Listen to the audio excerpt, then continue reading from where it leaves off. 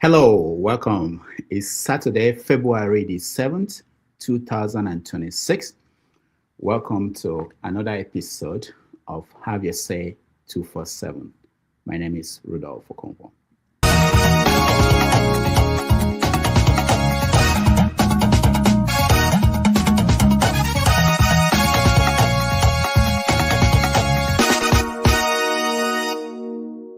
But we're honored to be joined today by the First Lady of Nigeria, who also happens to serve as a Christian pastor at the largest church in Nigeria, a very respected woman. First Lady, please, where are you? Thank you very much. It's a great honor. Thank you very much. Very respected person, too. Thank you. The White House has taken down a Truth Social video depicting former President Barack Obama and First Lady Michelle Obama as monkeys. The White House says a staffer erroneously made the post. It was up for 12 hours. Senator Tim Scott posted to X, quote, "Praying it was fake because it's the most racist thing I've seen out of this White House. The president should remove it." The video was mostly about vote counting technology before scrolling to an apparent AI-generated image of the Obama's faces photoshopped onto two monkeys, a racist trope. White House Press Secretary Caroline Leavitt says, quote, "This is from an internet meme video depicting President Trump as the king of the jungle and Democrats as characters from The Lion King. The clip from Trump's post is not from Disney's The Lion King, as the movie does not feature gorillas or orangutans." Barack Obama's former national security advisor denounced the video, calling Trump a, quote, "stain on American history." The White House has dismissed the video, calling the criticism, quote, "fake outrage."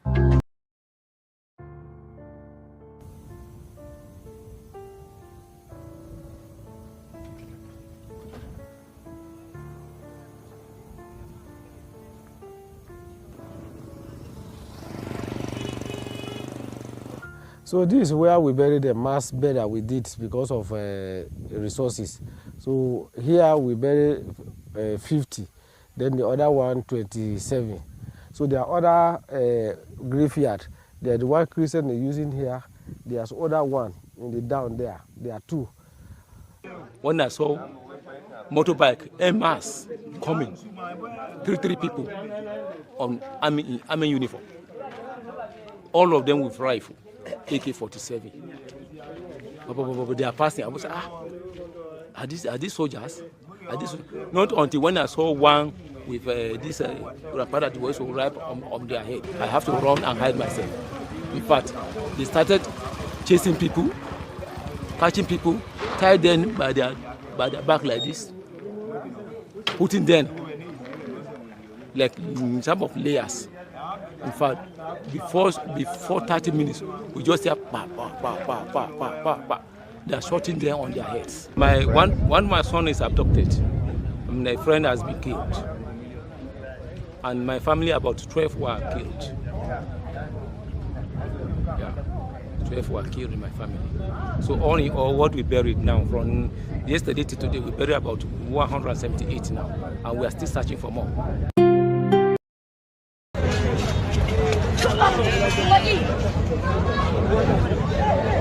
To mun fa abin da muke gani yanzu a Dawanau kenan. A Dawanau gari kenan. Mun ma fa Kano mun fara yin baki. Mun ba Kano mun fara yin baki. Sai dai Allah ya ta mana. Zo Allah Sakkwato yayin rubutu ga Facebook.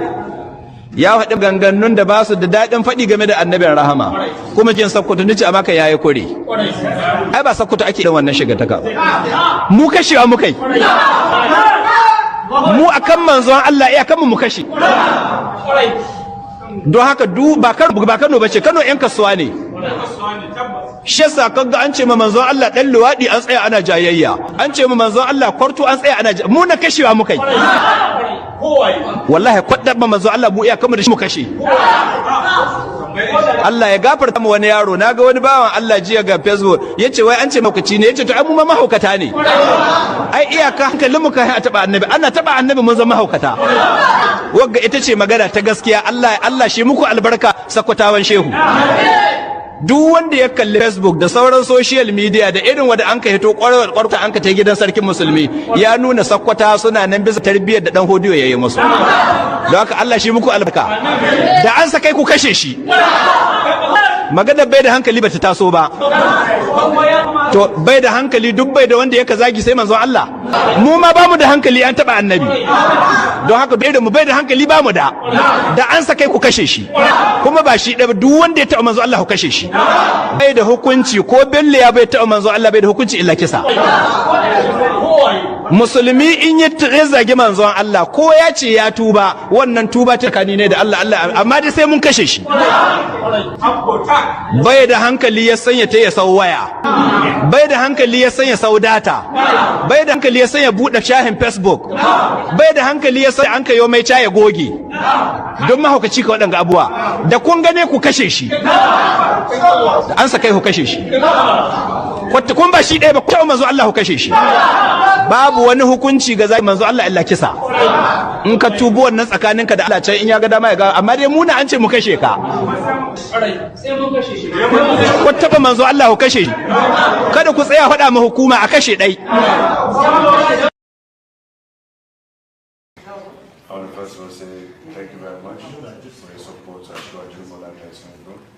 And to Nigeria and to youth and young people in Nigeria, especially in the southern region and the whole country as a whole.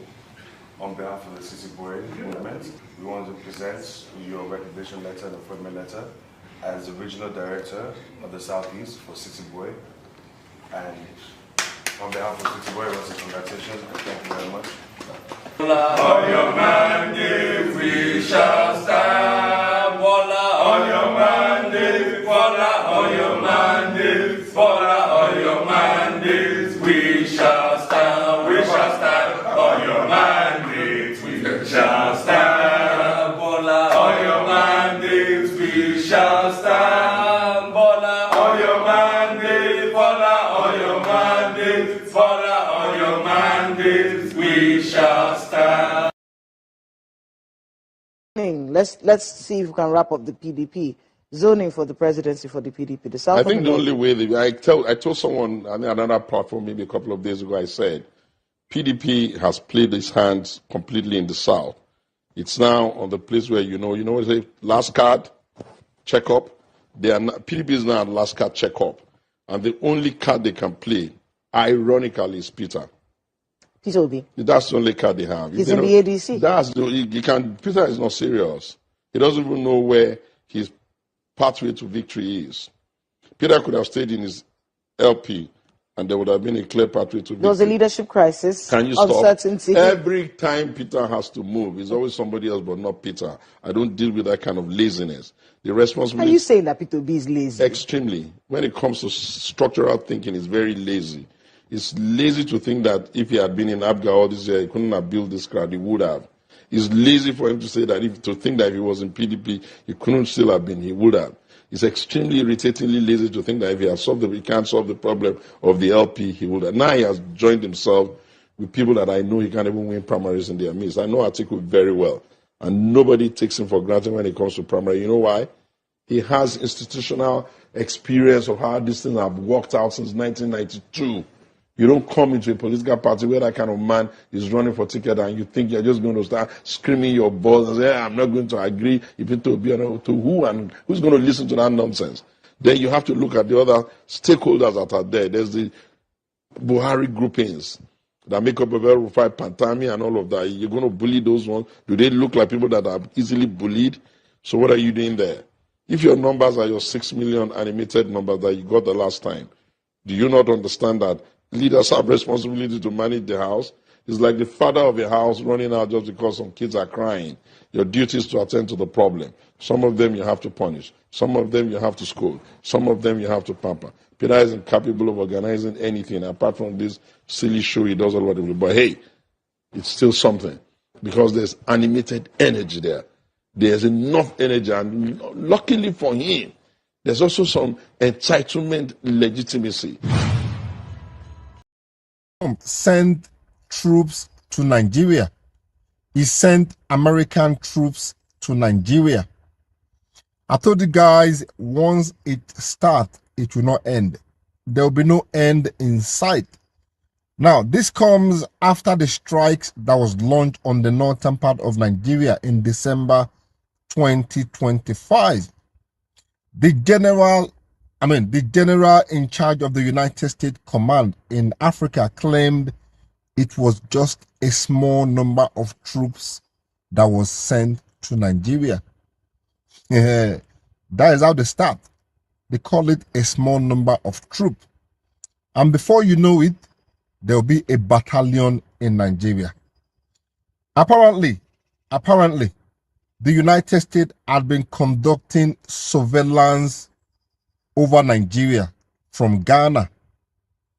So basically, they've been spying on Nigeria through the Ghanaian airspace since late November 2025.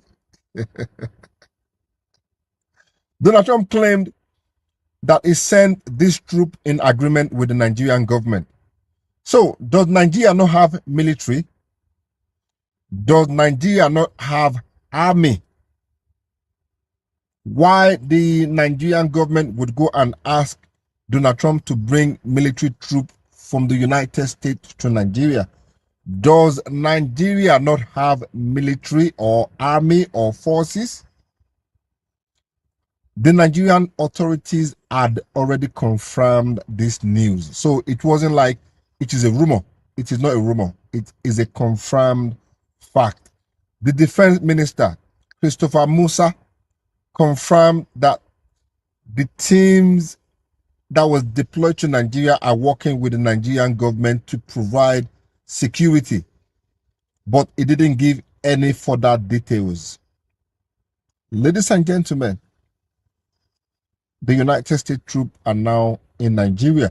Most of them, they've been in Nigeria for a long time, but officially, they are now in Nigeria.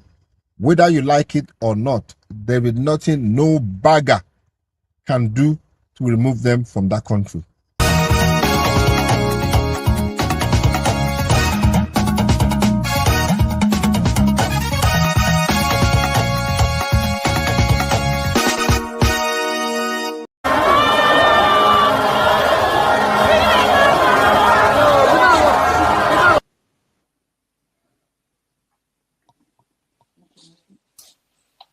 No, this rally make my blood pressure go up.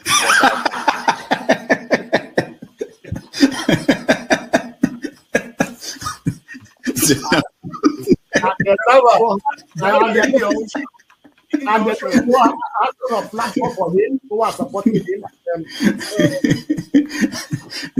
So you should get a filter sometimes. Filter your thoughts before you say. I'll continue to take blood pressure medication. Why are you getting high blood pressure, Jonathan? Now, I'm not taking medication for myself. I'm taking it for people like some of you guys that after the January, February something, and then people like Soludo, that is a good spoiler. I thank God for his life. He's working for my.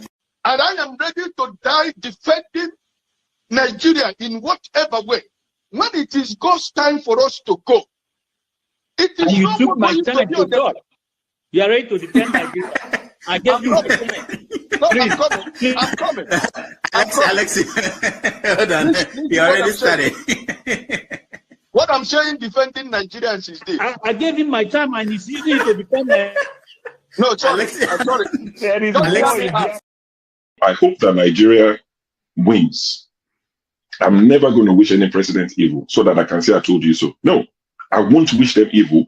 I hope. You see, I'm not praying. There's no point. I can't pray for Nigeria to be fine.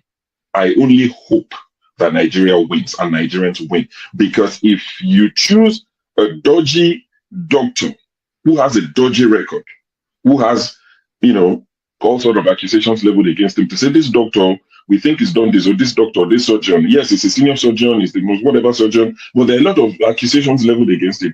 If you choose him to operate on you, and you tell me to pray for you that it doesn't kill you surgery, what's the point? I can't pray. You might make it, you might not make it. My prayer won't change anything. So I hope Nigeria and Nigerians win during Tinubu's 4 years. Thank you. Thank you. uncle, right? I have the right to address Showore the way I like. You don't know what Showore did to me. So learn to control your emotion, right? That is the only thing I'm going to tell you. But if you don't want to control your emotion and you insult me here, I'm going to insult you 100%. Okay. You understand? You cannot insult me on a normal ground. Physically, you can't insult me, right? I will treat you like a child. If you insult me physically, I will handle you like a child. I don't care your age. Do you understand? You are powerful over the camera, so you can say whatever you want to say, but you can't yet say it to me physically. You understand? I will handle you like a kid. Can we arrange the meeting ground? Can we arrange the meeting ground? So learn to control your emotion. You understand? Okay. Please don't take him out. I also have a right to respond because he mentioned my name. There's no need to take him out. All you have to do is to meet them or something. And you're taking too long to manage them. Comment. What did you say? Comment. I know, but he mentioned my name, so I'm asking to respond to him. When he gets your time, then you make a... No. He mentioned my name. If you want to make it rowdy, I will take you out. Take me out, you son of a bitch. Take me out. You think you're a big boy because you're moderating. Take him out, please. Hello, come on. Don't use such word now. Don't forget, that state is now an oil-producing state. So they now have derivation, if you are not aware. So if you want to speak for anybody, please do not defend a Kalata like a Yabelo. Please do not. Okay, let me respond to him 1 second. Do not defend a Kalata like a Yabelo. Do not. All right, thank you, Mohammed. The people of that state. Can I respond to him? No. Then go to hell. Rudolph, go to hell. All right.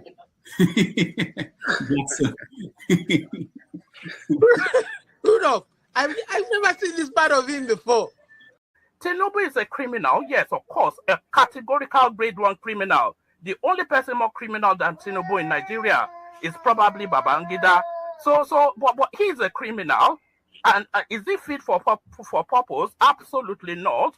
Should Tinubu be the president of Nigeria? Categorical no. Is there a better option than him? That is subjective. So show me who he is. Dr. Damages, please, I want Soli to tell us who are the fools on this panel. I consider you a fool. Yeah. On this panel, yeah. Who are the fools? I will explain the foolish statement that you made. When you were talking about Showore. I made a foolish statement. Yes, you did. You must be very stupid if you don't know how to respect your elder. You are very, very stupid. Are you crazy? You must be very stupid to use that word on your elders. Am I your mate? You're a very stupid boy. Can you learn how to talk? If you cannot handle it, don't ask me. Can you learn how to talk? Mute your mic. See, don't be fooled with the comment section hype. So excuse me. Okay, hold on, guys. I expected you to ask him to withdraw that word. Nobody is a fool on this panel. Okay, hold on. Be stupid. Can you call your? Okay, hold on, everyone.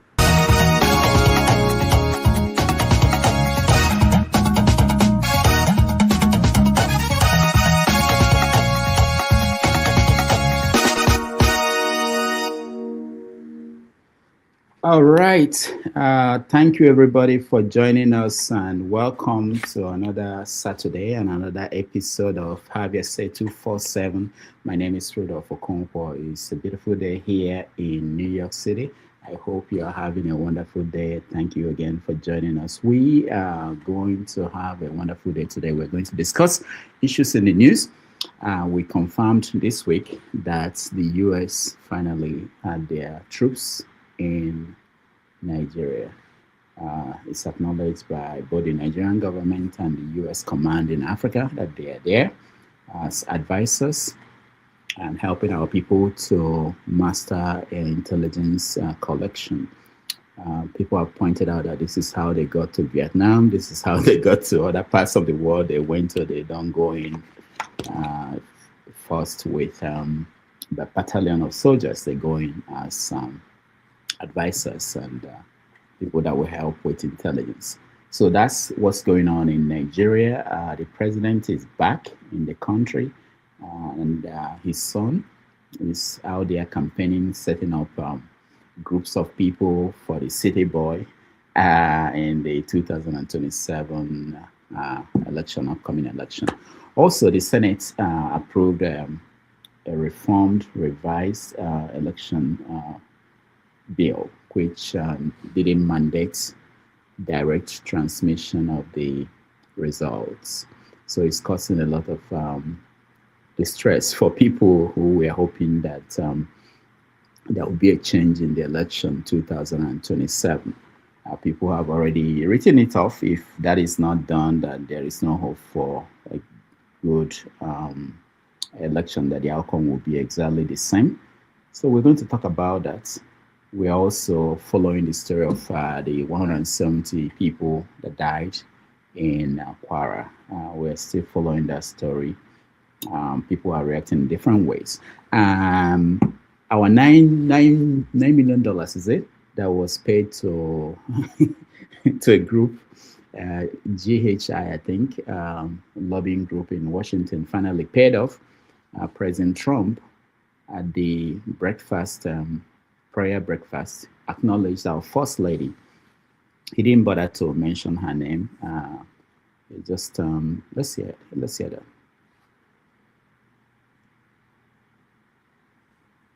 Trump, speak. Donald Trump sent troops. No, you. Go ahead, Trump. All right, the video doesn't want to play, which is strange. I don't know why. But at the event, Donald Trump acknowledged that the First Lady of Nigeria was there. He made sure that he mentioned that she. But we're honored to be joined today by the First Lady of Nigeria, who also happens to serve as a Christian pastor at the largest church in Nigeria, a very respected woman. First Lady, please, where are you?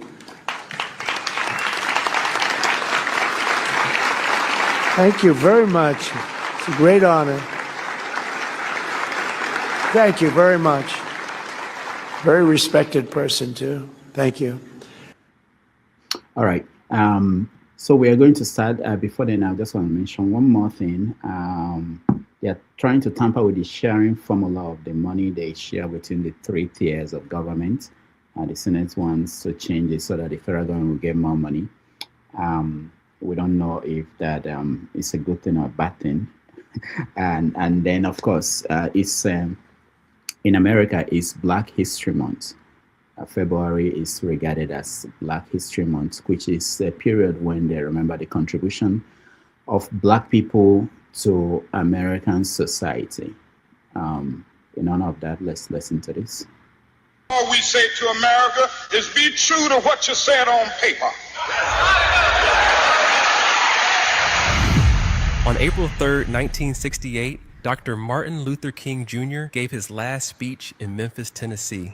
As he spoke, people could sense something was different, and it was almost as if he understood that his time might be coming to an end. If I lived in China or even Russia or any totalitarian country, maybe I could understand some of these illegal injunctions. Maybe I could understand the denial of certain basic First Amendment privileges because they haven't committed themselves to that over there.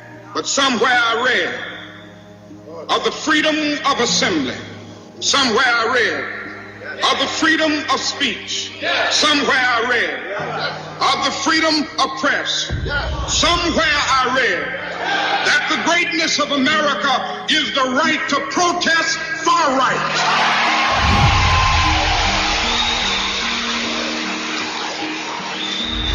So just as I say we aren't going to let any dogs or water hoses turn us around, we aren't going to let any injunction turn us around. Mason Temple was the largest Black church building in Memphis at the time, and it served as a central gathering place for community meetings. That night, the sanctuary was filled with thousands of people. Dr. King was there to support sanitation workers who were striking for fair pay and safe working conditions.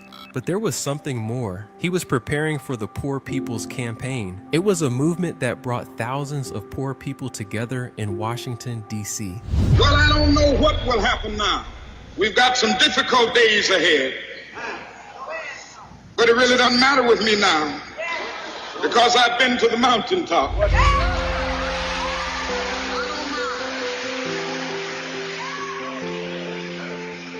Like anybody, I would like to live a long life. Longevity has its place. But I'm not concerned about that now. I just want to do God's will. And He's allowed me to go up to the mountain. And I've looked over and I've seen the promised land. I may not get there with you, but I want you to know tonight that we as a people will get to the promised land.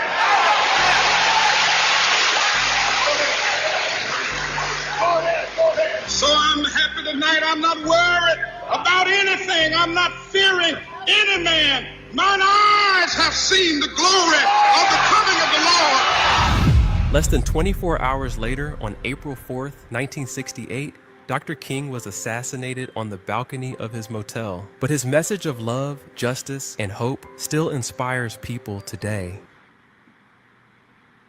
Beat you with facts. They just label you dangerous, extremist, radical. And once the label sticks, people stop listening before you even speak.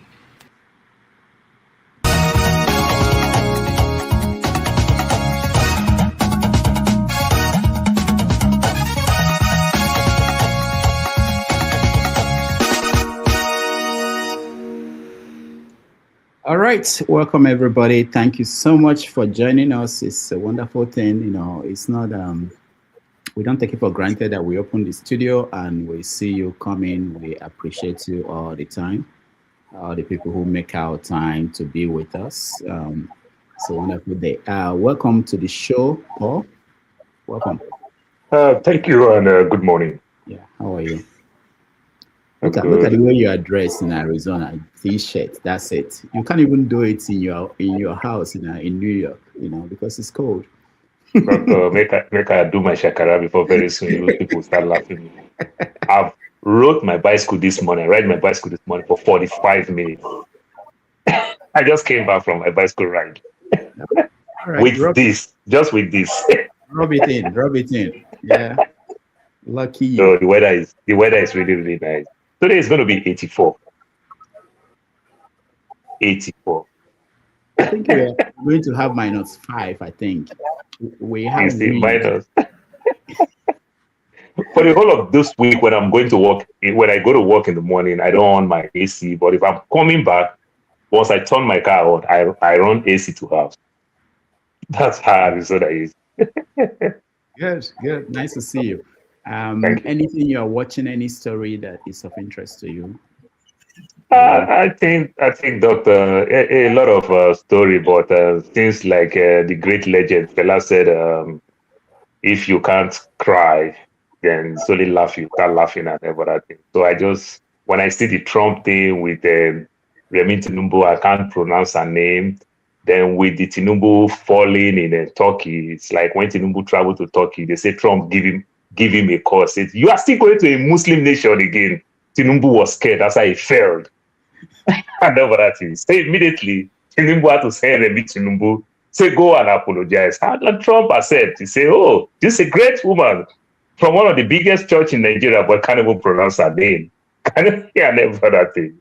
So Tinubu is really, really stretched out with Trump stress, with the military thing and everything, the vice president thing. The man is really, really stretched out and everything. You don't even know whether if he rigged the election, it's going to work for him, or those say terrorists rigged his election. Everything is just going on in Nigeria, and this thing just makes us laugh, you know, because there's a lot for us to cry. So we still need to find something to make us laugh. That's just fun. Thank you so much.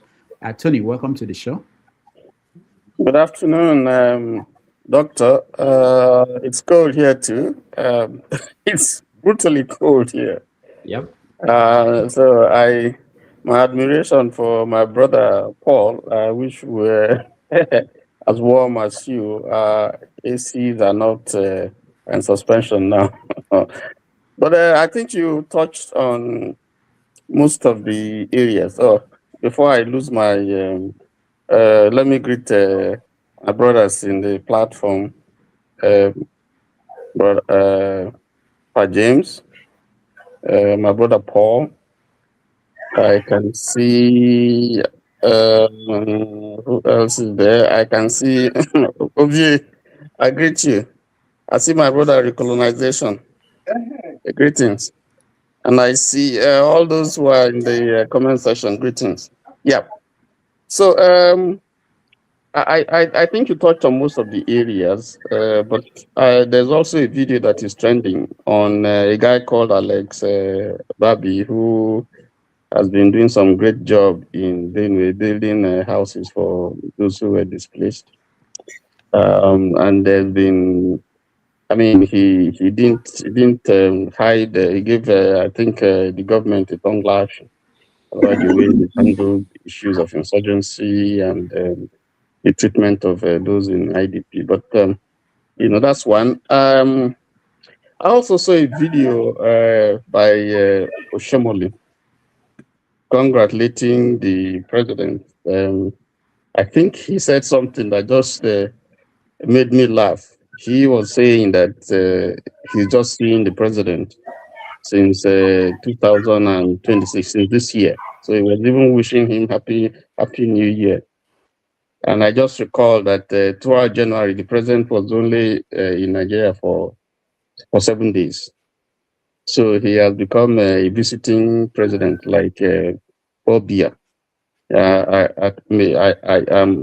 I'm wondering if that is the expectation for 2026, if we are going to have a Paul Biya here in Nigeria, where the president just spends most of the time outside and then just comes in to just check his investments in Nigeria and go back.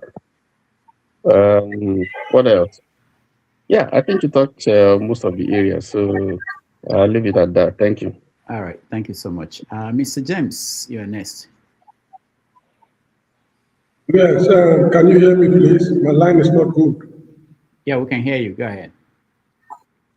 Oh, General Mohammed was killed. Can you hear me? Yes. General Mohammed was killed February 13th, 1976. Oh no, my line is not good. I'm sorry. I said we can hear you. Mohammed was killed on February 13th. Okay, February. You are loud and clear. Yeah. I was in secondary school then when he was killed by Sukarnika and his guys. I think the Angolans, they are celebrating something I cannot understand fully. The daughter of Murtala Mohammed and others are also organizing some functions in Nigeria to commemorate his death. The presence of the US military in Nigeria, I think I'll comment on that later. We have no option than to welcome them. Although I have some mild reservations, but they just have to be welcome to put an end to the Fulani crisis that has befallen the country. So that is it. I will speak more on that later on. All right, thank you so much. Let's welcome Ovie. How are you? Pretty good, good. I'm great. What part of America are you? No, I fuck with the rich now. I'm in San Diego. San Diego, all right. And I'm tired of poor people. Yes. So, what are you watching over here? What story are you paying attention to? Oh, there's only one story I play. There's only one movie I play, and the main actor is the man himself, Donald Trump. So every other thing is under his control. So I'm just enjoying the movie as it unfolds. So nothing surprising yet. I mean, from my own end, from what I've been expecting. So yeah, all is well. Everything is going as expected. So yeah, everything at this point revolve around the White House. So my focus is in America, both domestically and geopolitically. So they're in charge. So, other than that, I don't think there's anything. I don't know if there's anything happening other than under his umbrella. So I can't really say. But so far so good. So far so good. All right, thank you so much. There is someone on the comment section. His name is HP something. This is for you. Humanitarian commissioner, and I let them know of my desire here, what I'm supposed to do. And I was directed that I'm not allowed to build the market. They said that the government has plans to build the market. And they said, we'll send you the plan tomorrow, maybe 2 days. And I waited over 2 weeks, no response. And I'm pressuring, I'm asking, so what is happening? When are we going to build the market? You said you would send me the plan, I have no plan. And they sent me a video of a 300 million plan for a market in Yawara. While they told me I can't build, I would spend maybe 50 or 60 million to rebuild everything. And they would consider a 300 million market here in Yawara. I said, what market in any village or town is there that is worth 300 million in Nigeria? Not one. Zero. Even in cities, which city has 300 million market? Very few. And I said I would not partake in this. Because my personal opinion is that people are using funds that are meant for the persecuted, the afflicted. Christian or Muslim, it doesn't even matter. People are suffering in Nigeria. And funds are supposed to be reaching those people to help them, to rebuild, to give food, to give aid, to do all these things. And the money that's meant for them is not making it to them. And so there needs to be purity within funds and within the government to do things in faith, to do things openly, to have accountability for what is being spent. Even this market that homes that they say they're building for 1 billion outside of Yawara. They said they're building 66 homes for 1 billion naira. I would build 3,000 homes for 1 billion naira. And so there's an issue. People are dying. I was just in Gwere West yesterday, where almost 90% of people have been displaced from their land, forcibly by violence.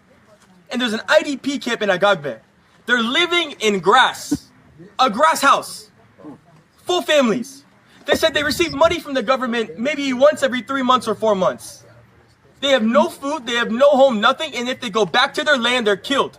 Even where we went, there was a man that was killed 1 day before because he tried to go back to his farm. The Fulani ambushed him, they cut him. I saw his head cut in half. This is what people are facing. And so we need the government, we need organizations to step up to the plate to help the Nigerian people. Please, we're begging. Now that you've put your money here, what's your demand on? Number one, the government needs to ensure security of the places that we're rebuilding. The destruction has been done, the people have been killed. We cannot change that now. But we have come to Yawara, we've rebuilt the homes, we have plans to rebuild the market if the government will not disallow us to do so.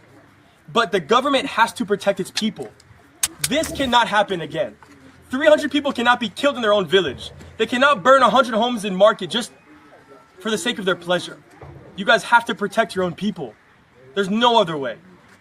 There's no other way. Bam Sokoto, we all know that.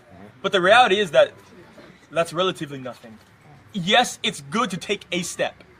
But what the issue is in Nigeria requires many steps. That is not going to solve the issue. And the reality is that the official terrorist groups such as Boko Haram and ISWAP are not the primary perpetrators against Christians in Nigeria. It's the Fulani militias and terrorists that are killing Christians en masse. Boko Haram is primarily in Borno and in Yobe. Yes, they do some in Taraba, Adamawa. But the ones who are killing Christians, they're Fulani. They're not the terrorist groups. Those are primarily in regional places. The mass killing, the mass displacement is the Fulani. Please do not get it wrong. This is the truth. Boko Haram didn't burn and kill the Yawara people. It was Fulani. The people in Plateau, and in Riyom, in Zike, Miango, it was not Boko Haram or ISWAP or Lakurawa. It was the Fulani terrorists. And so that's what needs to be addressed. And so to the US government, you need to know this. You have the greatest intelligence in all the world. And so if you truly care about Nigerians, the Christians, even the Muslims who are being killed, you have to address the middle belt. It's not Boko Haram and ISWAP, it's the Fulani. This needs to be tended to, please. Your name. All right, that's Alex. Some people may not know. Last Saturday we had Frank, who was here. They work for the same organization. So we will try to get Alex to come and join us very soon, and we'll talk to him. All right, let's see. Ovie, I talked to you. Yeah, but so at first I didn't know AI with that video, right? But Dr. Dameji, I don't know. I'm a Nigerian. No. In other words, he's telling my story. That all this thing that he's talking about is bullshit. Well, I hope you get him here, as you said. No, I will. Because all those places when they talk now, where me, I don't regularization, they only talk about how it's up, how in the hawk. I hawk for Borno State. Across all those regions from Kano to Borno to almost to the edge of Gombe.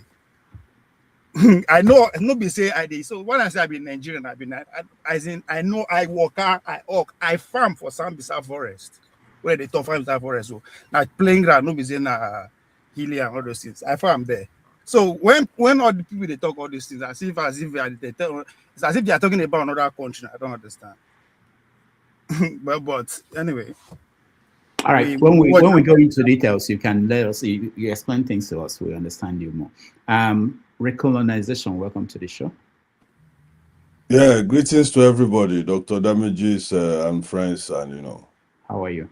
Very cold here too, -7 at the moment, but it's all right. We're used to it. Anyway, my brother will be saying that the man doesn't know what he's saying. He's over-exaggerating it. That's what Excuse me, sir. You are living in America. That guy there on the front line there, they tell you what's in the apple. Sometimes make we just be honest with ourselves, Make we not just say because he's good for me, you forget other people. I speak for yourself. I am speaking for myself. I mean, Nigeria. Yeah, but you are not there. These guys are the ones facing. I don't say you said something wrong, but don't say the man is saying something. He don't know what he's saying. I'm still alive. Don't speak for me. I mean, don't tell my story. I understand you. I don't say what you are saying is not right. But what I'm trying to tell you is that the point we are in Nigeria today, you are in America at this moment. This guy is there for the front line there, telling you waiting that they see daily. They are telling you about current affairs. Just because you did outside doesn't mean everybody is like you. Don't speak for me. I'm not speaking for you. I'm not. Excuse me, Ovie. I'm not trying to tackle you. I don't say I'm. Hold on. You are addressing me, so I'm not addressing you, please. I'm just making a statement. Or you are telling me as if I don't know what I'm talking. No. Ovie, please, I'm not addressing you. I'm just telling you that you should not say somebody where they for front line, where they see waiting they happen on the ground. Don't say that the man is don't How know what do you he's know saying. I'm not in front line? How do you know I'm not in front line? You are in America at this moment. This guy is then there for the bush there. Speak for yourself, my guy. That's what I'm saying. I'm speaking for myself. All right, I'm speaking for You myself. from Adam. You don't even know where I did. Speak for yourself. Okay, thank you. Let me just speak for myself. Front line. You know where I get from. Okay. You know where I get I want to speak for myself. If you allow me to, it's my turn. When you were saying something, I didn't disturb you. That's why I say don't Doctor Kagabani Runa Nsubudi. All right, thank you, recolonization. Let's go to Jide. Jide, welcome. Hello to everyone. Good afternoon. Good to see you, Dr. Damages. Greetings to everyone. Ovie, good to see you, man. It's been a while. Greetings to everyone listening. Yeah, I mean, I have a lot to say, man. There's so much going on. Maybe I should even have a monologue if I'm permitted. But but anyways, that guy caught my attention. I'm like, what the heck? He can open his flippant mouth and talk about Nigeria's problems? Come on. And I mean, it's not his fault. It's not his fault. It's because they gave him the voice with his American accent. It's like the homelessness in America and Nigerian immigrants in CNN. They should give him the mic and talk. Anyway, I'm talking informally. But the point is, this explains the power dynamics of the world. That some people's voices and their lives matter than others. Even the way we see ourselves, I talked about this last week. Even the way we see ourselves, we do not believe. That's why we have that's one of the reasons why we have bad leadership. Even the way we see ourselves, we do not believe in ourselves. We do not see ourselves as human beings. That's why it is going to be Donald Trump, a pedophile, a sociopath, a psychopath, a warmonger, a killer, can come and talk about Christian genocide. And an entity from America, maybe from Alabama, I don't know where he's from, can come and be talking about Nigeria's problem in Nigeria. Meanwhile, Nigerian people's voice cannot be heard in such manner.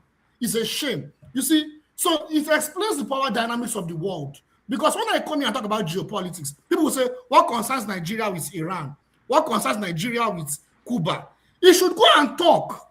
Currently, the US government, this country's governments, they are about to commit genocide to our own people in Cuba. We need to understand something. The Cuban people are our people. We need to understand a significant population of Cubans, they are Nigerians. They are Nigerian descendants. Personally, with Yoruba people. They are about to make a deliberate attempt to kill us. Don't involve all of us. Don't make it seem like it's all of us. It's you and your Yoruba people, not all of us. You want to use our tribe to preach whatever you are preaching. My brother, please, God bless you, man. Stop God using bless us. you for intervening. Stop using us in your propaganda. Stop using us in your propaganda, please. Just imagine this type of human beings, man. You see, I'm not here to. You see, I have contempt for so many. Shut your mouth. I have so many contempts. I have so many contempts. Let Jide speak. There are many bigots on this panel, and I respect so many people on this panel. I'm not here to insult people. I respect myself. I respect people. I'm talking for those that have intellectual capacity to understand what I'm saying. They understand. I'm not here to insult people. If you like, go to hell to disagree. I don't care. But those that understand what I'm saying understand what I'm saying. Those that have knowledge understand what I'm saying. They are about to kill our own people in Cuba right now. And people why can't you go and talk about that? But like I said, if whatever he says, what I'm going to say at the end is, it explains the power dynamics. Arise News of all media platform can go and give an American to talk about our own problems. Meanwhile, this country's government plays a role in the killing of our own people. But I'll stop there. Thank you. All right, thank you. We haven't started a topic. I just wanted to say hello to people that came in and hear from them if there's something they are thinking about that we didn't mention that is of importance to them. So that's where we are. But let's quickly say hello to everybody and then pick a topic and start with that. Uche, welcome to the show. Welcome, Mr. Rudolph. Yeah, how are you? Yeah. Anything bothering you, Uche, today? Mbedoma, Dr. Rudolph. I did. I just want to throw. In fact, I greet everyone I'm seeing here, and people at the comment section. I greet everybody. I throw a salute. So, Rudolph, some of us coming here to play a coward boy is something that. When I look at some people calling them men, they're supposed to be sleeping under the carpet of their wife or their girlfriend than coming here to, maybe when they raise voice, some politicians will identify them, maybe joining them in their caucus because they have a voice to speak. I want to bring the issue of Mr. Julius Malema, the man I love as a freedom fighter. They have already, the judge have already sentenced him, I think, but the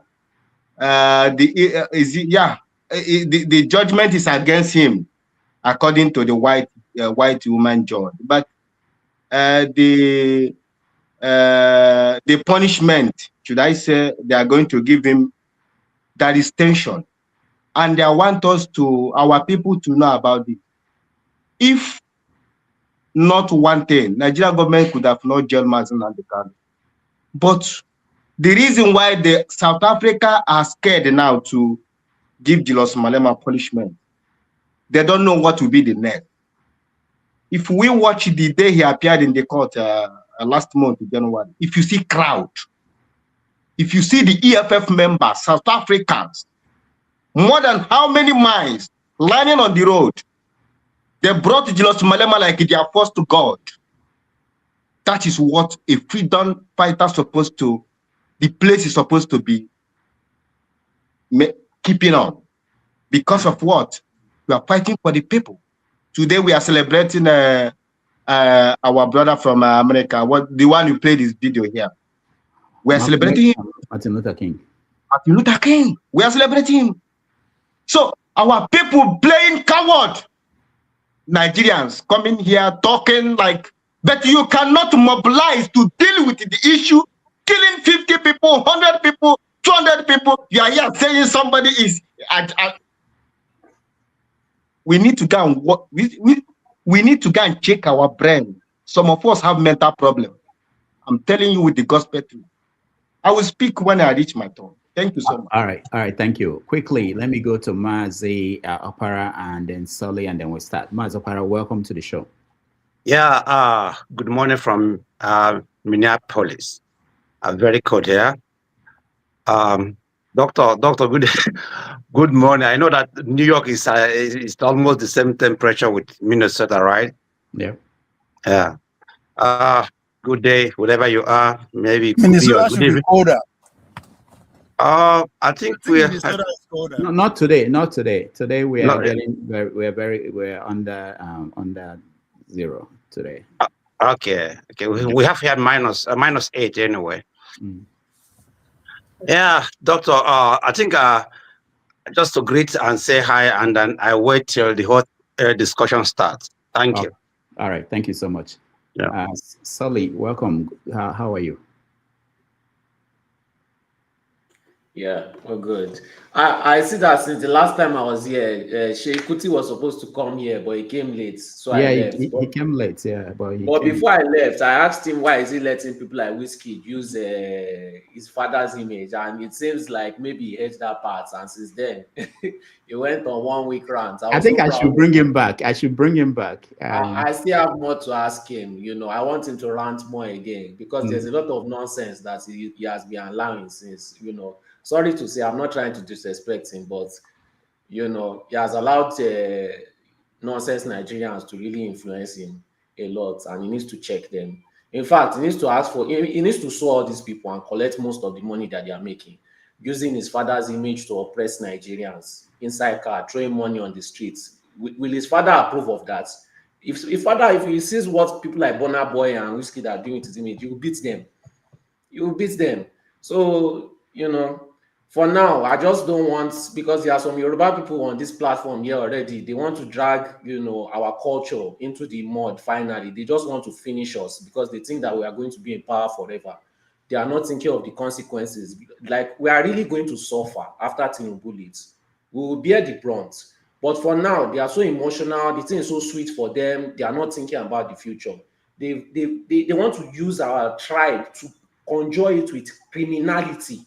Pata, and some of them live abroad, which makes no sense. So, you know, it's just bigotry, you know. So anytime somebody wants to use our tribe and drag it in the mud to support criminality, I'll just be here to defend us so that we show that, you know, all of us are not criminal minded, like some people that are not thinking straight or not thinking about our future as a tribe. Thank you. All right, thank you. So we are going to start, and the studio is full, and I think there are a few people at the back end. So when you speak, I'll take you out, not outside the studio. You go at the back end so that we can let people, rotate people. Now, let's start with the deployment of US troops to Nigeria. I don't know about some of you guys, like, you know, people who follow politics across the world or Africa, you know, if something like that should happen in any other country, wouldn't the citizens of that country need an explanation from their presidents that a foreign power is coming into their country? You know, wouldn't there be any need for that? Will it be, you know? Anyway, let me get you guys to weigh in. Any angle to the story you want to weigh in. Let me start with you, Mr. James. You are in the Gambia. Will the Americans just land in Gambia and they will be all right with that without their president explaining to them what's going on? Go ahead. Yes, they will be all right because right now we have Nigerian troops in the Gambia, some Ghanaians, Senegalese, I think. Yeah, here in the country, nobody is raising any eyebrow. What are they doing? Since Yahya Jammeh left in 2017, they've been here. Well, I don't want to comment on their internal matters. I mean, they've been here since Yahya Jammeh left in 2017. They've not left. So that's just that. And I very much welcome the coming of the foreign troops to Nigeria, though I have some mild resentment. It borders on sovereignty and those kind of things. But again, we are a people who deliberately refuse to solve our own problems. And we're calling outsiders to come and solve it for us. This is the irony of the whole show. The sponsors of terrorism in Nigeria, they are well known. We are refusing to even mention their names, let alone putting them on trial. And at the same time, we are crying that there are terrorists terrorizing us in Nigeria. This is the irony. However, they are coming. To me, it's not, as I said earlier on, I have some mild resentment, because if people like Murtala Mohammed in their graves should hear what is happening, that foreign troops are coming to Nigeria to bombard the country, I wonder how they will feel. If Kwame Nkrumah of Ghana should hear that Ghana is now a military base from where they monitor events in another African country, that is Nigeria, I wonder how Kwame Nkrumah will feel wherever he is at the moment. This shows the level to which we are falling. Shehu Sani, the former senator, said that I think it's about 33,000 Nigerians or so were killed during the reign of Murtala Mohammed. And not even one person stood trial. Nobody was taken to court. 33,000 people were killed. And the killing is still continuing up to now. Some people were killed in Kwara not long ago. Now, those who are saying the Americans should not come, what are they doing to stop the killings? Nobody is saying anything at all. And again, these killings did not start today. It started in the days of, I think, was it not Shagari, during Maitasine uprising in Kano, somewhere in the north. Since then, till this very day, we've not known peace in the country.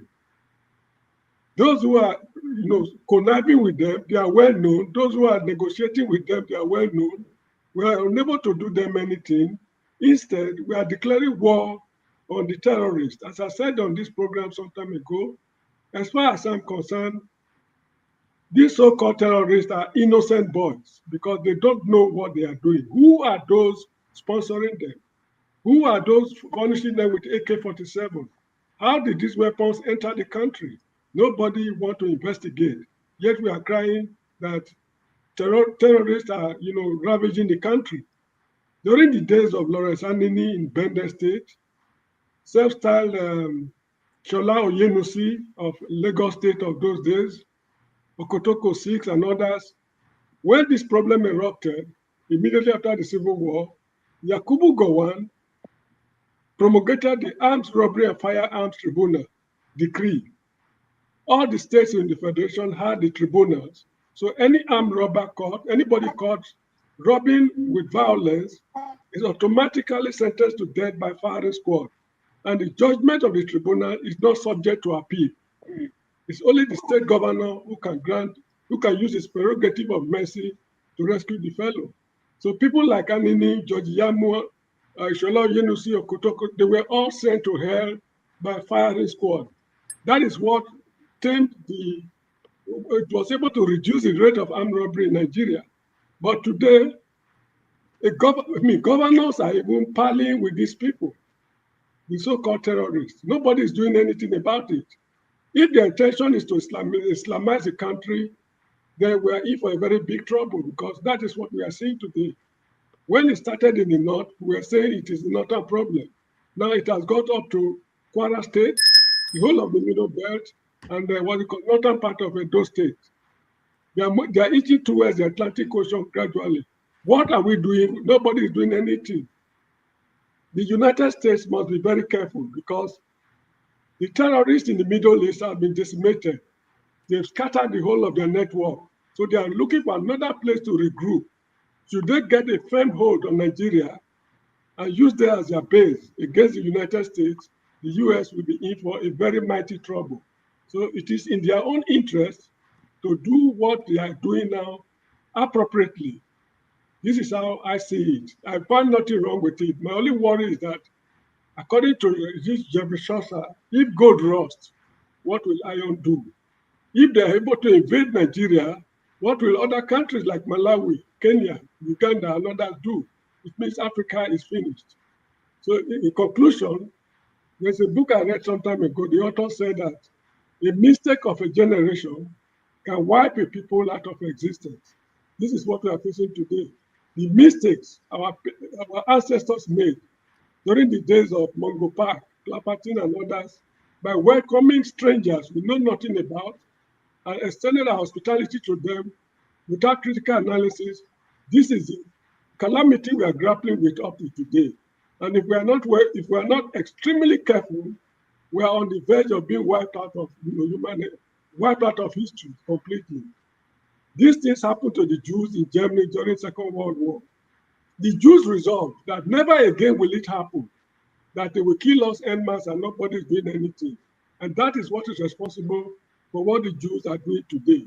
So enough is enough, a word is enough for the wise. In fact, I would rather say a word is enough for the foolish, because Nigeria has been behaving in a recklessly foolish manner in handling this issue of terrorism. Thank you. All right. Thank you, Mr. James. Let's go to recolonization.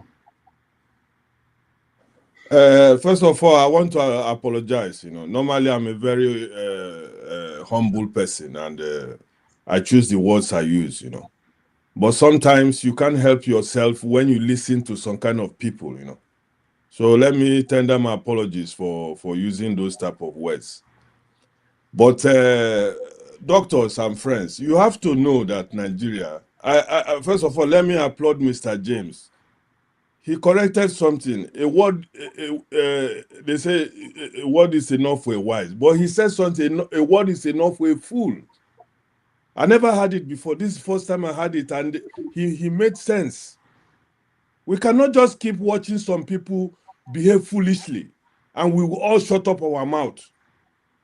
Sometimes you have to just tell them what they are, what they should hear, so that their brain can maybe reset.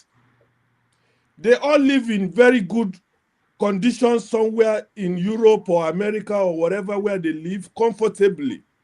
And because they are living well, they think that Nigeria, where I ran away from Nigeria because I couldn't stand it.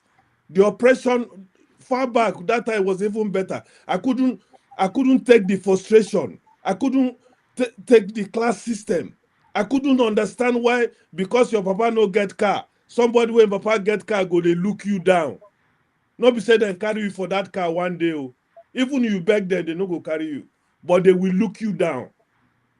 Look at where we are in Nigeria today. Doctor, you asked a question which I've been fumbling with for many years, for some time now.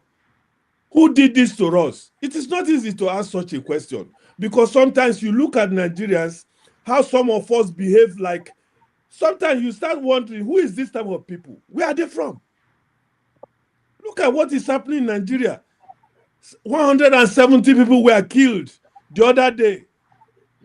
Nobody's talking about the fucking idiot who called himself the president, hasn't even spoken. He even mentioned a word about it. And then when we come up here, get opportunity to say our minds, some people will come and be telling you something. You go be like, say, make I hang myself. What is this guy talking about? Is it a joke for them? Is what happening in Nigeria like a child's play to them, because it doesn't affect them, or it hasn't got to their doorstep? They can just come and just talk rubbish and expect us to not tell them what they are. You understand me, doctor? So for me, this type of people, I don't like using foul words on people. I might try to criticize what you say, but there's an extent they push you to the wall. I wouldn't be one of those. I left Nigeria because I don't want to be one of those Nigerians when you push us to the wall, we start digging the wall to enter. No, I will fight back. This is what nature is. I fight back. I wouldn't run away all the time. You understand me? But so these are our brothers who come here. In fact, I don't want to call them my brothers again. These are enemies of Nigerians. They are our enemies. So I'm tired of this type of people. I just pray that Donald Trump will fulfill his mission in Nigeria, bring in the full forces, and let us attack these people and kill as much as them and how they are killing the innocent Nigerians. That's what I will say, and I want to sign out because I don't want to. If I stay here today, I will say what I don't want to say. Let me just say good night to everybody, and those type of non-entities who come here to think that we don't know what they are doing. Their days are numbers, and what happened to those 170 people, I pray it will affect them one day. Good night, sir. All right. Thank you, recolonization. Let's welcome Tony. Tony, welcome again to the show. What is your take on U.S. military in Nigeria? Are they going to stop the killing? Well, first of all, recolonization, that's not a bad prayer where you pray. So I'm not going to say amen to that. Make it just melembe, calm down. Yeah. First of all, you raised the issue of sovereignty. I just laugh because I don't think the word sovereignty applies or sits well with Nigeria in the present condition that it is in, where non-state actors can invade, seize territory, impose tariffs, put their flags at will, kill people, and even when the security authorities are alerted, they don't seem to do anything, or they only come when people have been killed and massacred and so on and so forth. And we're here talking about genocide and the genocide, killing and not killing and so on and so forth. Or even attacking those who have taken it upon themselves to come and help us. I think it's as you make your bed, so you lie on it. If you have a president who has not even the common courtesy to address people, to comfort them, to be empathic, to show empathy, to go to those places. I mean, Jonathan went, put on his camouflage, went at a very, very difficult and trying period in Nigeria, went to Maiduguri even when they advised him not to go. Obi did so. There were places Obi went to, he was advised, no, it's not, don't go there because of security concerns. He said, no, I'm going to go there. And yet, this is the commander, and he can't go there. He's not even concerned. He has not even spoken once on what is happening. So, if you have people from all sorts coming into Nigeria, taking territory, mining illegally, planes fly, helicopters fly in and do what stuff and all that. And then, so you're talking about sovereignty. What sovereignty? What sovereignty are you talking about? These same people who are talking are the ones that pleaded with America and Europe to come and help them. I mean, the NSA was pleading. He said that some years back. And they are the same ones who now put pen to paper and ask Nigeria to come. So what sovereignty are we talking about? They asked Nigeria to come. So they asked America to come. So they are the same ones who are also bringing in people from all places, to come and invade, take territory. And they aid them. They never criticize them. When they are caught, they ask that they be taken to Abuja. When they get to Abuja, they release them. So where's the sovereignty? Where's the sovereignty? No country will accept, no serious country will accept this kind of a thing that is happening. So we're talking about sovereignty. What sovereignty? Nigeria deserves what is happening. I mean, the government, not Nigerians, deserve what is happening to it. They are very uncomfortable. They've shot themselves on the foot and they can't get out of it. That's why you see them gallivanting, spending $9,000 here and there, sending people going for prayer breakfast. When we come to that, there's something I want to say, because what is the First Lady going to pray about? Going to pray about America or going to pray about Nigeria that she cannot pray here? And yet, her own daddy G.O. sits with God and they drink tea.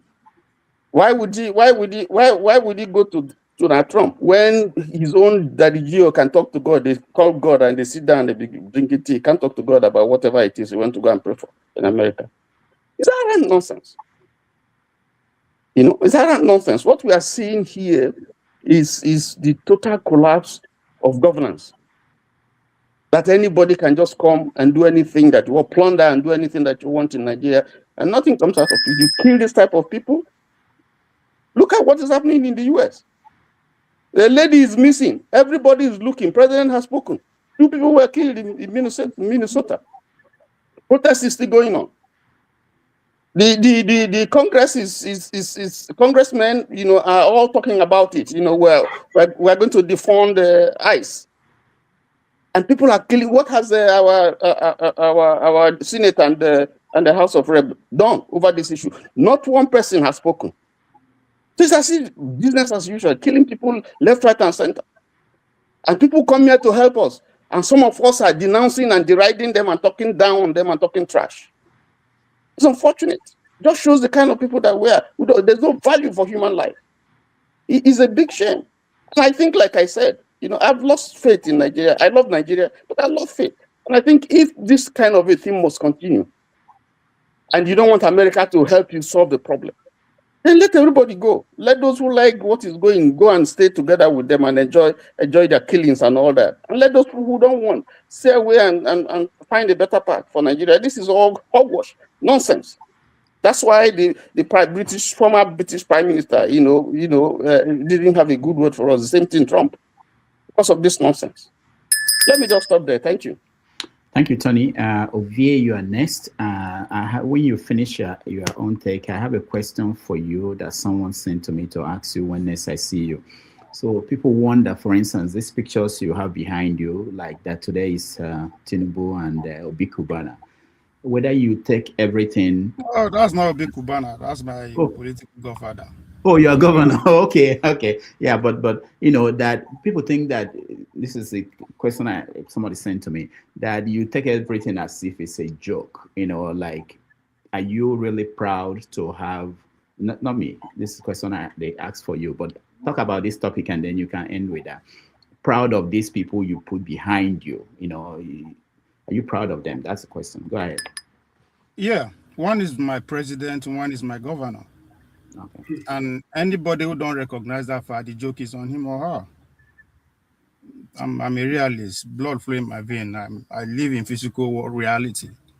As I speak today, those people are the president of Nigeria and the governor of Edo State. So no, nobody's questioning that. I don't think the person that wrote this was questioning that, was saying, are you proud of them? It's not about whether you recognize them as your governor or your president, but are you proud of them to put their picture behind you? The way you anyway, go ahead. You know what I'm saying or what he's saying. Is me being proud of them. That's not I don't live life through that angle, say being proud of them. You don't select leader because they are good or you're proud of them. The system selects them. If you are not proud of them, we do. No. But you selected to put their pictures behind you. That's your choice. You can put anybody. You can put Nelson Mandela there, but you decided to put Yes, because as I said, currently they are the man in charge, and putting them behind me means, and of course, I'm not just supporting them. I am also working day and night to make sure they come back. Right? I mean, if you don't want something, what do you do about it? Because to those, because I'm speaking to the opposition now, because I know we'll go there later on, right? Everybody on this platform and beyond agreed that these people were rigged to power. Now, let's put the governor aside. It just happened recently. Tinubu was rigged into power by everybody agreed here. They are ringing to power physically, not spiritual, nothing. Every one of us can analyze exactly how does man get to power. But what are we doing about it? You will bear me witness. Two Nigeria will bear me witness. Every other person will bear me witness on this platform. From after they announced this man as president, anytime I come on this platform, what are we doing? What is the next stage? Anytime I make proposal, they laugh. I remember when they are laughing about the word organize. It becomes a poison that nobody wants to hear. I stop it. Go local. Now it's a different thing. So the Bible says there's time for everything. I have played my part over from that 3 years to now. So what are we doing about it? So you are not doing it about it. Me, I've chosen to do something. I'm a student of life. For me to learn, I have to be involved. I put myself in the fire. So I choose to go this route. If you don't like it, not competition. Compete against them. That's my problem We complain from 2023 till now, and we won't go vote. We won't go into the competition. It's not going to work. So there's time for everything. If you think I am not serious, the joke is on you. But the reality of today, these people are in power and they are running for re-election again. And I asked this question many times. If you still say Tinubu no go win, who go win? Nobody is able to answer that question because you don't have anything going for you. You don't have anybody you are working for. You don't have any project that you are focused on. That's why you can't answer that question. So not be everybody. You can't expect everybody to be like you. I know they be like that. That's not me. So yes, I am working hard to make sure Bola Tinubu come back. They never pay me. Don't be Mokuna never conclude. What if I get paid? I'm looking for to get paid. If I get paid, you now go no. What do you want to do? So I am a realist. I am working to make sure they come back. So yes, that's the part. Now let me take my time, Dr. Dameji. Those with the quote unquote, yes, we were taught that there are some people sold their countrymen, their village people, their enemy into slavery. What is the difference between those people and the people who are married into those that enslave us? That's a question people where they think should go and answer. Right? If I come your house, if you're here today, I come your house, I raped everybody that belongs to you, destroy you, burn your house, but you still manage to survive. Then your grandchildren will come and say, come, now my Pekin, they go marry. If you sign up to that, fine. So before you come address person, say some people don't know what they talk. Know who you they go back to go sleep with. Because how you a man, you know a man character, how the survival instinct is. You know if you marry a white woman, can they tell somebody, say you don't know what they talk? Does it make sense to me? But that's by the side. Now, middle of 1800, around 1851, that's when the first time foreign boots, British Royal Navy Army touched down on the Nigerian territory in Lagos. Less than maybe 10 years later, they announced Lagos. That's about around 1861. 25 to 30 years later on, which is around 1892, also 1898, they invaded Benin. And that's our fate today. I'm saying that to say all the media reports now small unit then send come Nigeria. Nobody put number. Is it so small that there's no number to it? One, the weekdays after the boots don't come on ground, 160 people were massacred. America know that territory more than us that live there. No be today, no be yesterday. So they know that attack will happen. But that's not even the point. What follows after on? There was a shout out from Trump to Tinubu. People are focusing on where I mentioned her name, where Trump. No.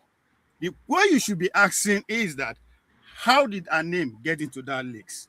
What was the working that make that true? I'm not saying she's not qualified because that event started what 1930, so it's basically to bring businessmen, public officials that together, January of every year. So no be new thing, it's not a big deal that our name is in. But what is the process at the time when it is a civilizational war we are fighting in Nigeria? At the time we are talking about lobbying. At the time we are talking about narrative. So we should be more concerned because now, because the question you started with Dr. Dameji is that why are Nigerians not reacting? Nigerians are reacting, but now 50-50. Some are celebrating because now it's a civilizational war, now Christian against Muslim, whether we like it or not. We can base every other problem, but at this point it's between that. So the Christians are happy because they are coming to their defense. So the only people who are also complaining, not that they are complaining that why do we have this? The Muslims are just in shock. Not that they are not expecting it. So this is our reality today, and it can only guess worse. But the question that we ask is that, are they there to protect Christian, or they are there to police resources? And with that. All right. Thank you, Ovie. Paul, you are next. Yeah, Doctor, thank you. I think I'm just going to scatter here and there. Probably some people going to attack me. Some people may like it. Some people may not even understand it very well because I want to micromanage my time. So America is a great country, the richest country in the world, one of the strongest military in the world. And I give it to them. I live in the US, live good life. When I say good life, I live in a nice big house. I have a spare room. I have a swimming pool to myself and everything. But guess what? That is how white people live in my own country home too. So if people tell me that, why are you in America? Tell the man who is living in my mosquito village to leave, then I will live here too.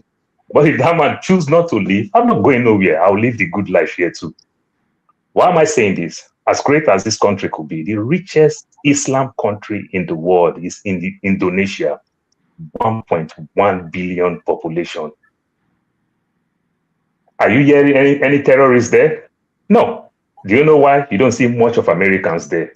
In fact, Indonesia won't threaten America. If you don't change your Type-C, whatever iPhone thing, to Type-C, don't bring it to our country. They threaten them and everything. And America bow to them. Indonesia started it before European Union joined. If you don't stop this nonsense iPhone thing, that will be buying charger everywhere and everything. How many terrorists do you hear there? But America creates peace in Libya. See the way Libya is. America creates peace in Iraq. See the way Iraq is. America creates peace in Afghanistan. See the way Afghanistan is and everything. Ovie, my very good friend and brother, which I like very well, inviting to my house. In fact, you're going to come for my daughter's graduation. The beauty of it. I look for wife. I look for wife. No, not go there. No go marry Dada.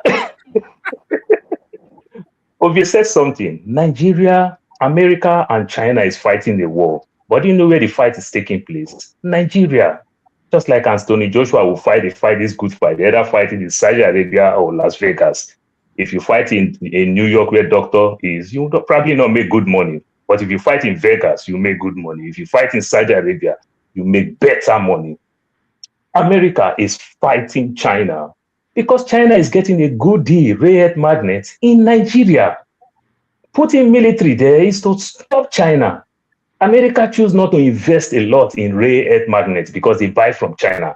But China threatening America, stop selling to America because of the so-called subsidy issues that is going on and everything. And China want to block America for their own greed. But very many of us just think, oh, America is coming for our own good. Everywhere that they go for the people's own good, I make mention of them. The Afghanistan, the Libya, the Syria, the Yemen, everywhere that they go for their own good. See the way the place is and everything. You understand? So some of us should grow up. Great leader that we never forget. I still watched his documentary the other day. Link Kuan Yew. They only insult them that they are dirty people and everything. They take both steps. Go see when he made mention of CIA, what CIA tried to do in Singapore and everything. He refused. He didn't make no trouble.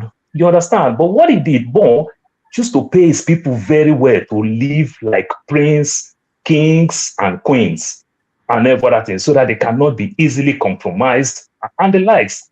They take their destiny to their own hand to make their country great. And everything. If you think anytime that stranger will make your country great, it will never happen. When you go to a place like Warri, go and see Shell Quarter. They have 24 hours electricity. They have good life there. Then the same Shell Quarter people will donate transformer and the lights to our people. Then when the light goes off, they say, oh, the people steal something from the transformer. Winch cut the light and everything. But when some of us protest and say, let us use the same light so that if winch spoil them, Oyibo winch will make the light come back. They say no. Every time my sisters, my mother, and my daughter go there, they go there technically almost like what we call prostitute. We are waiting for them to come back with the proceeds that will come back. It's what we'll use in feeding family. I am talking now my mother, my sister, and my daughter. You understand? They go there, they come back. You understand? They call share. What Yoruba will say, Kosi Wala. Every time you go there, you come with bountiful harvest, like Abraham bring to go give to King Nekisavel and the lives. They live good life from the proceeds that come back from that place. But they don't care for the people of that place to live good life. These are the people that you are talking that they want to bring peace to you. My brother, until we will stand up and fight for ourselves. That guy that you see there, I don't have any facts. But what about that guy is the CIA agent? Go and see the homeless people in Las Vegas that are living under the tunnel in Las Vegas. Where are all these charity people to go help them there? One of the richest cities in the world, San Francisco, Silicon Valley, I was there not so long. I've been there like 7 times. Police station is where thousands of homeless people sit down there.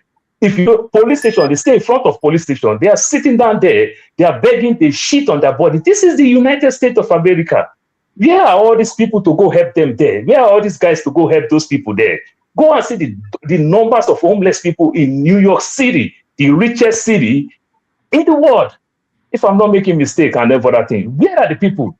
The budget of New York City is 3 times the budget of Nigeria, 114 billion US dollar. Nigeria 2025 budget is just 39 billion and every other thing. What are they doing with the homeless people? Where are all these charity guys to go help them there and every other thing? Then you want to come to my village? Look, I've seen these things countlessly. They never bring peace. I'm not telling you that they will not bring peace. They will only bring peace when you go hire a private military to come help you fight your fight. When you go pay somebody to do proper intelligence gathering, tap people for do anything, they can sit down at the comfort of their house in Arizona, at the comfort of their house in New York, but they feed you with information to carry out your job being done. Don't bring them on ground. They never bring peace anywhere they go. I live here. I've seen them. And I will tell recolonization, doctor, he said something, and I like it very well. I live in Arizona. The time zone with Arizona and Lagos, Nigeria. Please, with time. I will finish. Yes. The time zone of Arizona and Lagos, Nigeria is 8 hours different. So which means 4 p.m. in Arizona is 12 a.m. in Nigeria, New Day. Every newspaper is out by 12 a.m. in Nigeria. That's the next day, which means at 12 a.m., Nigerians are still sleeping. I've already read all the newspaper in Nigeria. I like to read newspaper. I've read Punch for free. I read Leadership for free. I read Vanguard. Nigeria is still sleeping. I can know better than the man in Nigeria. How many Nigerians own generator to watch Channels News? How many Nigerians want generator to watch AIT, to watch NTA News? I've already read all your newspaper. I don't need to be there. If I'm interested in there, I can stay far away and cover what is going on in Lagos, Delta State where I'm from, Abuja, the seat of power, and the likes. I don't need to be there. So telling me that one boy is there, which means the boy see better than me, my brother. I know they look to before my prick the entire. All right. I know where it is. Thank you, Paul. Let me just correct you. Indonesia, the population is not 1 billion. It's about 280 million. So you mentioned that. So I wanted to correct that so that people don't get confused. Jide, you are next. Go ahead. Yeah, thank you. Excuse me. Thank you, Dr. Damages, for having me. So, first of all, I know there are a lot of people that have low intellectual capacity to understand basic things. So when my position is, I do not want any US influence in Nigeria, it does not mean that I do not care about the killings in Nigeria. I care even more than Dr. Damages. I would have spoken now. I was there when he made his utterance. I'm still here. He's coming back again to do the same thing. Don't marginalize me. I'm an Igbo man. You want to see marginalize me? Yeah? No. KJ, you kept going in and out. I don't even know what happened, but I'll get you. You are on the line. KJ, that first time was introduction. Introduction. It wasn't. But I didn't do introduction. He's back again. Because I was there when he introduced himself. KJ, you disappeared. That was what happened. You know. Right, don't marginalize me. I know people like to marginalize people. Don't marginalize me, please. KJ, you are Jesus Christ. All right. You don't need introduction. That delayed us now. We're losing time. Go ahead. Who is speaking? I don't know who is speaking now. I'm the one speaking. Yeah. I know, but I'm hearing feed from someone. Okay, go ahead. Thank you, Dr. Damages. Yeah. So when I come here and I talk about stuff and I'm analyzing things, people take this out of context. I care so much about people that are dying every day in Nigeria. That's why I say the things I see. That's number one. Number two is we get emotional how we want, and we accuse people because of their own position. And I think that's unfair and that's cruel. But taking that aside, I was talking earlier about how I said, I do not want US influence in Nigeria because it's going to make the situation in Nigeria even worse. I don't want to go into details. I'm going to spend 1 hour talking about it. But Paul has already given some of his analysis. Ovia has given it already. You see, it will be good if there is an intervention to solve the problem in Nigeria. It makes sense. It makes basic sense. If there is an intervention to solve the problem of terrorism in Nigeria and insecurity. with the collaboration of the Nigerian government. It makes sense. But the truth is, looking at understanding US foreign policy, the country that is coming to do it, understanding their history, understanding their antecedents, understanding their willings and dealings, understanding their ideology, understanding their policy, the history of even the country itself, the history it has with other countries, its record, its reputation. That's not the country that will come and solve the problem. And the question you even ask yourself is, has it ever solved the problem of terrorism? Absolutely no. So it makes sense to understand why there has to be a cause for concern for such country to come and intervene in your country. This is unbelievable. You see, just 2 days ago, the same country that is coming to Nigeria to come and fight terrorism, I don't like talking too much. Right? I don't like talking too much. 2 days ago, they just released, the US government, they just released ISIL fighters into Iraq. They're preparing for war with Iran. They released terrorist groups to go and what? To fight the resistance, the proxy of Iran that is a resistance that have defeated ISIS, to fight them when in their war with Iran in the future. I'm saying it again, just 2 days ago, they released terrorist groups that will fight the same resistance force in Iraq and what? Lebanon, that defeated those same terrorists. They are going to release them from prison to fight those groups in their quest for war with Iran.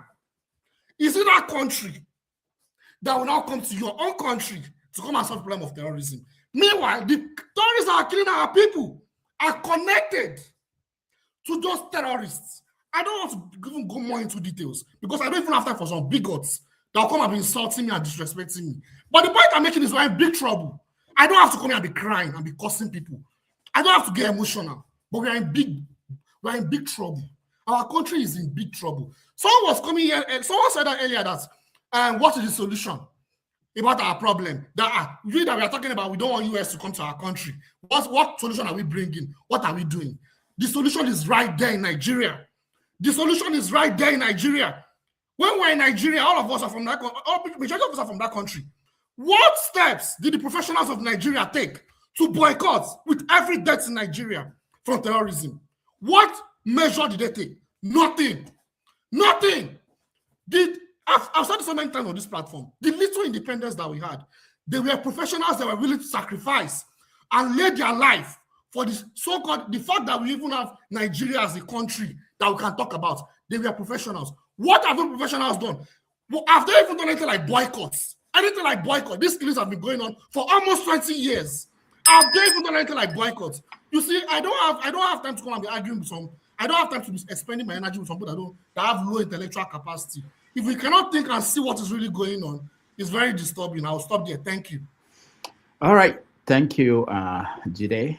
Let's go to Sully. Welcome. And what's the take? All these people complaining about US this, US that, your opinion doesn't even matter. If they want to come and divide, whatever they want to come and do, they can do it. You don't have protection. You don't have defense. Anybody, if I decide to spend $2 million, I'll penetrate Nigeria now and take over your state. You know, you don't have any. If I want to go states right now, I'll just send my boys there. You know, go take 24 hours. What defense do you have? Your opinion doesn't even matter. Your opinion, you know, you don't have a say in the matter. America can come and do whatever they like. And the only reason why America is there is because they want to protect their assets now. Since your government is treating you people like fowl that they can replace, America too has assets in the country now. They cannot be letting you treat their own assets like fowl. Treat yourselves however you want to treat. If they even see your police spying you anyhow, they will just look. They will interfere. They will even intervene. They will just pass because you are not their people. Their asset is in the southwest. Their asset is in the south where they collect their oil. Their business is in the southwest. That's what they want to come and protect. Like, buy yourself, finish. They don't send your papa. That 170 people that they buy, America troops were already on the ground now. They could have gone there to stop it. But what concerned them? They don't have any business in Kwara. None of their assets is there. If they own not like, they should finish themselves. You know, if it's getting worst case scenario is becoming too much, then they divide the country since the leaders don't have sense. You know, you cannot come and spoil my business because most of you people don't have sense. That's what they came to. They send security guards to go and guard their business now. And you are shouting, you are screaming. They don't care. Don't care. This is their business. Your opinion, if like, they don't care about your sovereignty or it's a joke. It's just like you have wooden fence and you are shouting, this is my area. You cannot enter. And I have AK-47. It's a joke now. It's a joke. You just think that you have protection. You have nothing. Look at when they went for Venezuela's president. They said they used a weapon and all of them fell down. You know, and those ones they have better training and equipment, and they're even more organized. You know, so let America do what America wants to do. They will still do it with or without your consent. You know, so that's just it. Now, my problem now is the people that think America is coming to save them. You see, colonialism has damaged, you know, not even finished, or damaged some of the brains of Nigerians. Then again, only 2% of Nigerians travel, you know, and I always say this thing. When I hear some Nigerians talk, I realize that the only reason why they say they can say this kind of thing in public is because they only talk to Nigerians. They don't realize how absurd they sound because they don't talk to any other person. And some of them intentionally only talk to Nigerians because they know they sound absurd.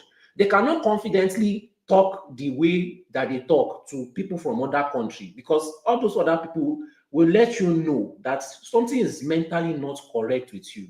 You are actually stupid, but you don't want to accept the fact that you are stupid. So you force yourself in the Nigerian circle that don't know anything.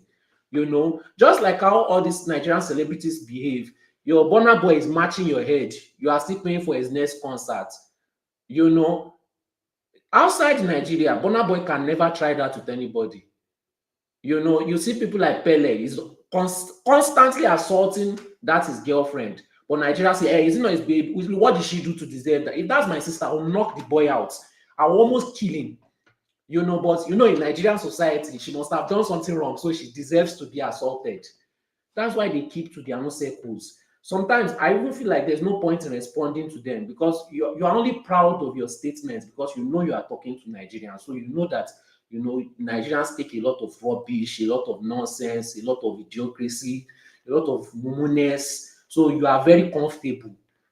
Sometimes realize how foolish you are by talking to people from other countries. Sometimes, just sometimes, you know, but they don't want to.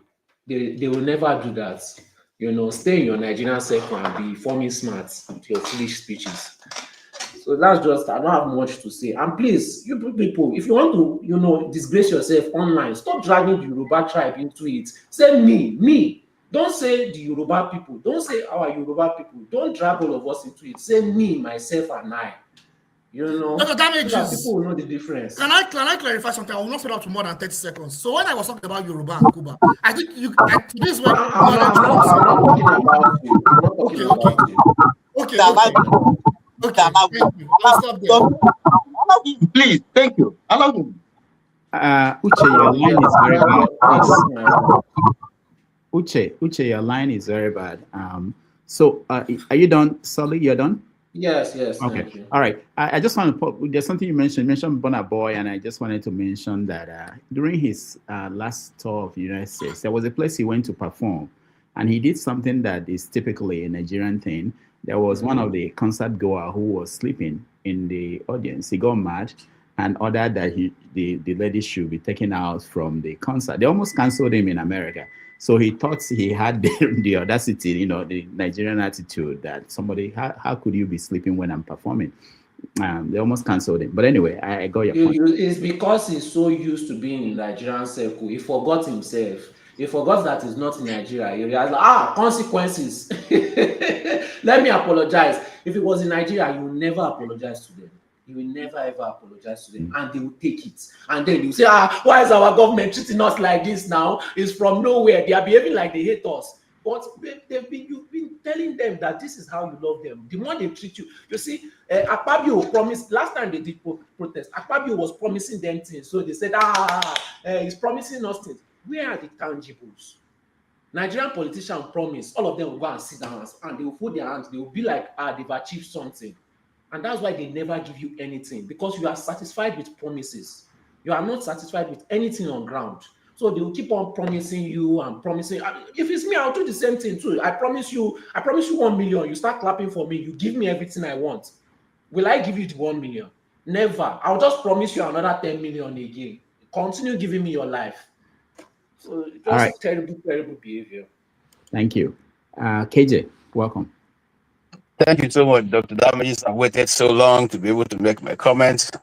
But I thank you for letting Solis speak before me, because the young man have just, laid it straight on the table. Whether you like how he speaks or not, that's the truth. And the truth sometimes can be bitter to those of us who don't like bitter pills. These same people that are now, gesticulating and braggadociously bragging about how America is coming to take over Nigeria. These same people were there when their president said, "Oh, these flying people killing people in Nigeria are not Nigerians. They came from outside." These same people didn't get up that time to say, "How do you allow foreigners to come to our country and be killing them?" And you say, no, we should give them our land. We should share our land. Be nice to your neighbors. They came from being foreigners to being our neighbors. They came from being our neighbors to Femi, what's his name? The Buhari's media man. Additional. Saying that it's either we give them our land or our blood. Which one do we prefer? Do we prefer to die fighting for our land, for which they will still take? Or do we just allow them to take our land and be slaves to them? These same people gesticulating, being very emotional and shouting, didn't come to shout on this platform that time. They were rather hailing what was going on. Today, they have the nerve to come here and talk about, geopolitics. And I've put this challenge to Forefather and all of them. The day you are ready to let us discuss geopolitics, tell us, we will set a time. And then we take geopolitics the way it is. Because if you are putting geopolitics into consideration, you will find out that in the first place, the countries that are coming to Nigeria now are not treating their people like trash, like they treat your own people. You don't see people. You live in a first world. I don't know how many times I've seen your neighbor come back and say, "Oh, this vehicle I'm driving, because I became a local government chairman or I became a county chairman, so I've now been given a 4-wheel drive with drivers and cooks and stewards and megad and gardeners, okay, and policemen to be carrying our wife's bag up and down." You people see all this. There's nobody who has a yacht because he's a governor, or has a SS whatever V, okay, and what bulletproof, going up and down. His dogs have cars attached to them. Let us come off this thing. Some of you shouting here when those of us on the east were saying we are being marginalized and we are being killed unnecessarily. The government unleashed evil to the southeast. Both known and unknown government were doing all kinds of havoc. You people didn't come here to defend, to say, "Oh, why are they doing this?"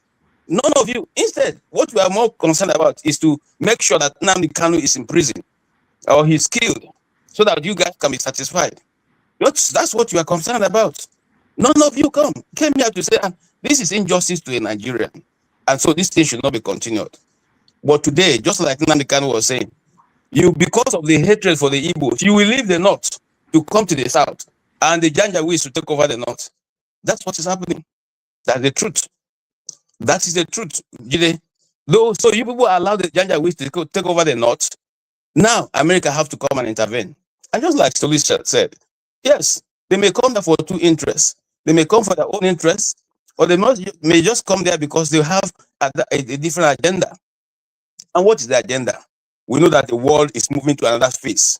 We are now into a second stage of the world. And let me tell you, and I put it straight here, the reason why they don't like this guy I talk about all the time, because he's outplaying all of them from their own unholy arrangement. He was able to cut them short. So when you are ready to go there, we'll talk about that. Nobody only use geopolitics. We come here and we don't speak about geopolitics because we know that our own country, we need to first of all speak geopolitics or geotribalism to our own people first. Deal with our own issue. And then when we deal with our own issue, then we can now turn around and deal with the outside issue.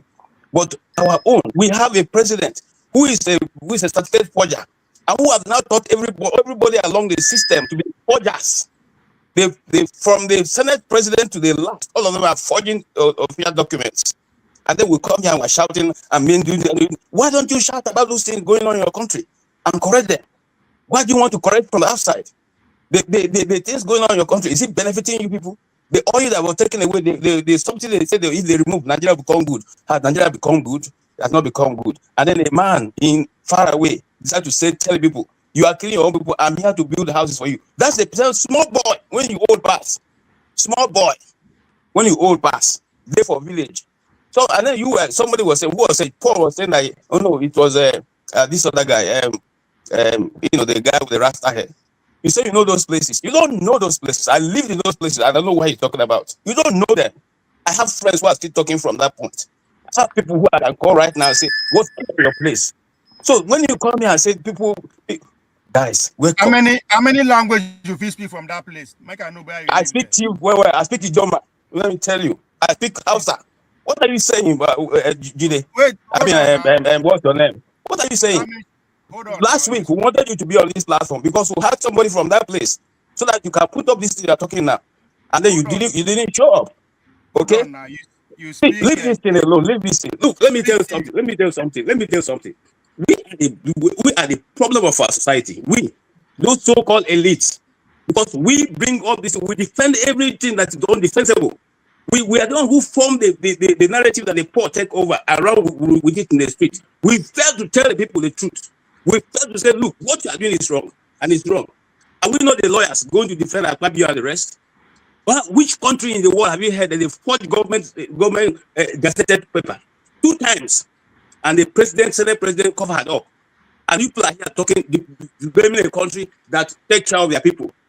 Let me tell you, and I put it to you, who said that people who are suffering in America, they are suffering because they refuse to take the social security net. And you people are Americans, more American than myself. Tell me whether it is lie. Don't the government have places where you can go to get food and get everything? So if the person decides not to take it, whose fault? You have even small part of that in your country.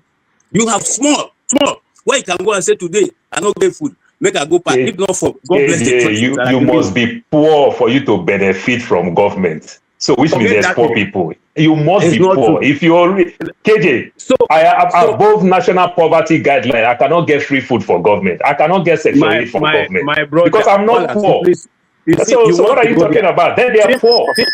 Simply, you said there are people in the street who do not have food. And I'm saying that there's a social net for such people. If you don't take it, it's your business not to take it. Nobody's going to come and force you to take it. Sorry, I'll conclude on this, Rudolph. Just yesterday, I was watching a man who said he was going out in the cold to give money to people who are in the cold, who refuse to go out. They refuse. So he was going out to tell them, how much can I give you? $10, $20? Some of them were collecting $20, $30, $40 to $50 to take themselves out of the cold, to go to a government-provided place where they can now not die from cold. This is America. In the street, he's giving his own money to them. My brother, if we do half of what the people are doing for their people, we will not complain. So let us stop the complaint. We know where the problems are, and we are the one who invited them to be there. If our government was doing the right thing, your people are being killed in thousands, and you are not doing anything about it, and you are complaining about somebody who's come to help you rebuild your community and help you to save some few lives. My brother, I think that is totally wrong. And just like Soli said, maybe some of us are not talking to people outside of Nigerian circle. If you do, you will see that your argument sometimes is very flawed. Thank you.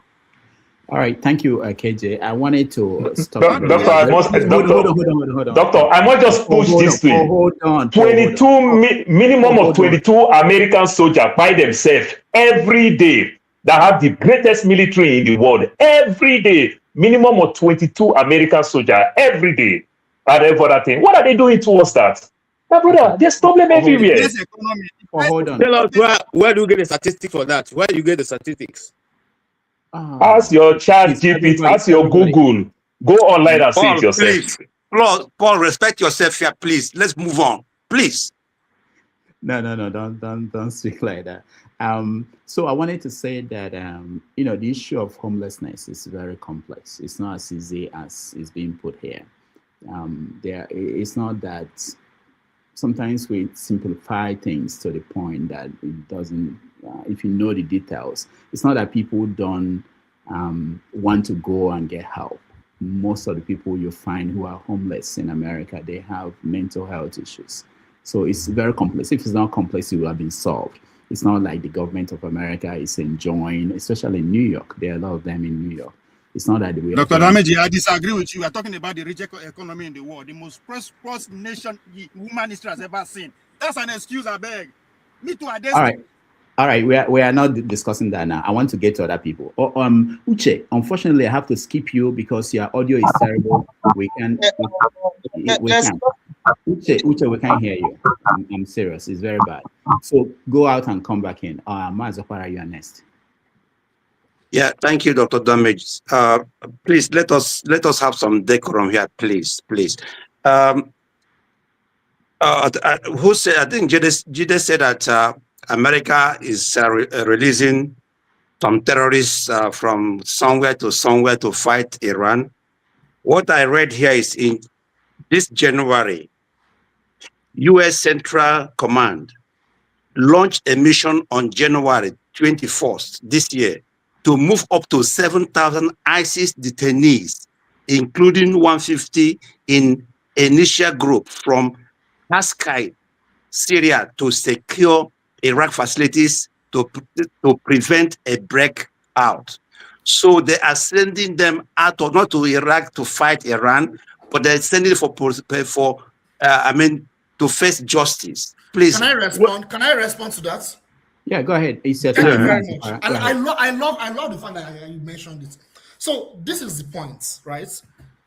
Those groups have historically perpetrated violence and genocide on the Iraqi people. That's number one. Number two, this is not the first time they are fighting with a proxy, and they will use terrorists to contain a resistance group. This is not the first time. Don't forget that Al-Shara was part of ISIS, the current president of Syria.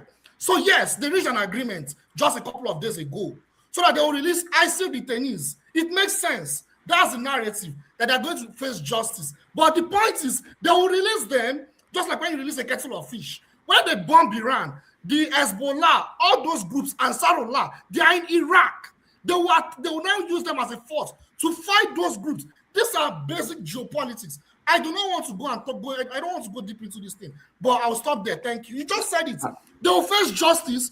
Then subsequently they'll be released because this is with the help of the U.S. government. Because all right, thank you. What you said, you just said it as if that they released them, pushed them into Iraq to go and fight, the Iranian government. Thank you. But when we come here, let us be factual what we say. And please, Jide, come on. And then, Paul, I think Dr. Damage was trying to correct it because there is poverty everywhere, both in Germany where I live and even here in Minnesota where I am today, and elsewhere in America or in Switzerland, the richest country in the whole world. There are poverty people, there are people living on the streets. But the issue is that being poor is different from somebody living in his house or in his villages, and another people coming there to massacre them. The people you mentioned here now in Las Vegas, if one of them is murdered, the government will come, and fight and arrest the murderers. They're different. You don't come here compare those people who are living on the street and people who are being murdered in their ancestral homes. It's the different. These are different things. When we come here, let us be very factual and let us make a lot of sense, on what we discuss here.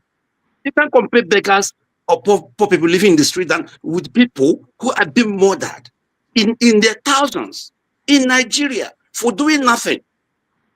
Now, we're talking about American coming to Nigeria. American government has sent troops, in various countries, not only in Libya, not only but at least Yugoslavia, without American soldiers, Yugoslavians will be killing themselves today without American intervention in the Yugoslavia. White country. Poland, white country. Germany, white country. Make mention of another race that they brought peace. Excuse me. Go ahead. Go ahead. Go ahead. When is my turn? I'll talk more about it. Excuse me. Go ahead.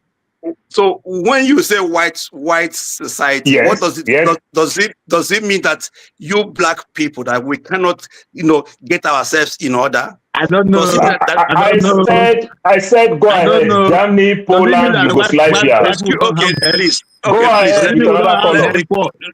Let me continue. So please, our people, they say if educate me on this aspect. Educate me. I said white country. Make mention of another color. Oh God, Paul, be respectful here, please. We know our people. Are you scared of question? I am not scared of question. I asked you. Excuse me. You are interrupting me when you were speaking. I didn't interrupt you. You are just making things very difficult here, my friend. So when America, our people do say that the way you lay your mother's how you are going to sleep. If Nigeria is working, if the security apparatus are securing Nigerian lives and property, nobody should have invited America. So now that you can't take care of your people are being murdered in cold blood, and somebody is coming to help you, and America didn't come there on their own. Government invited them. That is a different issue.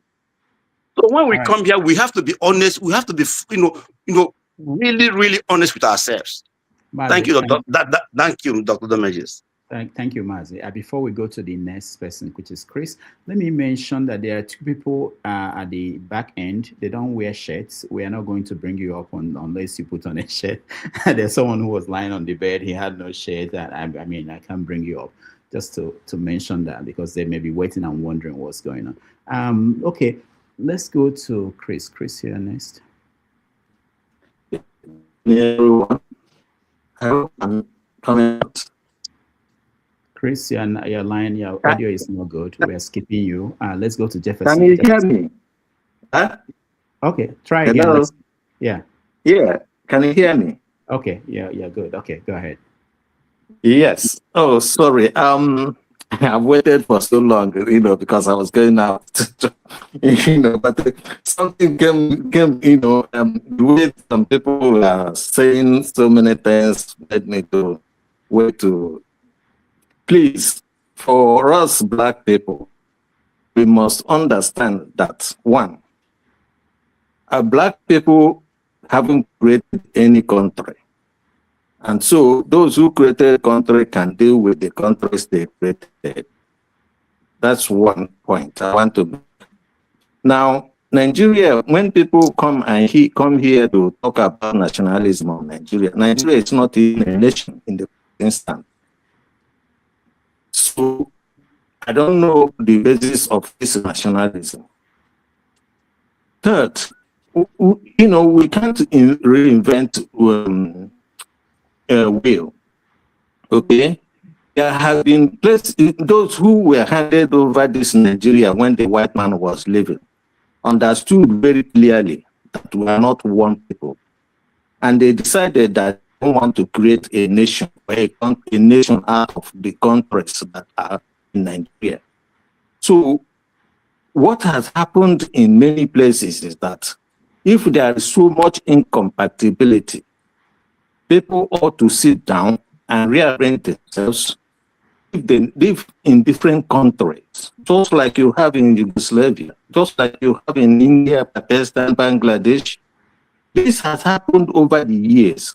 So I expect that those of us who are living outside, who understood these things, who have seen these things, supposed to come to an understanding that we should be talking about how we can create a country for ourselves. And only when and only then can we come and say, okay, this is our creation. We can handle it the way we want to handle it. But if we can't create anything, then the white man, who is the God that created Nigeria, can actually do the work, can give him commandments. And if they fail to do that, then they will be punished. So all this unnecessary nationalism is not really important. Please let everybody sit down, think, so that we can one day create a country for ourselves, black people. Black people, please. Thank you. All right, thank you. There was someone who was talking about Alex and had issue with whatever he's doing in Nigeria. And I was thinking, why is it that Nigerians in America or in London or in wherever in the West, in Canada, that they don't go around doing that kind of thing in those countries? Nobody's stopping Nigerians from going to the cities of New York or Alabama and talking to poor people and showcasing it to the world. The way. So, but the way it sounded, the way we were talking about it, sounded as if somebody is stopping us from doing that. There was a skit that hold on, KJ. There was a skit that Trevor Noah did when he was doing the Daily Show, where he basically talked about poor people in America and was trying to make a parody of what they do with the Africans, where they said people contribute $5 and give so that you can train these kids in Somalia or somewhere in Nigeria, that we can do stuff like that and show it to the world. Nobody is stopping us. Anyway, Jefferson, welcome to the show. You are next. Can you all hear me? Yeah. Yeah, good morning, good afternoon, good evening, everyone. First, I want to correct the last speaker on one point to note that for the fact that we have the wrong predicament doesn't mean that Africans are entirely daft. We had a history from time immemorial. It was distorted. Our ancestors were deceived, including our current fathers, grandfathers, and great-grandfathers were deceived. And that's why we're in this mess today. And unfortunately, it's because of our fathers. That's why we're kind of misinformed. We thank God for the like of internet and information now, that even most of the things we learn today, unfortunately, our fathers failed to teach us those things. We are relearning what we are supposed to have learned and known long time ago. So with due respect to, and again, the Europe, the America, and most of all these countries, even Asia, Japan, that we're all talking about, the foundation of those countries were done by black people, were done by Africans. Maybe because we maybe don't want to talk about it, we'll keep on talking about, we'll talk it so that people will understand. Africans, we have a distorted history, and we must always know that. So I'm going to come to the subject matter. Most times we talk about sovereignty here, sovereignty there. Last I checked, when APC took over power, they made it look as though the PDP were the bad people, and they have come to do something different. So down the line, this is how many years now? In fact, they are running the country amok. People are dying left, right, and center. As of 2 days ago, or this week that passed, 200 people were killed. And it's very, very shameful. But yet our leaders, they are so passive. They don't have any solution to even resolve those killings. And unfortunately, point of correction to someone else speaker here who was making mention about, we should not look at the tribe, we should look at the people. Unfortunately, we are looking at the tribe. Just do a social experiment and post something of divergent view. Either the Yorubas will come to your page to insult you, or the Igbos will go to another person's page to insult the person. And we don't see this as an issue. Speaking on the issue of tribalism, is taking different voice and forms. Of recent, I just got an information that in the southeast, where they are doing making Nigerian passports, due to the current, I don't know what is going on, but they are closing down the center to make new Nigerian passports. As if that's not enough, the other day, a historical book was published and taught in schools on different tribes and culture, and the Igbo people were excluded. Now I'm not making this about Igbo. I'm just telling you. I'm just bringing out the fabrics. Jefferson, sorry. That is not very correct. That book thing you mentioned is not very correct. You have to read more about it. It's not very correct. There was a publication error. The Minister of Education come out to address it. Why? No. He has addressed it. The author of that book blundered. And then the minister has said that book is not recognized. You need to read more about it, No, but Tony, if you said that, how come the man who talked about it, his son had it in school? How come the son had it in school? Yes, that's this question for Tony. No, because you put out no. Hold on. You put out a very, very important issue there. But this platform, we need to correct some wrong assertions. The point is that if you read the book, if you read the book, that same book, you would find out that inside that book, the history, part of the history of Igbo people, what is this Igbo artifact? This thing. I know where you're going. Tony, it's mentioned there. Is there? It's just that he titled it wrongly. It's poorly published. Sorry, Tony. Please, I know exactly where you're going, but I just want to make something clear here.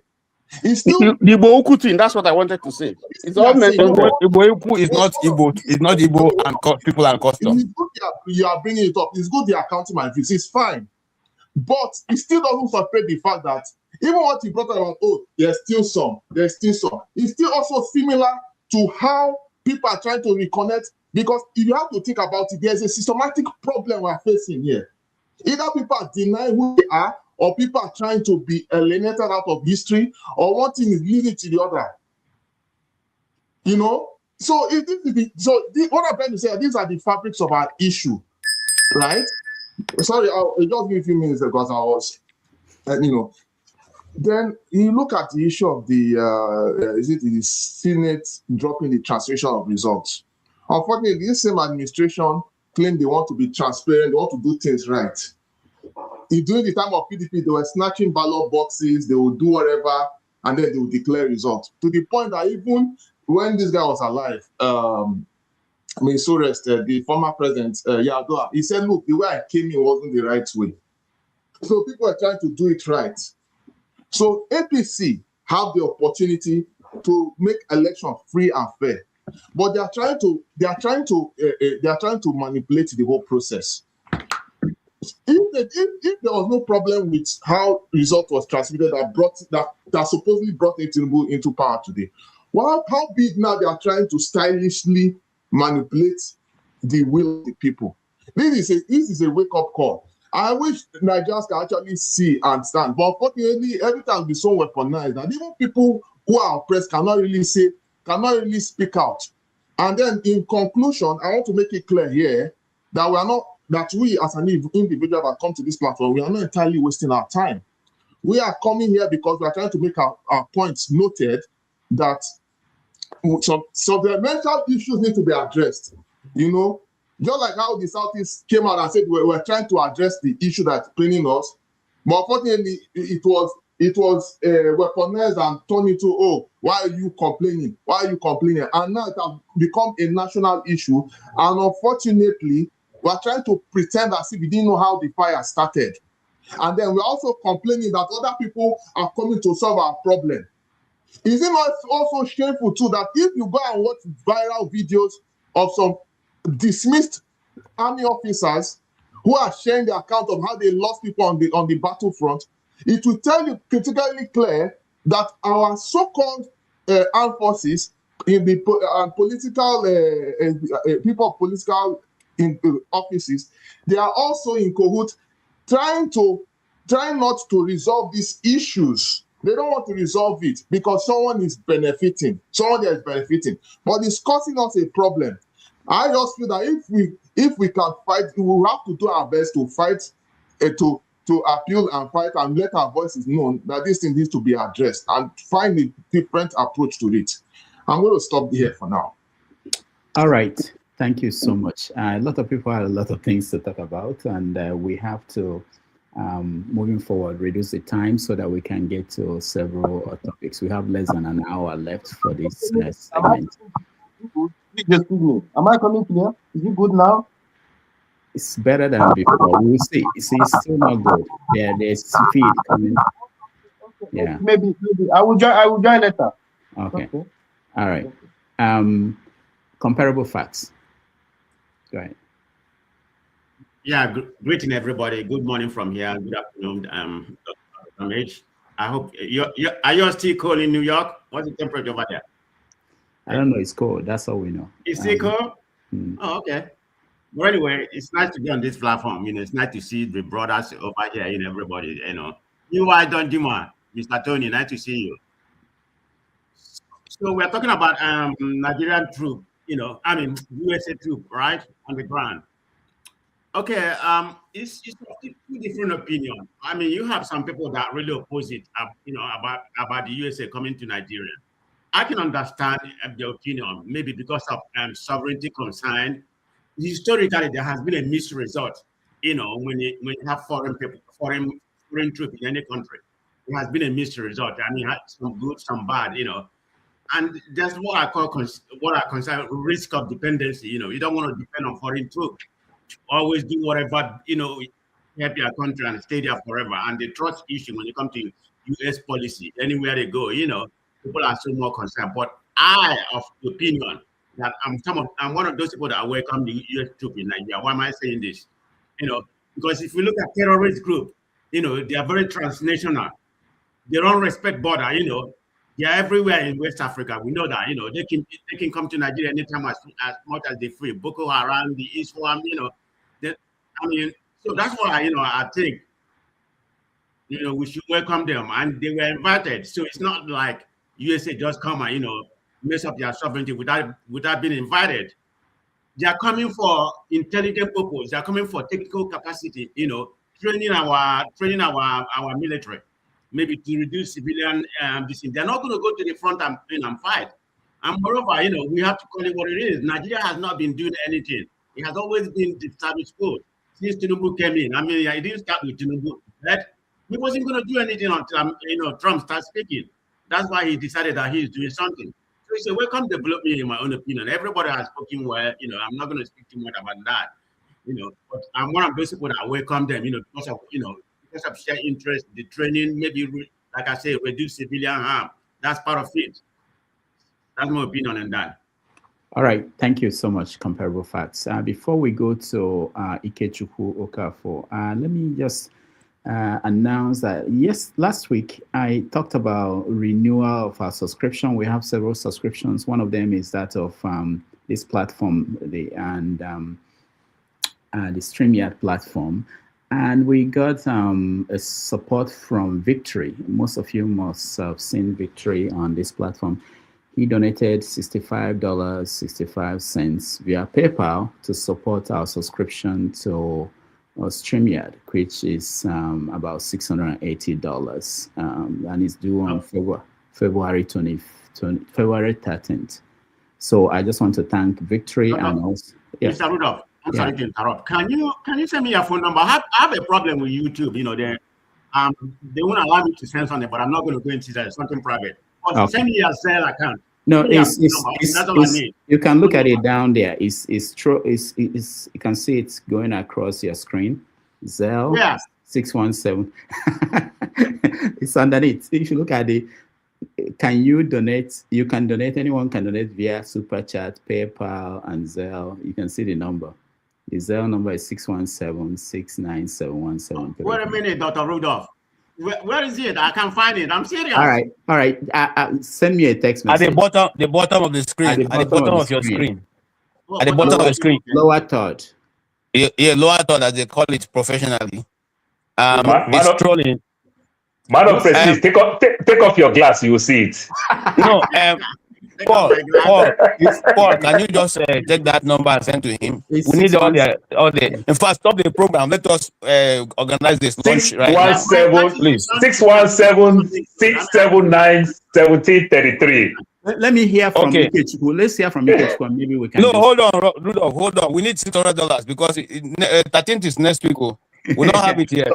Okay, man of prestige, if you are ready again, 617 679. All right, let's hear from. Let's not stop the show at this point. Let's hear from Ikechukwu, then we'll be done with everybody weighing in on this. And Ikechukwu, welcome to the show. Thank you very much. Can you hear me? Yeah, I can hear you. Oh, nice. I'm a huge fan of the show. I've been listening for a couple of months now at this point, and I'm glad to be able to make my own contribution. It's a pleasure to have me here. Good evening to everyone. Good afternoon. I'm in Nigeria right now. I was in Canada for like the past, I want to say 12 years, and then I decided to come back to Nigeria last year to see all the reforms that are taking place. And Did you move back permanently? Did you move back permanently, or are you just visiting? Well, initially I moved back permanently, but the way things are going, I'm thinking of jetting out again. But that one is neither here nor there. But anyway, like I just wanted to give my own 2 cents, because of course everybody here has their own opinions about things. The beautiful thing about perspective is that you and I can see something and we have 2 different perspectives from that same thing that we've seen. But this issue of the American troops being welcomed into Nigeria, it's a troubling development, because despite the fact that I do not agree with the way the government is handling the insecurity in the country, people should not be dying. Nigeria is not at war, but at the same time, the number of casualties that were occurring in this country is similar to places like Ukraine that's under bombardment at the moment. So it doesn't make any sense. The government should do a better job of securing the lives of the citizens. So I do not agree with the way they're handling security issue in this country. That being said, if you go to a doctor for example, heart surgery, and you look at the doctor's past experiences, you see that the past 10 patients that he's dealt with have all died because he was, operating on them. And you still go to that doctor and ask the doctor to operate on you, and you die in the process, you have yourself to blame. So the US, in this case, everywhere they go and they claim to be fighting terrorism, they always make things worse. And once they drop those first bombs, I was telling my brother that this is the beginning of the end for Nigeria. Because how these things go is that once they strike the first time, there's always an escalation. And like clockwork, after the initial bombs in December, a few weeks later, the killings escalated in Kwara and all those places. And now it keeps on escalating. And now they've sent troops, boots on the ground. And to justify their presence in the country, there have to be more killings. So it's just going to keep on going over and over again. And going back to that analogy of a doctor performing surgery, if a doctor has operated on 10 past patients and all the patients died, and then you want to go and line up and be number 11, then there's something wrong with your reasoning there. That being said, though, I do not agree with the way government is handling this thing, and I believe that they should do a better job. And we as citizens, we need to stand up, organize ourselves, find a way to put fire under their asses, because they should do a better job of doing things. And I believe that the opposition that we have in the country right now is not doing enough to light a fire under their asses. So that's one of the things. And then another thing was about Mr. Alex Barbier, the young man that was on TV. The way these things happen is that they get certain people to be on camera and they fit a specific build. I think this young man is in his mid-20s and he founded a foundation that's building multiple houses. Mr. Rudolph, you probably have property in Nigeria. I don't know if you do.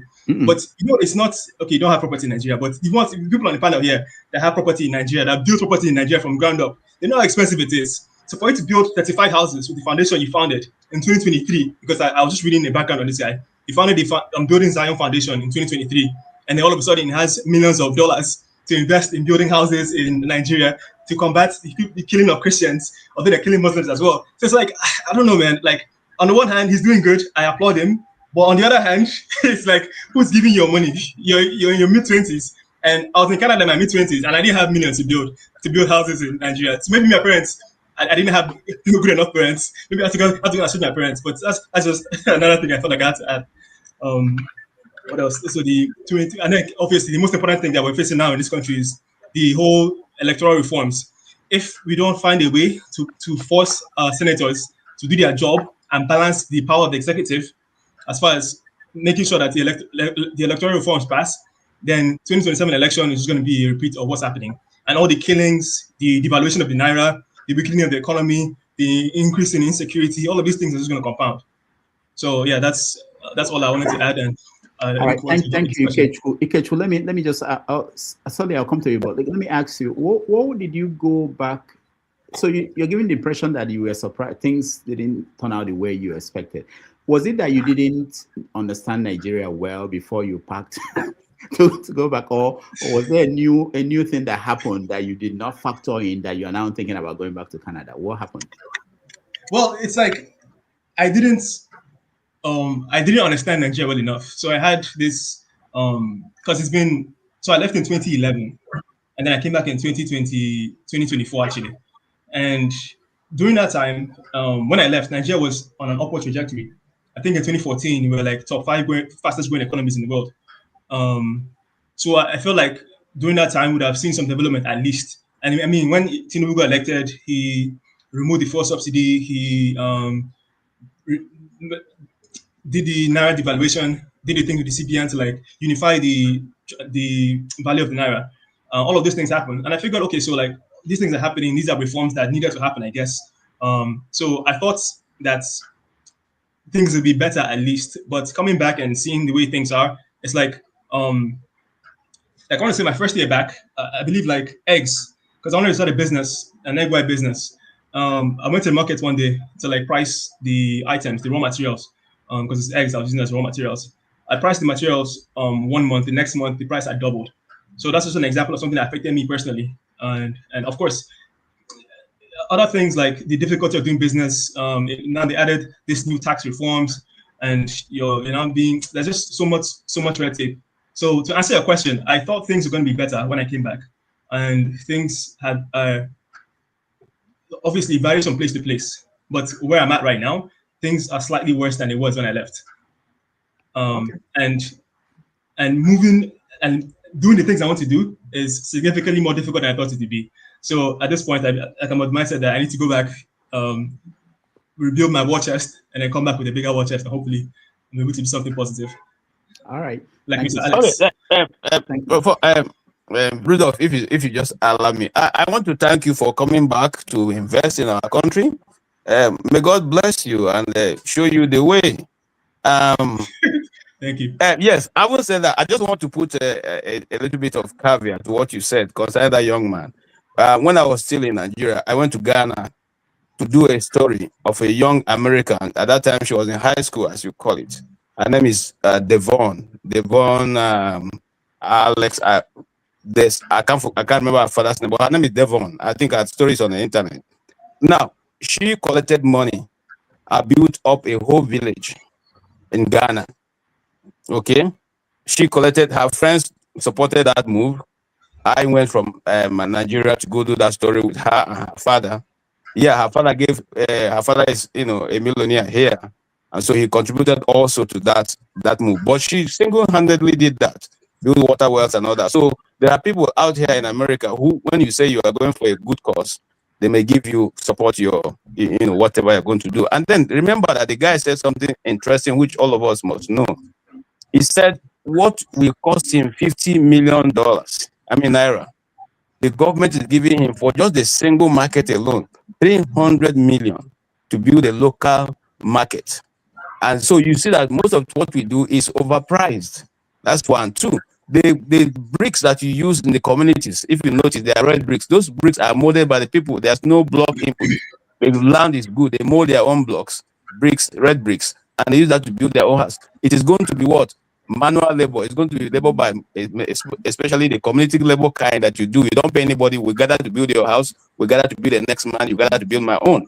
So that's probably what he's doing. And he works for the prosecuted. That's the organization. He didn't found it, but he partners with them. Can I add something, please? Dr. Damages, can you allow me? I'm in a platform where we are raising money to help some of the displaced people in Plateau State, who were disastrous, who were badly affected. And we invited Alex Weber, for a talk, and presented this thing to him. By the time he had the estimate, our estimate was that to build a house that one of the victims, the husband started, but he couldn't finish when he was killed. The estimate was 10 million. And when we presented the facts, give him an idea of what this is all about, he said he could do it for 2 million. He said he could do that thing for 2 million. And the estimate we have is 10 million. Now, so you would see that this is a person who is committed to helping, who is on the ground. And then the issue that you talked about when you were saying, where does he get the money? He has the GoFundMe platform where he gets money, people contributing. So that's how he's raising money. But he's been prudent from the way he spoke, in allocating resources and managing it himself. He's a hands-on person experienced in this field.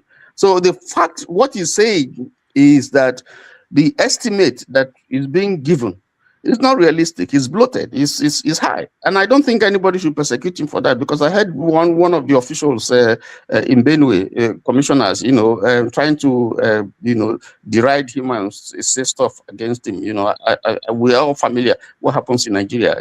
How contracts and quotations are beefed up and added. So that's just my.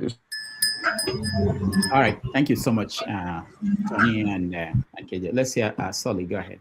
Yeah, I just wanted to respond to Ikechukwu on the part that he said that after the bomb. Dr. Rudolph, just a minute. The platform talking about is Precious Any TV. So if you want to donate, please come there and donate. Precious Any TV, please.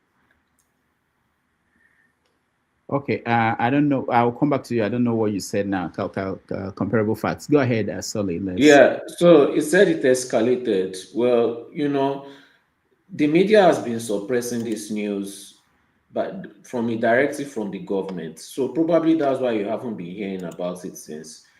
When I was young, my mother told me a story that happened 30 years ago that is still happening till today. They had a company called TWT. This person watched his friend murdered in the north, just like this. He saw it with his own eyes. Since then, he never went back to that. This was over 30 years ago.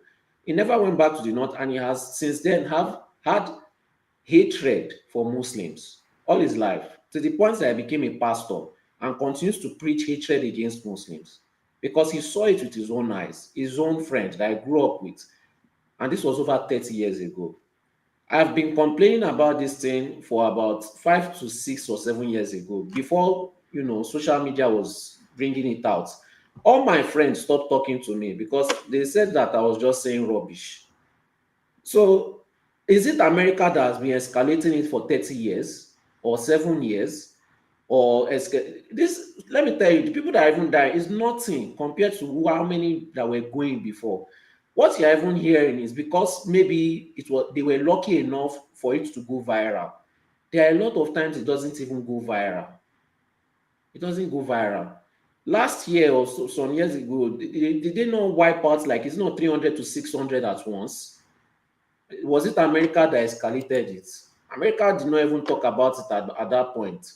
So it's the failure of the leaders. They are still romancing Sheikh Gumi till today. Is it America that is forcing them to romance Sheikh Gumi? They are still having tea and crumpets with him as we speak right now. Even the president's son is still, dilly-dallying with him. Is it America that is forcing Sheikh Tinubu to dilly-dally with him? America sent him to go and be negotiating with Sheikh Gumi and be laughing and chilling. The conspiracy theory sounds sweet and nice. We are the victims, they are the devil, but over 30 years ago, bro. Over 30 years ago. All right. Just please think about it. Thank you. Thank you, Solly. All right. Let's see. Righteous One, I wanted to hear you, but your connection is bad. You can't see you. We have about 30 minutes left before the next stream, and I want us to use it to rant. But before then, comparable facts. You were saying something I didn't get what you were saying. What were you saying? Comparable facts. Can you hear me? No. All right. So let me just conclude. You're muted, comparable facts. You're muted. You're muted. You are muted. Okay, thank you very much. No. I was trying to second what Tony said. The platform we normally go to. You probably know it's called Precious Any TV. So if you want to donate, please can you come there and donate? It's for good cause. Yeah, thank you. Donate to what?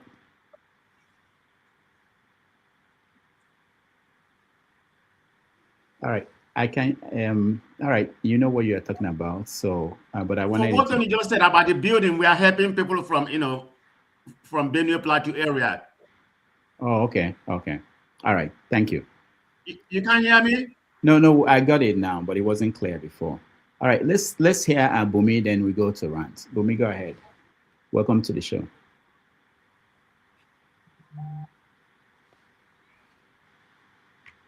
Bumi, we can hear you. Can anybody hear Bumi? You guys buy this sophisticated thing and put. I don't have it. Sometimes, Bumi, can you unmute yourself? She's muted.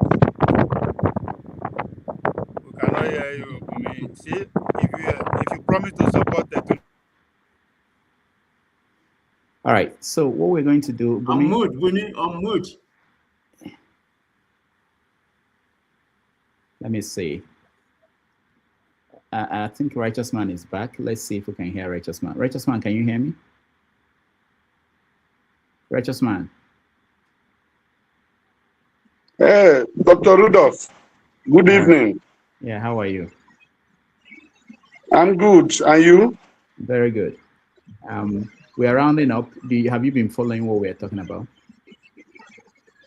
Yeah, I've been following, and the network has not been very friendly here, Where are you? So, today? I'm still in Imo State capital, Owerri. Okay. Yeah. Okay. So are you happy? Yeah. The real topic in town is about the forged Senate passage of the electoral bill. Just like the way the forged tax laws were gazetted. So that's the main topic right now, everywhere you go within the city of Owerri. I think people are really, really, really not happy. People are just not happy about how APC is running the affairs of this country. I can tell you that 100%. Nigerians, even those who supported APC in 2023, they are not happy. I don't think they'll be voting APC in 2027. When you go to the streets of Owerri and you try to interact with especially young boys and girls, from that age of 18 upwards, they will tell you they are not happy because the policy of the federal government is not benefiting them. Even those who are graduated from high institutions, they are just jobless, roaming about the streets of roaming around the streets of Owerri. There's nothing to show for it, and so everybody is just unhappy. And I think this is a coup d'etat against democracy. What Akpabio and his colleagues did was actually a coup d'etat against democracy. And this is where I think every blogger or anyone that owns a platform and that love Nigeria and love the possibility of making Nigeria one of the great countries of the modern time should devote a good time in talking about this fraud. I believe personally that it should be made a global issue that should be discussed by every well-meaning and transparent and honesty Nigerians, irrespective of tribe, irrespective of religion or political affiliation. You must, stand up to speak. These people are ripping us off. They are destroying democracy. They are destroying the future of this country.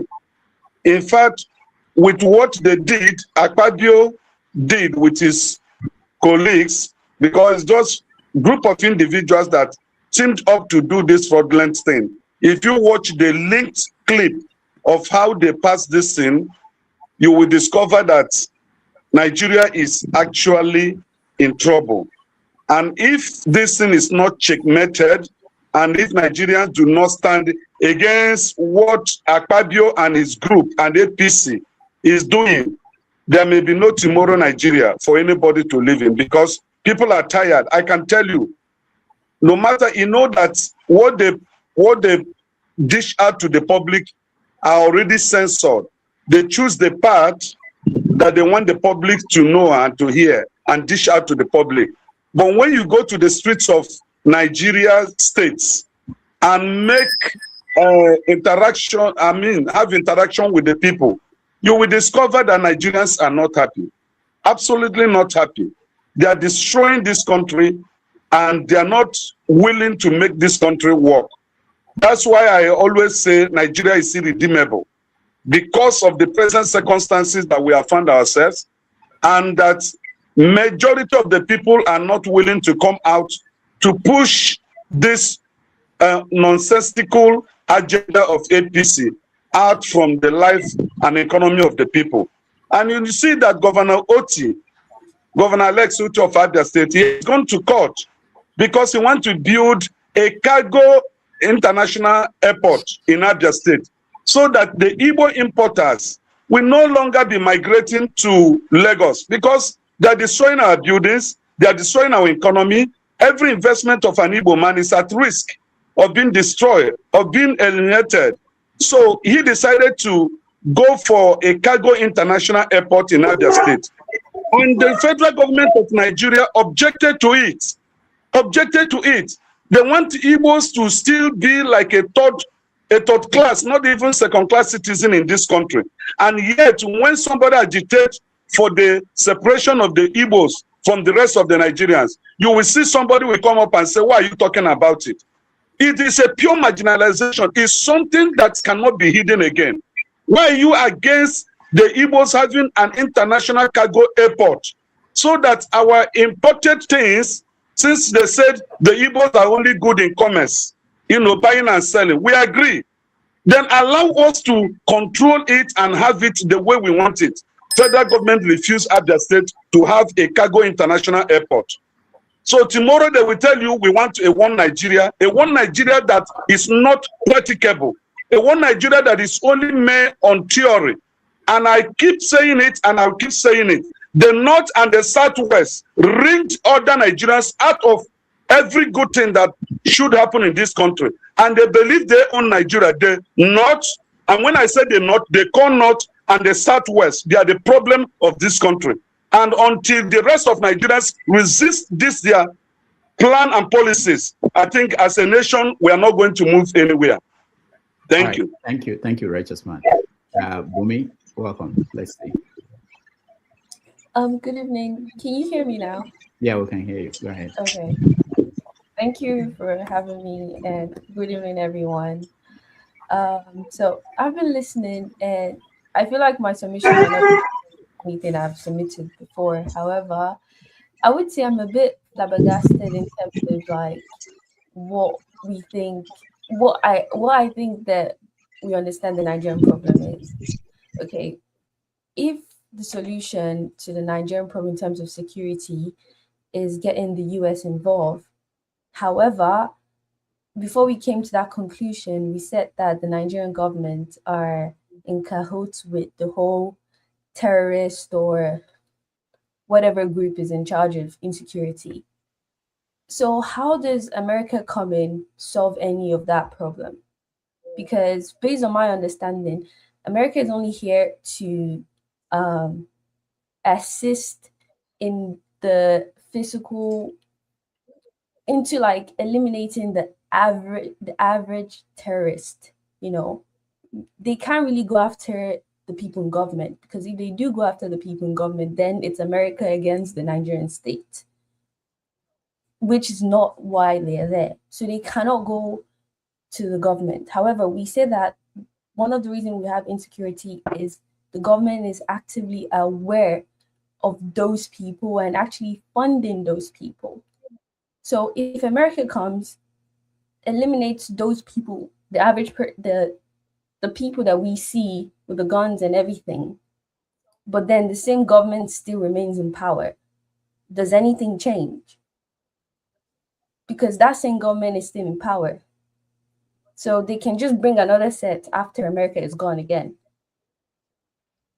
So I'm confused in that, because we're like, okay, America should come, they need to come. And I understand that. Okay, I understand the fact that there is this whole tiedness to the Nigerian government. Okay, for example, I've listened to Mr. KJ, and he talks about, or anyone here on this platform, you talk about in your youth, Nigeria was doing the same thing. The same thing we're complaining is what you were complaining when you were younger. If now that you're older now, and I'm complaining about the same thing, it's clear that the government has been the same for decades now, not just for 10 years, but for more than 20 plus years. So it's very clear that one of the biggest problem is the government. And America is not here to change our government at all. So nothing is going to change systematically at all. Those people still funding those terrorist groups are still going to keep on funding. The same government are still going to keep on neglecting the people.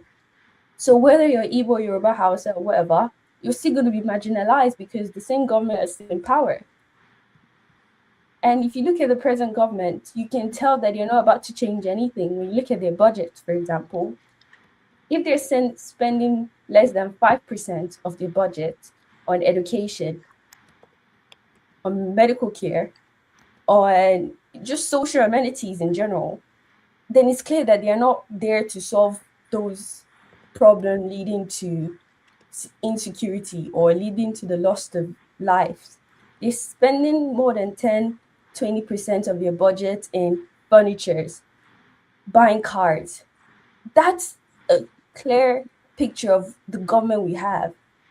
So nothing is going to change at all.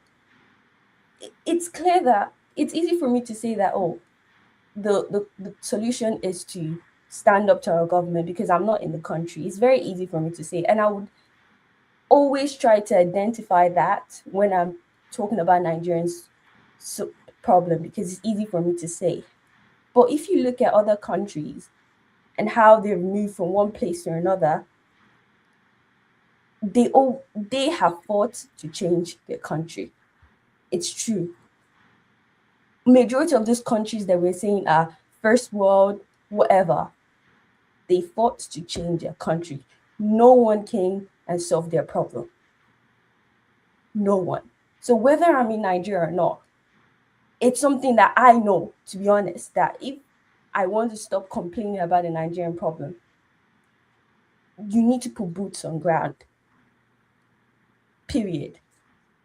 It's just very clear on that. So when if we're talking about the true Nigerian solution, boots needs to be on ground. Now you can discuss whether you want a peaceful revolution, a violent revolution. That's on you. That's however you want to decide. However, you are going to create that solution yourself. No third entity is going to solve that for you at all. Because when we look at history, it's clear that no country has come and solved anybody's issue.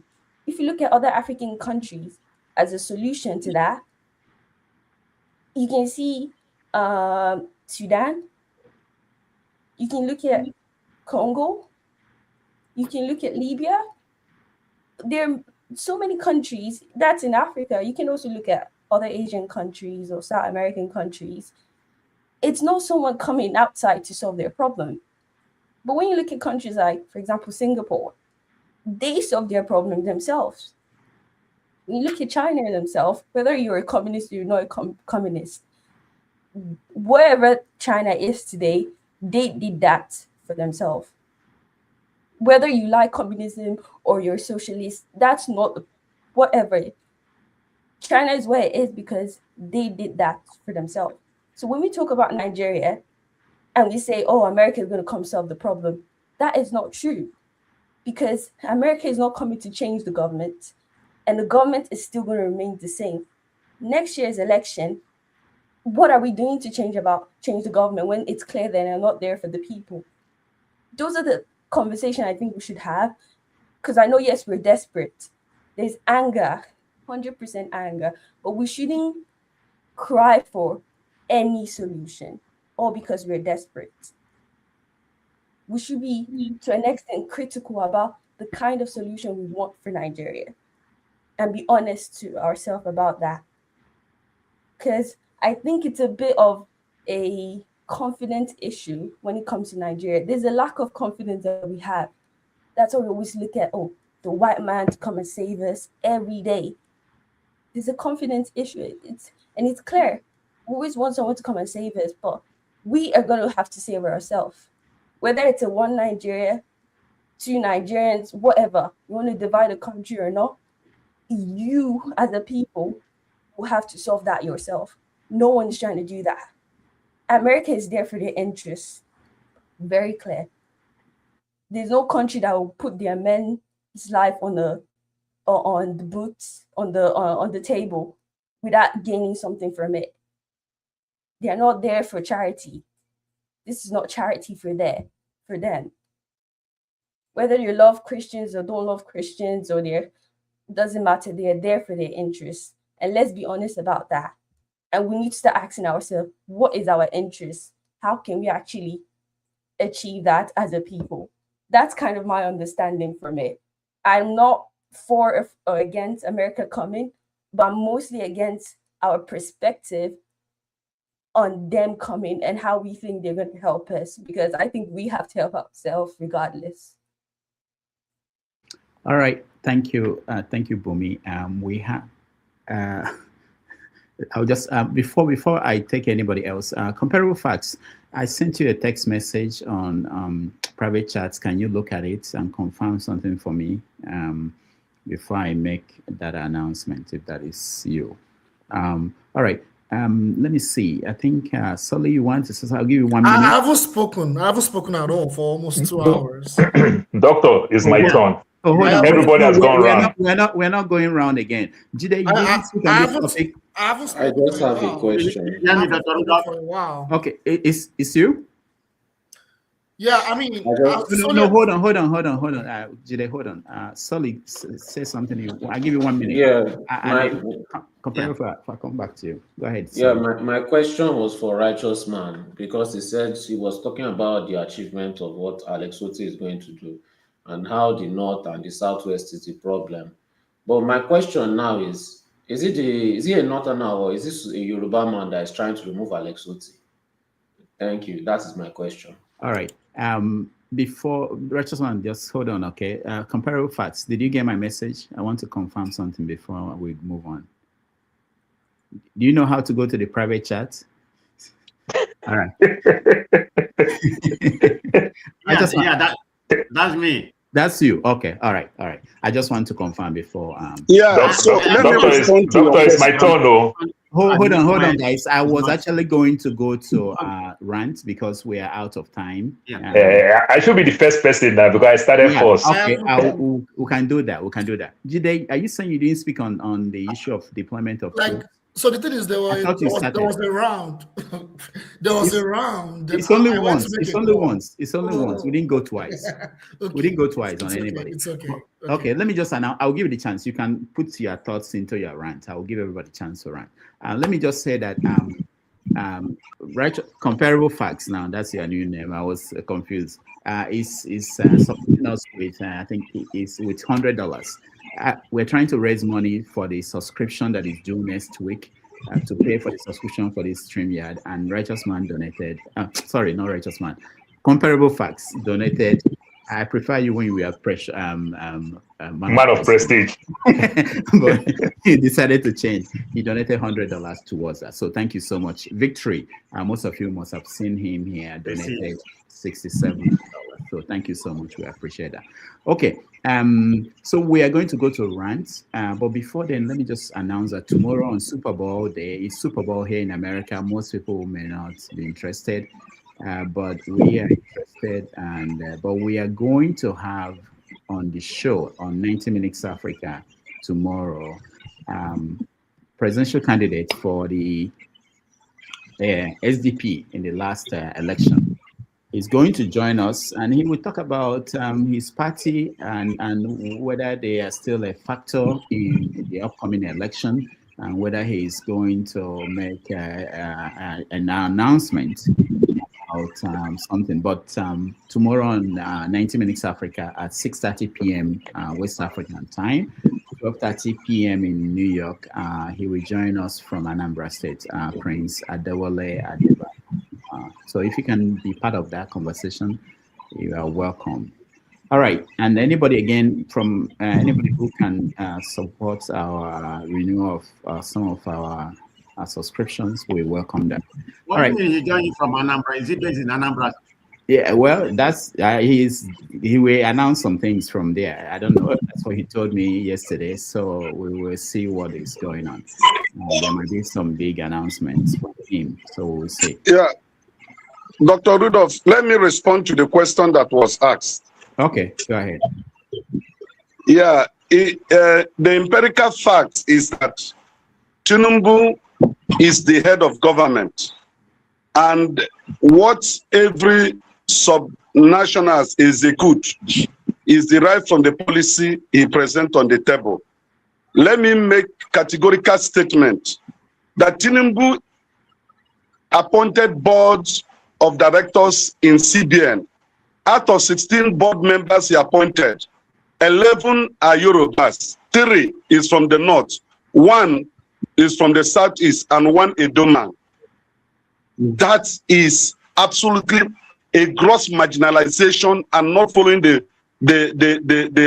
what do you call it, the government character, whatever they call, that unites and make Nigeria one nation. Now, I didn't say that the Southwest and the North want to remove Alex Oti. What I said is this, that the federal government headed by a Southwestern man, Tinubu, seconded by a Northerner, Shettima, did not allow Governor Alex Oti to establish a cargo international airport in Abuja, in Abia State, because he has to get clearance from the federal government before he can site a cargo international airport in Abia State. And the federal government rejected it. So it is marginalization. It is a coup d'etat against the Southeasterners. They said we should go back to the Southeast and develop the Southeast. Now our governors are rising to the occasion in the person of Alex Oti, leading the rest of the governors of the Southeast to build up infrastructures that will enable the Igbos, whom they termed and called traders, to now bring that trading capacity and strength back to the Southeast to build our own economy. The federal government is emasculating it, reducing the power, not giving them the green light to establish the infrastructure that will enable us to remigrate or come back home as they want us. Look at Lagos. Everything we invested in Lagos State have today been rubbish and destroyed because they hate us because of the bitterness. That's what I'm saying. I didn't say they want to remove Alex Oti. I said the policy of the federal government is not friendly to the Southeasterners. In every appointment they do, they consider the Southwest and the North. So it is a rich democracy against us. First of all, you didn't answer my question. You just danced around it. You want to dribble us like Maradona. We already have IBB for that one. Then secondly, you said that the airport, Tinubu is doing this and is doing that. You see, I'm more updated on what is going on in Abia State than you. That airport is currently being built. I've seen the roads to the airport and everything. Nobody is stopping. Nobody is stopping the airport. I don't understand this fantasy propaganda that you are on about. I don't know why it's so sweet that you are making things up. I simply asked you. Listen to the comments of the governor. Listen to his broadcast yesterday. Listen to Governor Uti's broadcast yesterday. He accused the federal government and he took them to court. If you say you are more acquainted, you are reading a censored report by the Western media. All right. Listen to the media I watched was Abia State No. media. So I'm giving you first-hand information. This your fantasy to push everything to the west or the north. This media, I got it straight from Abia State people. It is not a fantasy, it's a reality. It's something that is obeyed. It's undeniable. Righteous man.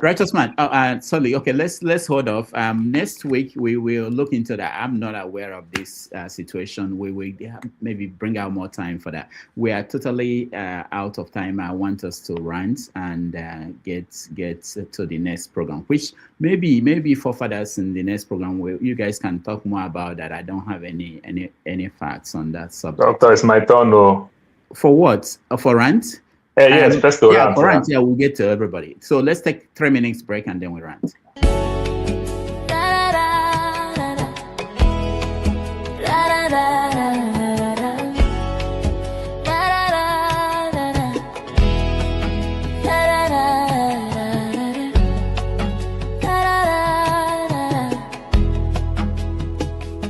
When trouble sleep, young guy go wake up. Waiting he dey find. Palava, he dey find. Palava, he go get to. Palava, he go get. Palava. When cat sleep, rat go bite him tail. Waiting he dey find. Palava, he dey find. Palava, he go get to.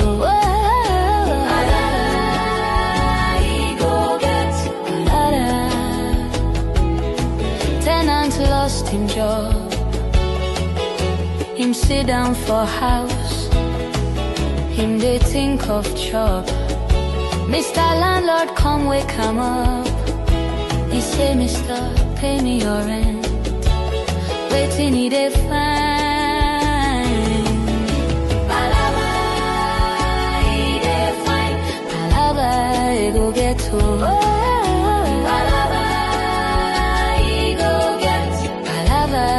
Go get to.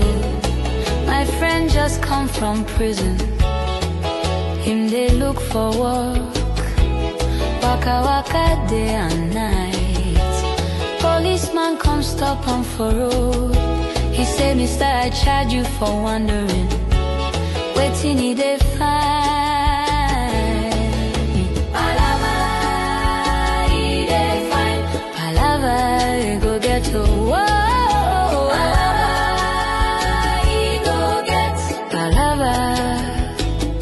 Mr. Husband marry for church. He make big party. Then he start to spray. Because him love him wife. Mrs. Wife come run away. Bank manager run come. He say, Mister, pay me your debt. Waiting he dey find. For Lagos, you. Palava. Palava, go get to. Oh, Palava, go get. Palava. When trouble sleep, young guy go wake up. Waiting he dey find. Palava, he dey find. Palava, go get to. Oh, Palava, go get. Palava, go get to. When cats sleep, rats go bite him tail. Waiting he dey find. Palava, he dey find. Palava, he go get to. Oh, Palava, he go get. Palava.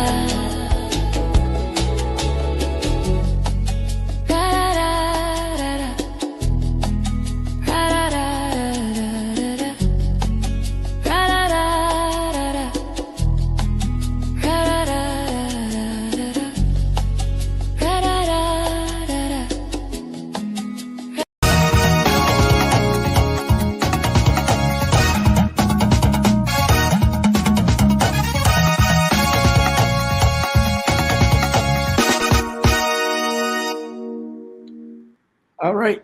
Thank you, everybody. Thank you so much for staying, and we appreciate all of you. I just want to mention, for those who do not know, Fela won the Lifetime Achievement Grammy, the 2026 Grammy Awards. So that's to Fela for his contribution to music. Someone said that the people who fought Fela, the history will. Dr. Rudolph, I was very upset. Davido should have won the Afrobeat. They gave it to Nagi at the second time, and she's gonna win it again. Why do you think that is happening? Because a lot of people are thinking that is because there's many Nigerians they share. No, I know her. That the votes are divided, and then I think she released a record last year. I mean, the record is good. It's called, Just Start. It was a good record. But the way the Grammy does that is very political. It's not about how many records you sell or how good your music is. It's more of a political, nomination. I said it. So you can't even compare him and David in terms of selling of album or popularity. I mean, her music is good, okay? Just one single album, but it is what it is. Very political. All right, let's rant because Forefathers is waiting at the other end. Let me bring. I know James is won't be okay. James will be next after Paul. Then we go from there. Paul, you have 2 minutes on any subject matter. We didn't get to so many things. We didn't get to the Senate and the electoral reform bill. We didn't get to Trump talking about Remi, Tinubu. So many topics. But anything you are pissed off about, this is an opportunity for you to rant. Go ahead, 2 minutes. Okay, yeah, let me just try to micromanage it a little bit. Talking about what Mazi Okoro, Okafor, sorry, Okoro, I can't remember his name now, was saying the other time. It just kind of make me laugh. When I make mention of that young man, I'm talking all the problem in America, that man can also go and help. I'm not saying the US government should help them. If it's also a charity, and they say charity begins at home, there's a lot of problem at home. That's why I said, I don't have any evidence. This guy can be a CIA agent. Maybe getting his funding from there. You understand? Where are all the problems in your own home? You can also go give them some succumb. They need some help. But I'll quickly go to this Alex OT thing and everything. It kind of make me laugh. I'll challenge man of righteous man very well. Go back to YouTube and go watch the documentary of Alex OT. Promised to build a seaport and everything. Nothing is going on there. Bush everywhere and everything. He jumped again to this elephant project of airport and everything, which they approve you step by step. You understand? Because you're a governor, you have the land, you have everything. You show so many things. You will convince the government, like, how do you want to work with airlines and everything? Because we are talking about international cargo. So we are talking about some jumbo flights that will be coming to your place and everything. So these are the things. So when you start your project, it's for you to do all these things. So when you get to certain stage, you ask for approval. They approve you on this step. It's a step-by-step project and everything. You get to this level, like you're building a house, you bring the people to come investigate the land, you do all the land, the landscaping, whatever, you do foundation, you get into another stage, you want to start your electrical, you bring people. This is just the same type of process and everything. We see it with Ebonyi State. That airport is technically not working. So taking all this money to ask for all these big elephant projects that you will not achieve, they slowly blame other people and everything. It just don't work. Keep those money and make the people of Abia State enjoy other things. You can partner, you can invest in other airport, seaports. We have 2 seaports in places like River State. They have 2 good airports in River State and everything. You can partner and everything. Make it easy for your people. You can get a cargo shade to make things easy, where things will not frustrate you. You have influence. You can influence the customs, the immigration that will come there to make things work. But sometimes these people just ask for this big gigantic project.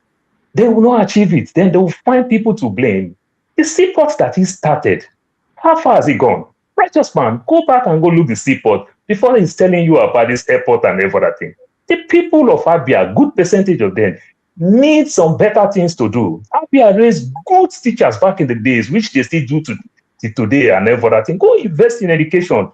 Do things that will touch so many people at a time than asking for this big project. Aba is a good place for cargo airport and everything, but it's also expensive.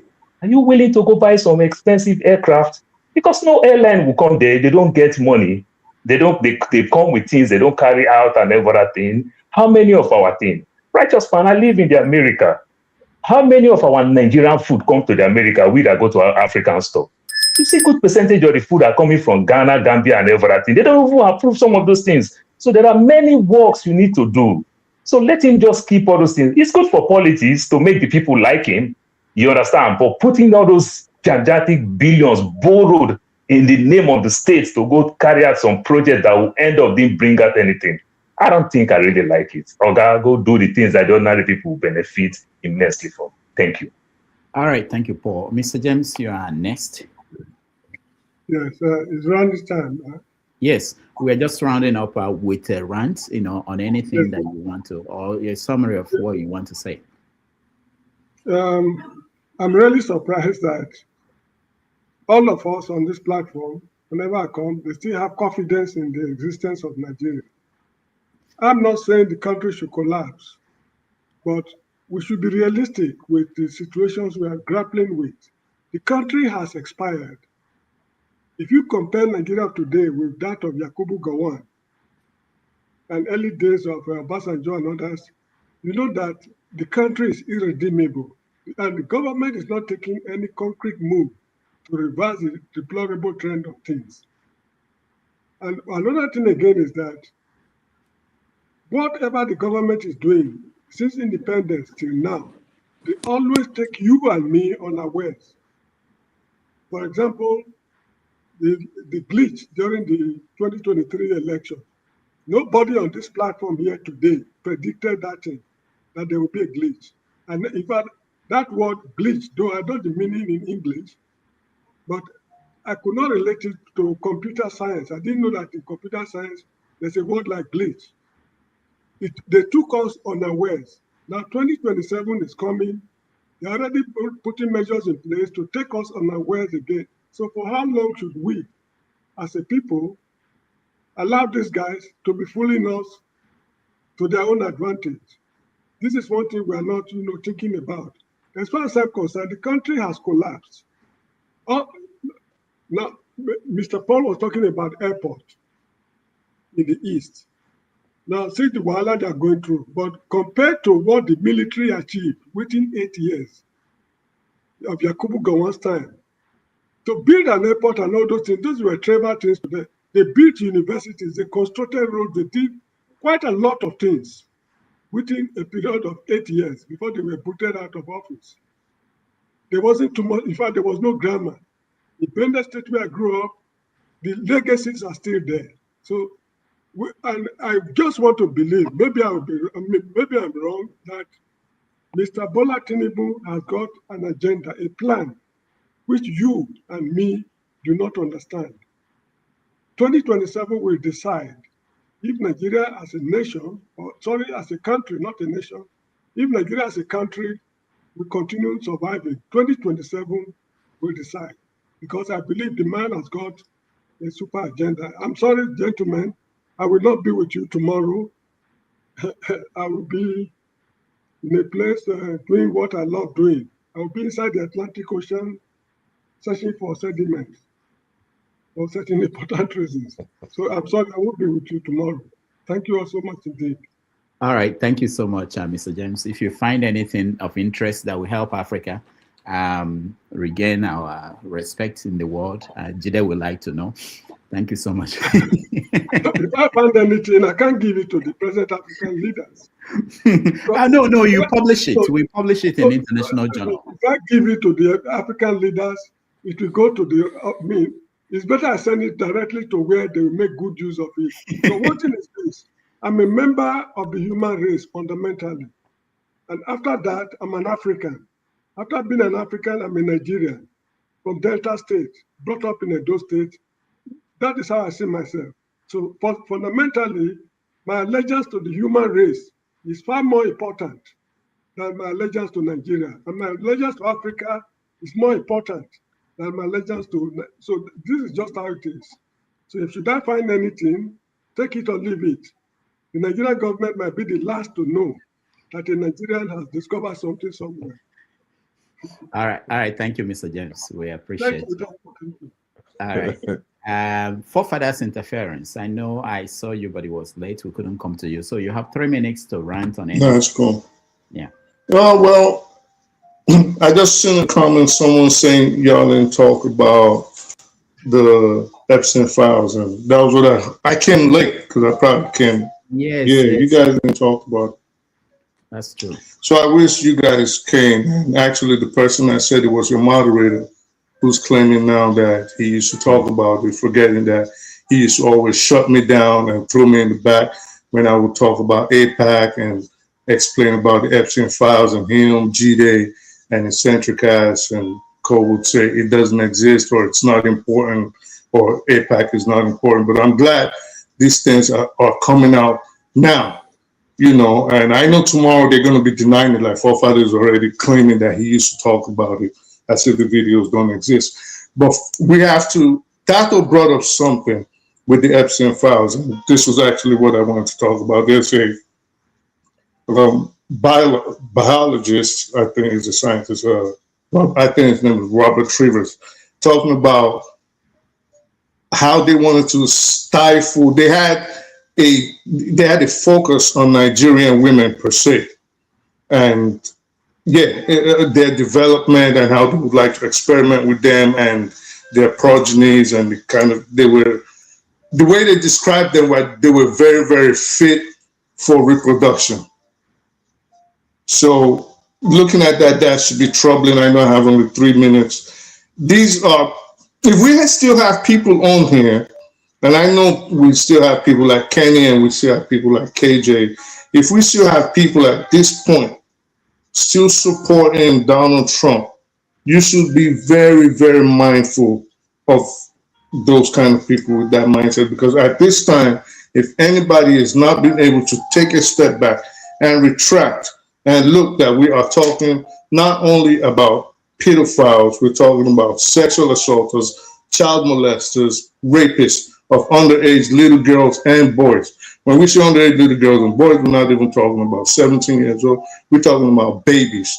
Anybody at this point that still supports this government or the movement, you should be wary of them around children. And I say that with all disrespect. Be wary of them, because we're talking about cannibals.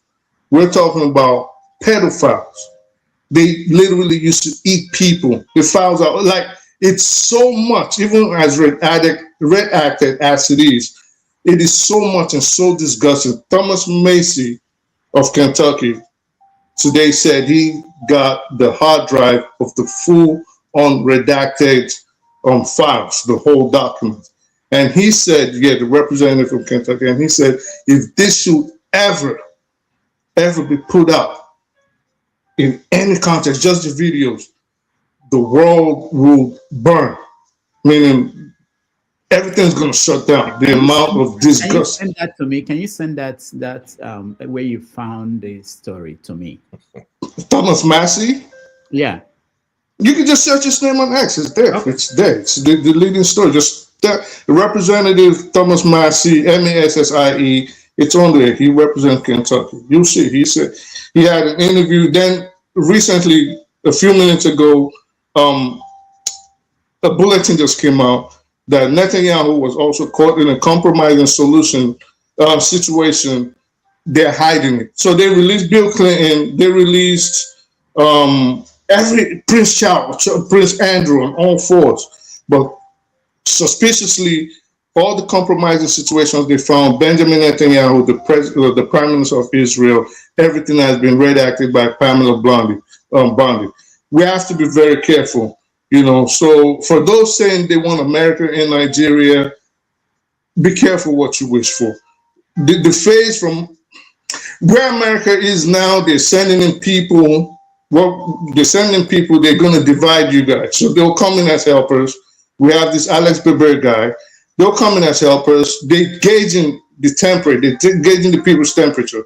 So they'll talk this way and see where the people go, and they'll talk that way. And some of you will go this way, and eventually they're going to still come back and still try to help you. This is what they did. They did it in Venezuela. They've always done it everywhere. So be careful. I'm not saying he is. Personally, I would not trust him because there's a lot of black people that need help here in the United States. You can't tell me you love black African Christians more than you love black American Christians. So why haven't you done anything for black people here in the United States? We have south side of Chicago in peril. We have Skid Row Drive in Los Angeles. There's problems there. We have New York, a lot of homeless in New York City. Black people, you can help them. But you decided where this mystery funds came from. You decide you're going, you're speaking on a Nigeria that has a lot of internal strife and internal problems based on race and religion. You're going there, you're amplifying it, and the Nigerians are clapping for it. Then the next thing, he's calling for help from the United States military. The next thing, they're going to be there. You guys are just going to kill yourselves. That's what's going to happen. So we really need to be careful about who we think are helpers, because a lot of people are wolf in sheep clothing. But again, Nigeria, look at the Epstein files and see the caliber and the character of the people you are hoping to come help you. See how degenerate they are, see how disgusting they are, see how nasty they are. And finally, if anybody at this point is still clapping their hands for this kind of people, be very careful when you have your kids around them, because they're basically telling you there's nothing wrong with raping and diddling little kids. All right, thank you for that interference. I normally don't make a comment after any rant, but I want you to send. I didn't see any news carrying what you just said about Representative Massey, that he had the file, unredacted file. He said it was sent to him. Can you send that to me, please? All right. I'll look for it now. Recolonization. Go ahead. Thank you again. I say let me come and join the ranting, because a lot of people have said, you see, these are our brothers who are talking, you know. Sometimes I cannot stop laughing at them, you know. They are talking about pedophiles, but there's a religion that we marry a girl of 9 years old and it's okay to them. You understand? They have a religion that and there's a religion that rapes. There is a religion that rapes 5-year-old children. There is a religion that rapes 5-year-old children. Yeah, please just calm down. They will reach you, my brother. When they come, they talk about pedophiles and all those stuff as if we are stupid. But they have a religion that we marry a child of 9 years old and it's okay to them. That is not what I came for. I just want to remind them that some of us are still educated to some level. What I wanted to say, Dr. Damage, in my ranting, is this: if you see bullies, I don't know whether you have been bullied once in your life. Bullies are people who are cowards. They are cowards. That's why they bully. Because, and anytime you stand up on a bully, so, but this one don't do, they will start telling you different things. Nigerians are being bullied. They're giving us option in that country. Go to election if you are not satisfied with the system. Election in Nigeria, everybody knows it's just I always speak English. I don't know whether they say that charade or what like that. It's just rubbish. You understand? And that is the only option left to the Nigerian people. Nigerians voted last time for Epitobi. They denied him. They told us glitches. We couldn't rise up. We wanted to rise up. Epitobi said, don't rise up because they will just kill you people. I don't want you to die for, you know. So all these people who are saying we are clapping for America, it's because there's no other option. We need help in Nigeria. If America and Donald Trump wants to help us to solve our problem, to remove these bad people from us, they are welcome. That is what the Nigerian people are saying.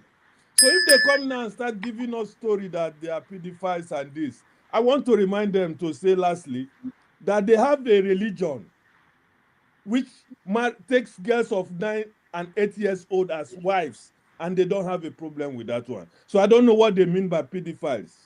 Thank you.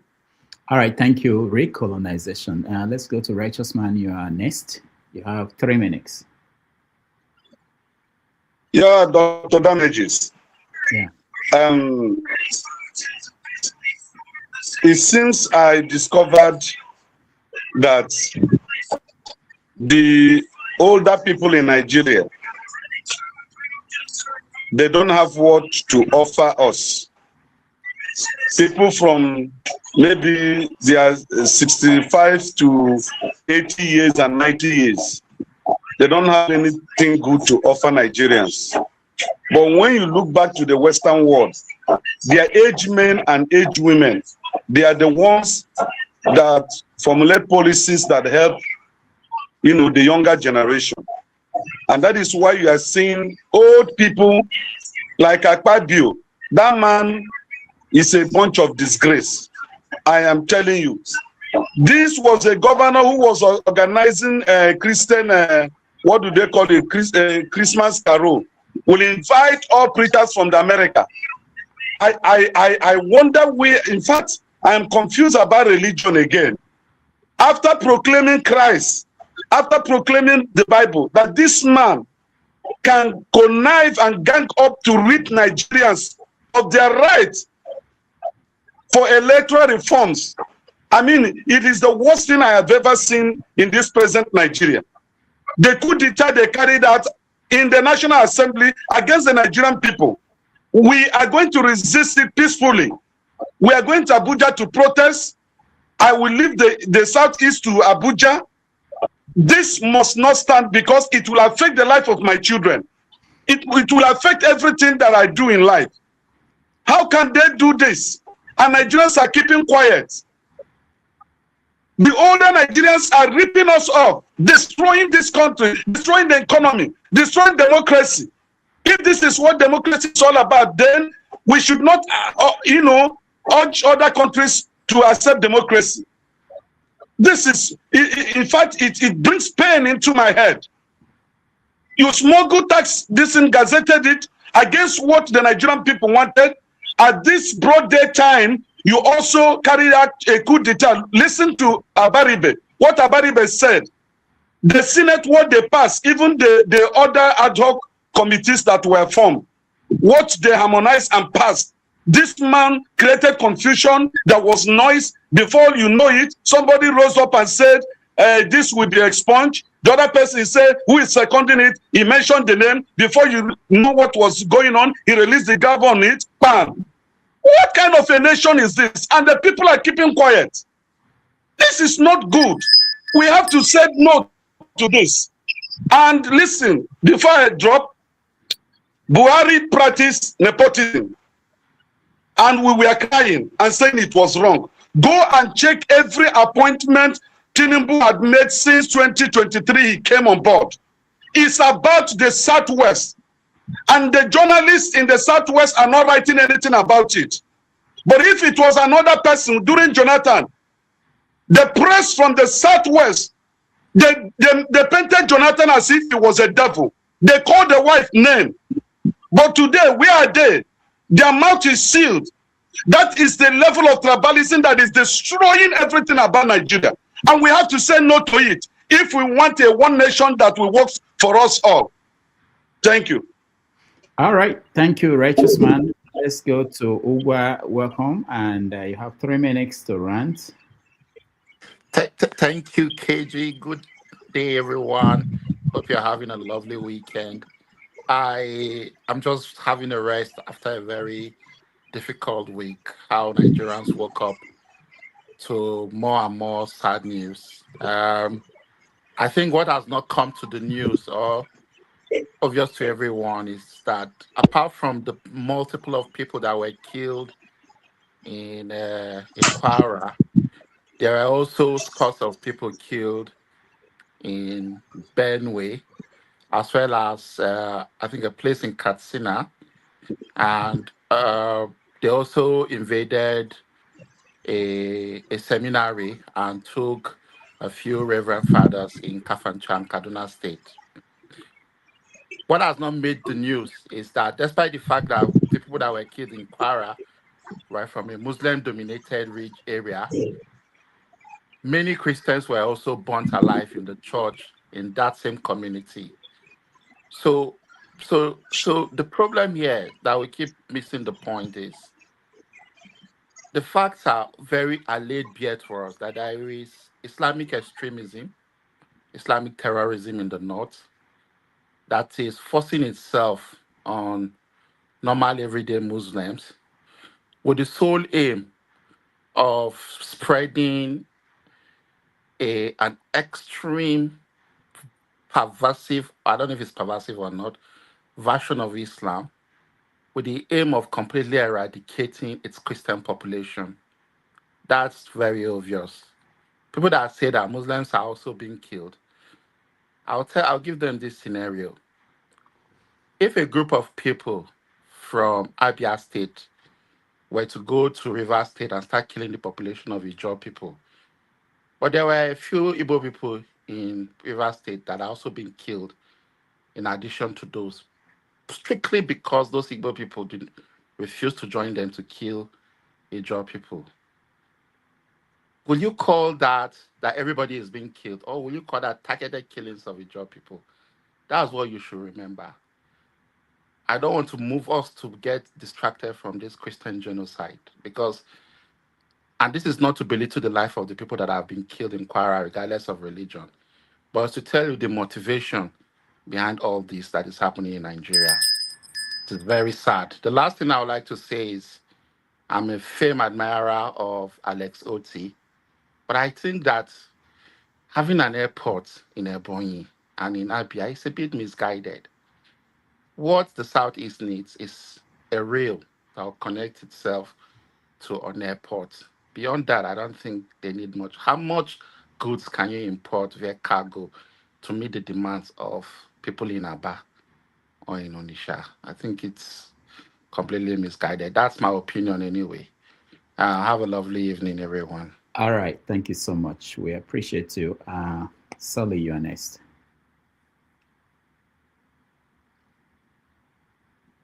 Yeah, can you hear me? Yeah, so I wish you put me after Paul because I wanted to address him. All right, I can put you after Paul if you want, but I don't even see Paul. Paul, no, he spoke already. Oh, okay. Yeah. Okay. So I just want to say I don't see the point of him talking about Alex Oti. You know, Abia people are enjoying the benefit of democracy. At least I would say out of all of us in Nigeria, all the states in Nigeria, the people are enjoying true democracy. Abia people, you know. I've been tracking and watching their pages. Yes, Alex Oti has done some things, but you know, overall, I'll give him 98 over 100. You know, the people are ready to defend their leader. How many politicians can say that in Nigeria? That they are not paid for. Remember, in politics, one key thing is you are not paying for your followers to defend you. If you can get that, you see, this man reminds me of Tinubu. I won't lie. I'm not saying the bad side of Tinubu, but you know, he's a very strategic man. Even his composure, he doesn't let people get to him. He's very quiet. And that kind of person, he looks very normal, but he can be a very dangerous man too. That's why I'm just looking at all these other APC people going there to threaten him. You are threatening somebody and the person is staying calm and you are not scared. You know, so we in the Southwest, we are not doing any better. You know, face your own house. Sanwo-Olu goes around, he wears $200,000 watch, not one, no, multiple types, and he's going around poverty, abject poverty, and he's wearing this comfortably. You know, those are the kind of leaders that we have. Dapo Abiodun, even when Anthony Joshua had an accent, this guy still didn't even care about his state. They had to bring ambulance from Lagos State to come and carry him. Look at the problem we have, and mostly I'll say my Yoruba people, they come online, what is your business with Abia State? What is your business? People in Ogun State are being unalived because majority of our hospitals don't even have good water supply. That's the hospital. And you are here ranting and shouting about Abia State. We are not facing our own issue. We call ourselves the most educated. I'm telling you, Southwest is going to dust us in education very soon. And we will not know how it happened because we don't used to mind our own business.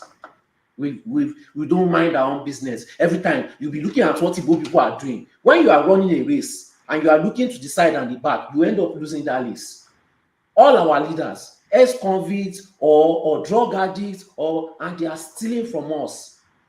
And they are showing it in our faces. Our education is crumbling. Everything is crumbling. You know, it's only when they want to do election that they'll come and be shouting that they've done something, and they'll do it at the last minute, and they'll do a shabby work about it. But you know, majority of us have been conditioned to serve. And I'm talking about Yoruba people. A lot of Yoruba people in Nigeria have been conditioned to serve. Even some of them in UK, they've been conditioned to serve. They accept their society, their role as a slave, and they are ready to fight for it. You know, and it doesn't matter who gets the appointments. If you are that easily distracted by appointments, please get out of the way. We've passed that stage. They are appointing most of those people because they know that it's going to keep you distracted. No matter how the appointments are, every one of us have people from our tribe in those appointments, and they are all failing. So it's not like there's anyone that is special. Okay, you said you have small of your people. Why are those people not performing then? Why are they not showing that they are the ones performing and the rest are failing? But all of them join together to fail against you. And you are fighting for the appointment. God. Like we're bred to serve. Bred. That's why I say colonialism has damaged some of our brains, but we don't know it. It took me a while. It took me years to realize how much damage, me personally. And I had to realize that myself. And that came from talking to a lot of Black Americans, because there's nobody that knows these people more than these Black Americans, no matter how you want to judge them. Even when Fela eyes opened, it was a Black American woman that opened his eye, not an African. So colonialism has finished her brain. Look at how many homeless people are in Lagos. You will just be closing your eye. You want to sweep it under. They remove the people of Makoko. You are saying the place is looking bad. And this is it. When those people come and rob you, because those are thousands of people, when those people come and rob you, that you want to sweep under the carpet, you know that the state will not give you enough protection against them, right? Because they will surely come and rob you. And they will be very violent and aggressive about it, because now they have nothing to lose. And they have to survive. Hunger is worrying them. You'll be fighting for what does not benefit you. I don't like the way it looks. Because you think that you are poorer, they are poorer than you. You just start collecting small change. You are looking for who to oppress very quickly. Some of you, your yearly salary is not the minimum wage here. And this is the ordinary Europe. It's not the minimum wage. And you quickly want to oppress. You're like, God. Like, look, what about us? Our society is crumbling. You're just talking, everybody, talking about everybody, what other people are doing. And let me tell you, I know why you are doing it. A lot of you grew up in a better past my neighbor. You know, even though some of you pretend that you do not. Lagos was full of a better past my neighbor. And that's where a lot of you grew up from. So you still have that mentality. Even though some of you have traveled out, you still want to be better than your neighbor. That's why you enjoy seeing our society crumble. I know. You also want to feel better than some Yoruba people. It's now your turn. It's your chance. Okay. Finish us. Finish us. The South is to pass us. I bet you, in the next 10 years, they will pass us in every single way, because they are used to pressure. We have been comfortable in this Nigeria. They are used to pressure, and they will beat us. And what is your plan then? Because our leaders, they've already, these people are winning $200,000 watching. And in different occasions, it's different watches. Different watches in the midst of poverty. And Lagos is dirty. Come on, Lagos is dirty. Forget is that outsiders are telling us that place is dirty. Are you going to keep on fighting them and the debt to keep on piling them? How many things are we going to try and push under the rug? We had the advantage. We had everything. And till now, we still have the advantage. But we don't want to take advantage of it for what is not benefiting us. All right. Thank you so much. I was trying to, as you were speaking, I was trying to find a picture of that fella's, the African-American lady. I met her in California. That reset Fela's mind, but I couldn't pick it up quickly. All right, Tony, you're next. Yeah, two things I want to speak on. First of all, thanks to Soli, for your rant. I sometimes very desperate situations require desperate action. For instance, someone who has a life-threatening medical condition. Maybe the last saving grace would be to go for an operation, and you know that you have to sign. The 50-50 chance sometimes for some sort of operations, but you're likely to die or have your situation, bettered by the operation. And I think that's the situation that Nigeria is in now. And I want to throw a challenge to people here on the platform who say that, Trump should not come, America should not come, we should just leave the situation. The killings that we see, heartless killings, homes destroyed, people burnt alive, and the government that is supposed to provide you security of life and property is either in cahoots with these people or totally incapable of protecting you. There are no policies that you can look at that will give you succor, give you hope that the government is for you. There's no empathy. So those people who have said that and talked about American interest and all that. Now, the question that I throw to them is, consider that you are a victim. Your family, your community, is under this threat, destroyed, totally the way we see in Benue, in Plateau, and some other places all over the country. And then someone comes to say he wants to help you on the invitation of your government, having accepted that they're incapable. You will say no, that the killing should continue. They should continue to massacre your family and your. I think they are being disingenuous with the truth. I think we're being disingenuous with the truth. And so that's the question that I throw to them, because when they say those things and do all the quantifications, they don't offer a solution. America should not come. So what next? What do we do? Sit down and watch this evil go on unabated every day on a daily basis. I think you are unfair. I think you should look at yourself in the mirror. Can I answer that question? No, don't answer. When it comes to your turn, you say. I think you should be ashamed of yourself. Now, finally, I want to talk about the First Lady's trip to America to go and pray, because God is only in America, it's not in Nigeria. So when she goes to go and pray, and I don't know what she's praying for, whether she's praying for America, or she's praying for Nigeria. But I would think that with the myriads of problems that we have here in Nigeria, you should stay here. And since you belong to the largest church in Nigeria, and maybe in the world, and you belong to a daddy GO that is so holy that he can sit down and drink tea with I've mentioned it before, and drink tea with God. I think that is the place to go and pray, either for America or to go and pray for Nigeria. I think this is a waste of money. I think it solves no problem. I think it's a denial, and I think that it is nonsense, bereft of any modicum of decency. I stop there. Thank you. All right, thank you so much. I just wanted to share. I finally found a picture that I wanted to share after Sully spoke. This was the lady. I think I forgot the year that I met in California. It was at a studio where she was being interviewed.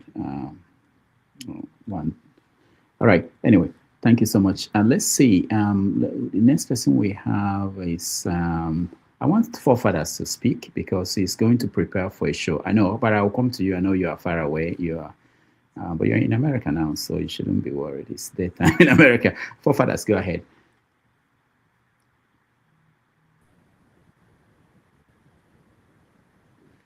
Forefathers, is that how you are going to host the next stream? We better find somebody else. Your internet is terrible. We can't hear you. Forefathers. All right, go and figure out what's going on with you. Comparable facts, honest. Hear me? Oh, okay, okay, you're here. Okay, go ahead. Forefathers, go ahead. Okay, want me to go ahead? No, no, I had his voice once. Forefathers, look, you're disgracing the Oh, okay. British internet. Forefather is gone, but anyway, let me go ahead. Thank you very much. He's not British. It's Nigerian internet. Can you hear me? Okay, okay, hold on. Comparable facts. It looks like forefathers we can hear you. Are you in Nigeria? Can you hear me?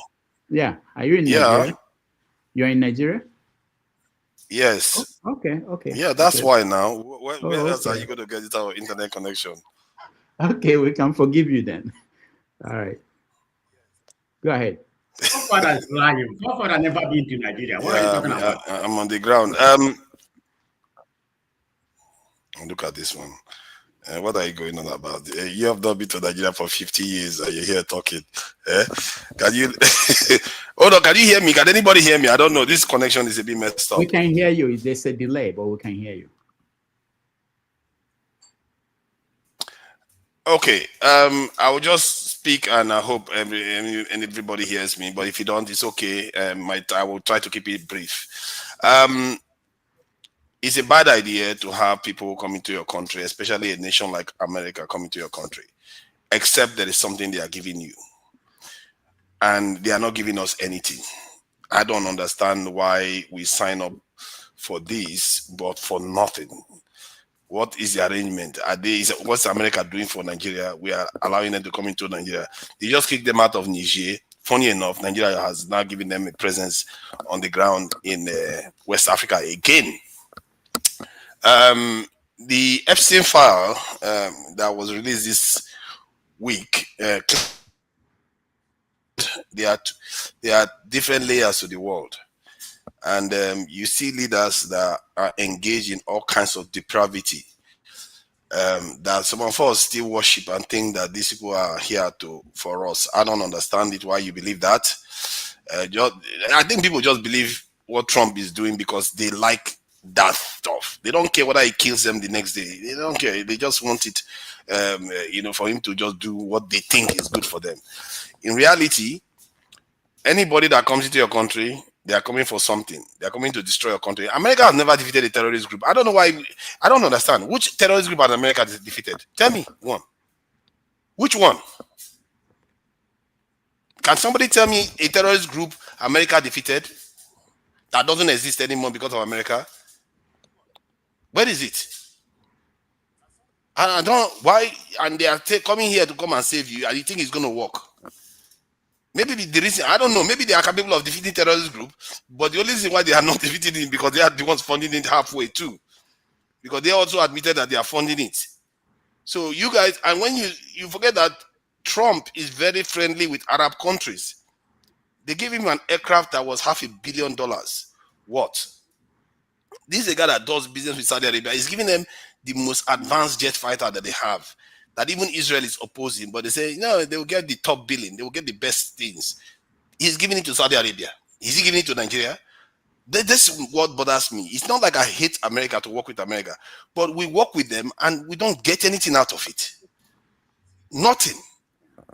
Egypt, North Africa here, has 218 F-16 jet fighters from America. We have been friends with America forever. What are they giving to us? Zero. They've not given us one. What kind of, maybe it's just us. Maybe it's not America that is the problem. It's us that is the problem. Because Egypt is able to get something from them. Japan is getting something from them. South Korea is getting something from them. Taiwan is getting something from them. Why is it our own is always different? Our people lack ambition. They just go around playing houseboy for everybody that they see. It's just, when I watch our people there, the way we talk about our issues, we forget that God gave us something that he gave other people too. You think, those people are there for you to go and serve them. No, that's not what God created you for. God created you to stand like them. If you choose to stand like a slave, don't be surprised. It's your family or your children that they are feeding on. the way they fed on some of our slave or some of the slaves. When they don't like you there anymore, they decide to wipe you out. What will happen? They come to Nigeria, they put something in our food, we eat. Within 2 generations, we are all gone. What happens then? Do you know how the capacity of evil these people are capable of doing? Do you even understand it? When you open your door to something you can't control, you can't control them. When they come in, you can't tell them, stop there. As a matter of fact, we can barely even control them from coming in. Because if they come in now by force, it's going to seem like the whole world is going to be against them. But now we welcome them in, and we are welcoming a force we can't control. That is it. We don't think about it like that. We think about it like, oh, they're coming to the airport, they are normal people, there's UN, there is no. This is real world, like wild world, where an antelope does not plead mercy with the lion. That's how it works. This system that you see now is just a charade. It never existed barely 500 years ago. A new system will come again and replace this one. In the end, it's for you. All right. You hear me? We have the solution. The solution is not even that hard when you think about it on paper. We can do things to solve the problem. It's very, very simple. We can do things to solve the problem, but we are choosing not to.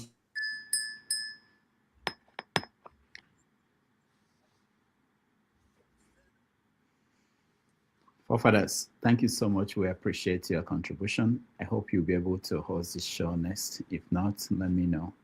Mazakwara, you're next. Yeah, thank you, Dr. Rudolph. Yeah, you know, one thing about us, I mean, particularly Nigerians, were too hypocritical.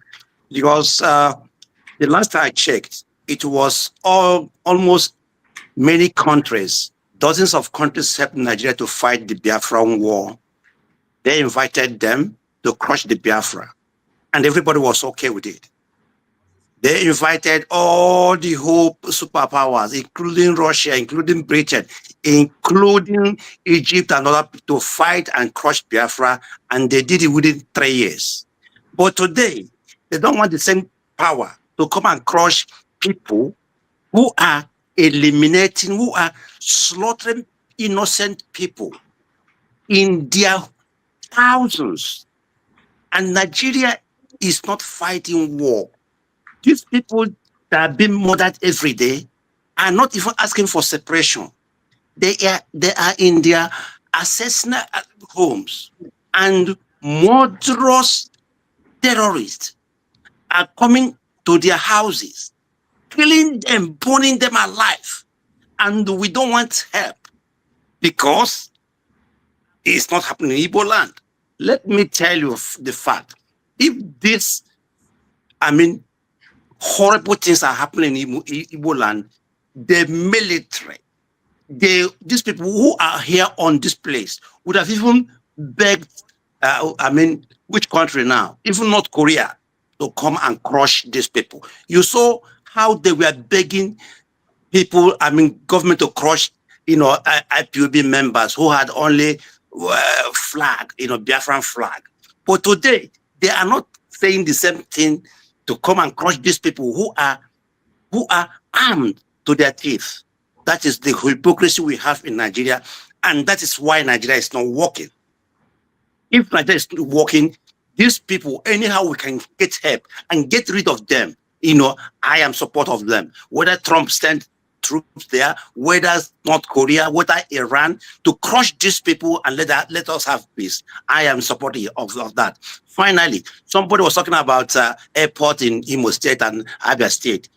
Ask yourself, why is there, as we speak, Air France, Lufthansa, they are landing at Port Harcourt Airport, but none of them is landing in Imo State, Enugu State, all the whole states of Igbo land.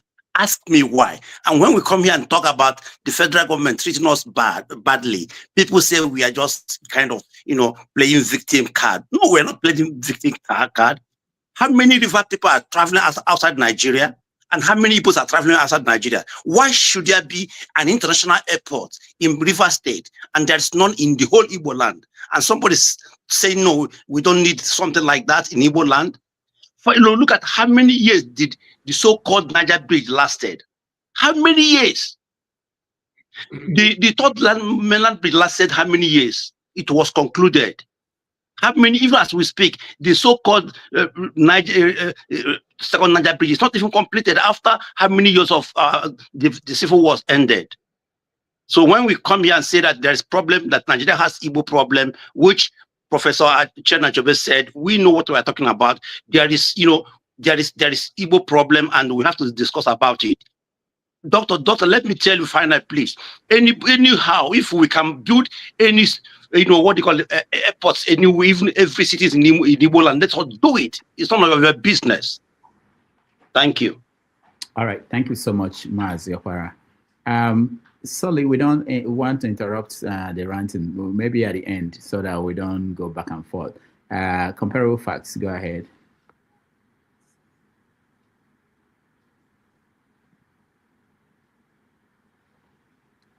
Can you hear us?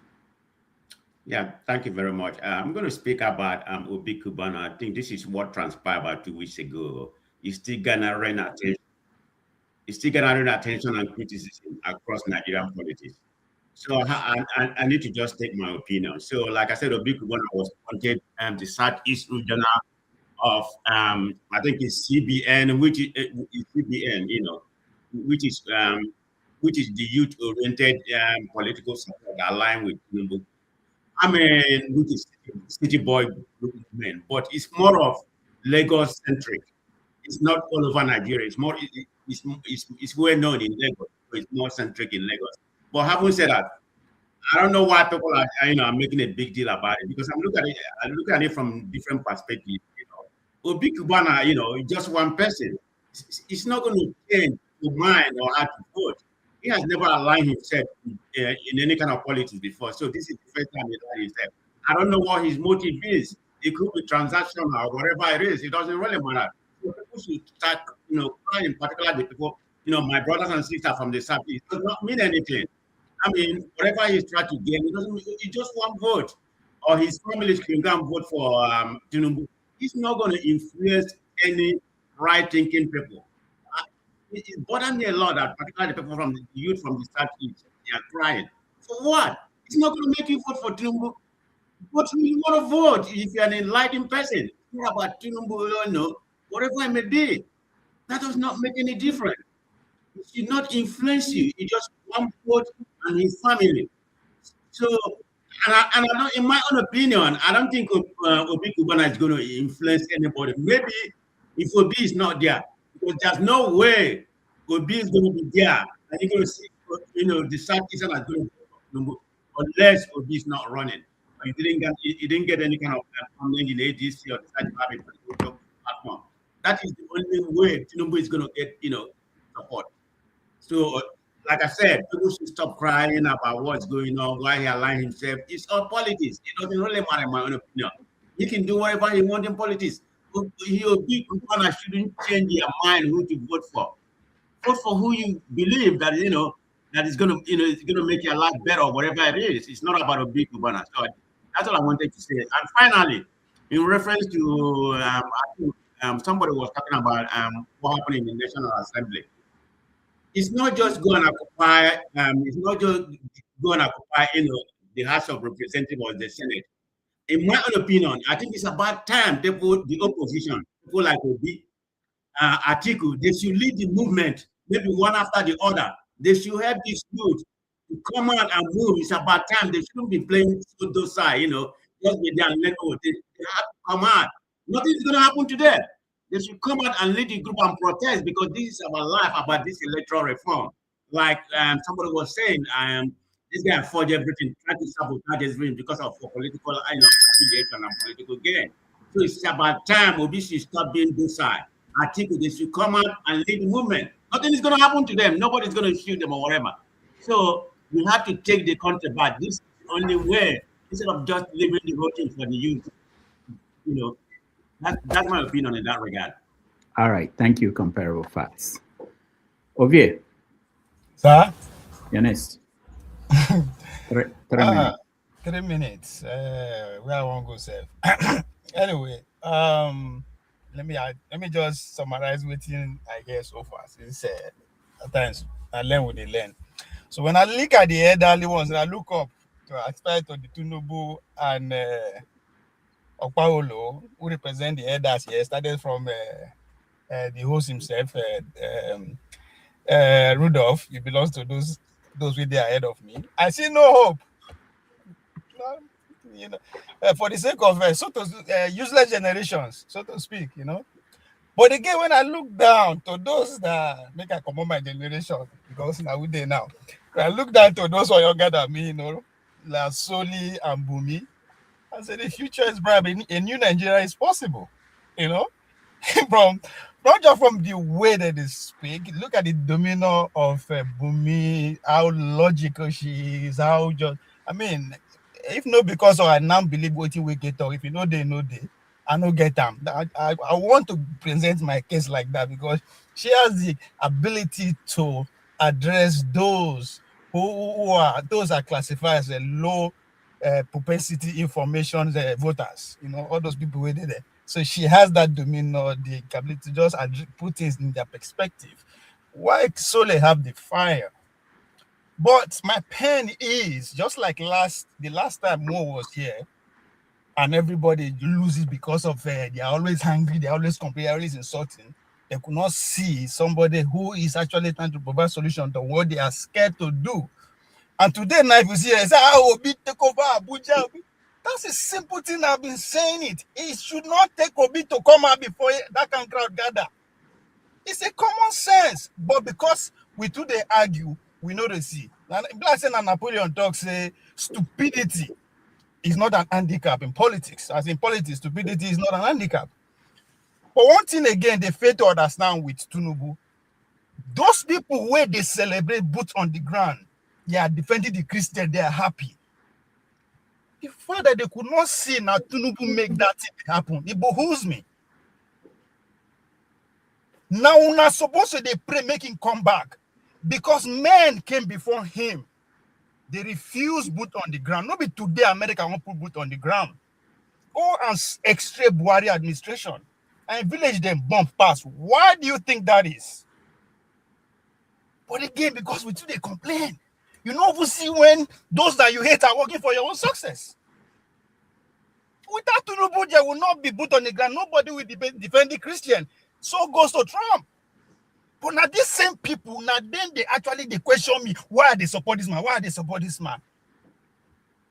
Is you stupid? As we say in the ghetto. Again, because now English will they speak, we don't even know the meanings of the words. Revolution, revolution, revolution, revolution. But your action speaks otherwise. So if you want what is happening to continue, what do? You support the people who are making sure it happens, even if they are not in your camp. Look ahead. That's the logic Bumi is telling you. Doesn't matter if you're a Christian or a Muslim. These people will not bring solution come. But I'm not against it. Because at the end of the day, something is going to, there will be something. Some people will be left, either dead or alive.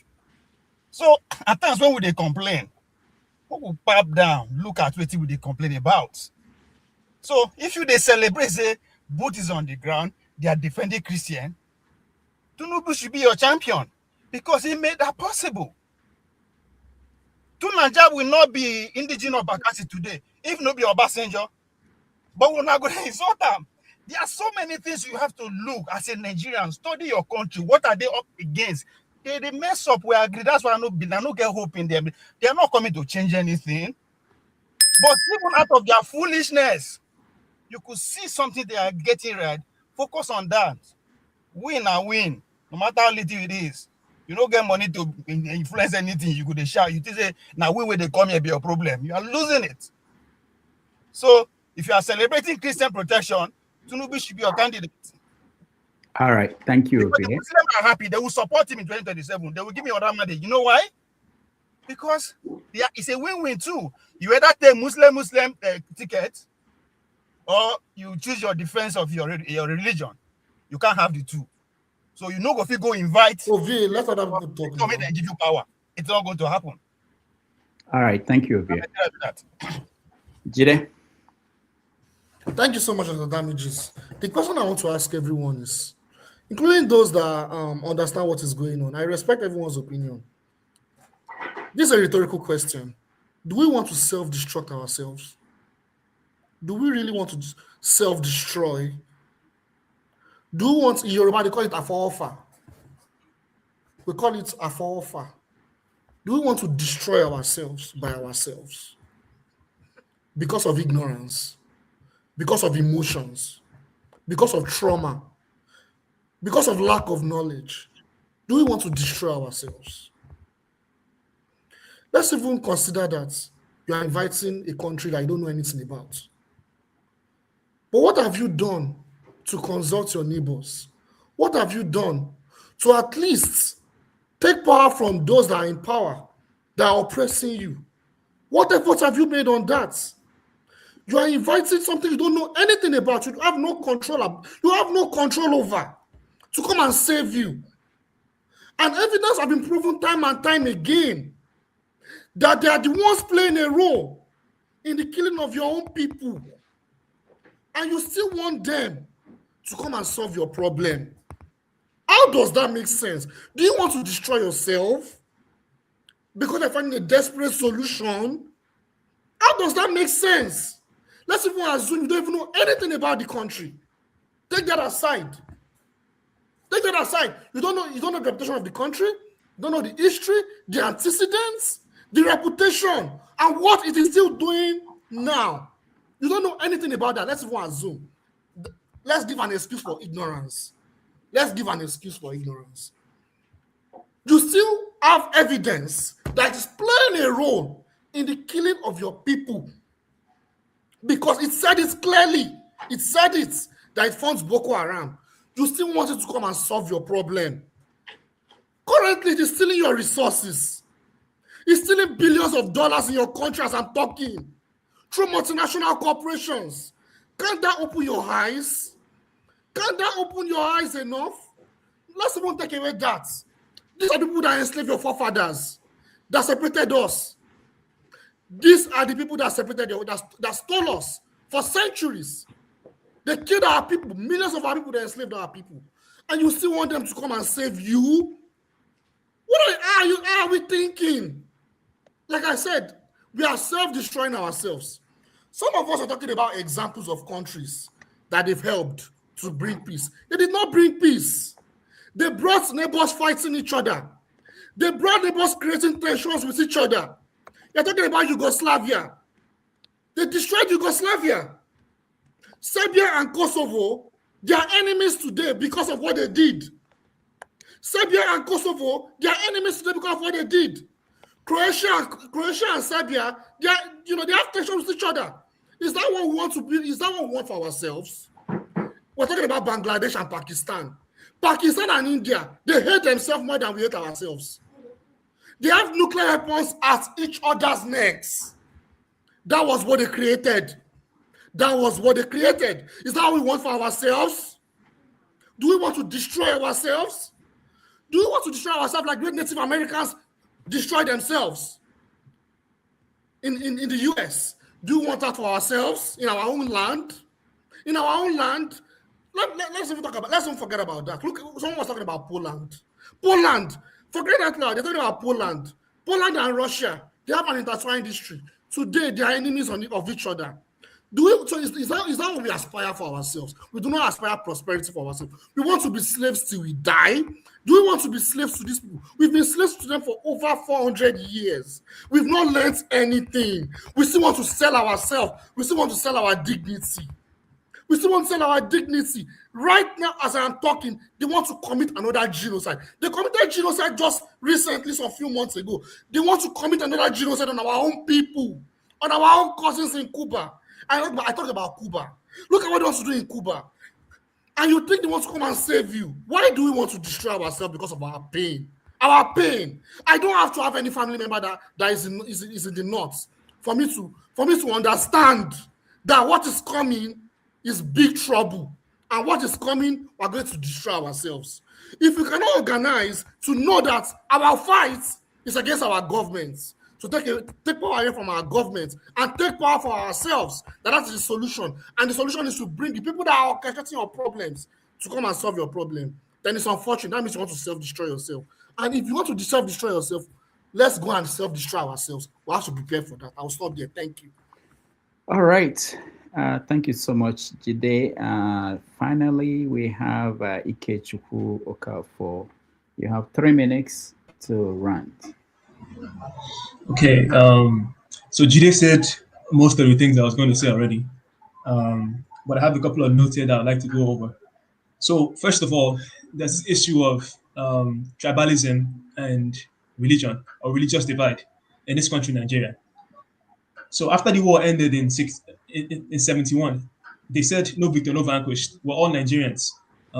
Of course, you can say you're Igbo first or you're Yoruba first or you're Hausa first before you're anything else. Why? At the end of the day, we're all Nigerians. And I believe that if we stay together, we'll have a stronger, more prosperous nation. That being said, we need to put aside all these divisions that we have, because when it comes down to it, we all bleed the same blood, irrespective of what tribe we're from. It doesn't matter how rich or how poor you are or what religion you follow. Like, there's no need to be separating ourselves based on religion, because that's a backward way of thinking. And if somebody on this panel has said something you don't like, or if somebody you run into on the streets says something you don't like, you have a conversation with the person and you figure out what it is you agree on. Because when it comes down to it, each of us have more in common with each other than we do with the people that have us in this mess that we're in as a nation. So it's better for us to find those places that we agree on things and then build from there. Because if you don't come together, the people in power that are taking advantage of us, that are using our resources to benefit themselves and their family, they'll keep on working all over us. And then the only options we have is to flee the country and go somewhere else, where irrespective of how much we have or what we accomplish, we're always looked down upon as second-class citizens because of the color of our skin, because of our country of origin. Because ultimately, it doesn't matter how rich you are, they will look at you as a black man. And they'll say, if you are that good, if you're that wise, why is the country a shithole? And you don't have a response for that because your country is a shithole. As unfortunate as it is, our country, Nigeria, is a shithole. I've been to multiple countries. I've been to countries on the African continent. For example, small Kenya. Kenya is 10 times more developed than Nigeria. I'm ashamed to say this as a Nigerian because I'm a Nigerian patriot. I'm ashamed to say this, but Nigeria has nothing on Kenya, and Kenya is a small country. We have all the resources, we have all the manpower, we have all the culture. We're basically the trendsetters in Africa. But despite all of this, we're not able to put this to good use because we keep on dividing ourselves on things that are really irrelevant. If I say something you don't like, why are you attacking me? I don't have any power. Attack the people that put us in this mess. So all I'm going to say is that we need to unite as one another, as brothers and sisters. Put aside the differences, find what we agree on, and form a coalition to take back this country. Because if we keep on letting things go on the way they're going on, it will be worse for our children and our children's children. It will come a time where they'll be slaves even before they're born. Because that's essentially where it's trending towards. Because our leaders in power right now are selling off our future generations to enrich themselves. I mean, it cannot keep happening like that. Another thing I'd like to say is that we need to learn from history. Because if you don't learn from history, you're bound to repeat those same mistakes that were made in the past. Look at our brothers and sisters in the AES, Mali, Niger, and Burkina Faso. They had Western support for years, and they weren't able to achieve anything. The terrorists held territories all over Mali for over 9 years, and they weren't able to capture a single city or a single village. But now, in how many months? In 2.5 years, they've taken back almost all the territories controlled by the terrorists. So if it is that they're so powerful, they have all this intelligence, have all these resources, why is it that they couldn't help them? It's because they're funding them and they're using them as a destabilizing force to extract resources from them. So like if you were not able to learn from the experiences of people in the past, because I don't even go to places like Afghanistan, Iraq, Syria, Yemen, South America, they've done this same playbook over and over again. If we're incapable of learning from these mistakes, then there's no, we should just pack everything up and just hit the self-destruct button because there's no point. But as a Nigerian patriot, I'll do my best to keep on fighting and pushing these ideas that will unite us as citizens of this country, to unite and back credible candidates. And another thing is that we'll say, okay, well, what's the solution? I'm not saying the US should not come and help us fight terrorism. If they're coming, they need to give us something tangible. They can't just come and be on the ground and rip our resources. So let me just end with this. Like ultimately, as Nigerians, we need to come together as one. We need to back credible candidates, organize in a structured manner, and do all we can to ensure that the people that get into office are those that are capable of doing the right things to help us go in the right direction. Thank you. All right. Thank you so much, Ikechukwu. Let me play this video and then I'll... How are you? Fine, thank you. So nice to see you. So nice. Well, how are you? Very well, thank you very much. Very nice to see you. You look very well. So do you. Yeah.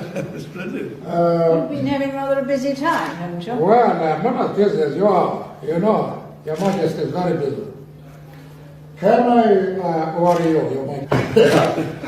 I'd like to do that. Yes, lovely. Yes. Thank you very much. Well, now or later? Well, I mean, are they behind you? With you? No, Oh, no, outside. Oh, right. Well, Yeah. should we see them when we... Yeah, okay. No, good. Thank you. Thank you. Do you want to just have one photograph? Oh, the usual, thank you. the usual thing. And then this one.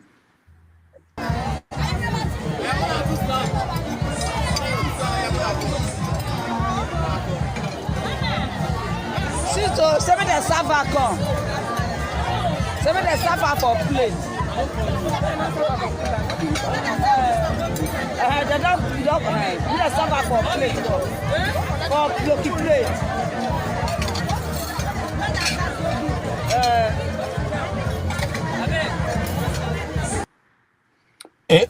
Dr. Dameji. Yeah. In support of those children, party rice is no get rival. Party rice is sweet, so forget those one. Just like you, we don't do that kind of thing before too. So, but to Okafor, I appreciate your view. But I think you see why you notice that little difference between Nigeria and Kenya, because there is a step that the Kenyans have overcome, same like the South Africans. To some extent, they fought for their freedom with their blood. We, on the other side, we negotiated. So the question we should be asking, what are the times of the negotiation? Because in recent, we never free. We are not free people. We have the illusion of freedom. There's not we are not close there yet. So freedom is not given. You have to take it, and it's going to cost you. So all right. That's all where right. that's the stage we are still out. We see day one, we see day one. They don't go up small too. So they are focused on trying to be economically free, right? So that's what those two nations are fighting for. But we on the other side, Rudolph said not sure I ain't going to become a president with the disguise of Igbo. I'll get Igbo vote so I can be president. Jide the same thing. I get Yoruba vote, I can become president. You know. Now people at the end of the day, we go we the minorities, we go play them, we go sit down there. Okay. Yes. I played that Mandela video for you Yes. To see the kind of people that could go anywhere in the world and carry themselves with dignity as Black people and Black man. Those are the kind of people you can put their pictures behind you, not people that No. well, hold on. I'm not saying so that you respond to me. I see your point. I'm I want rounding to up. These are the kind of people I forgot that his name. I'll look for it.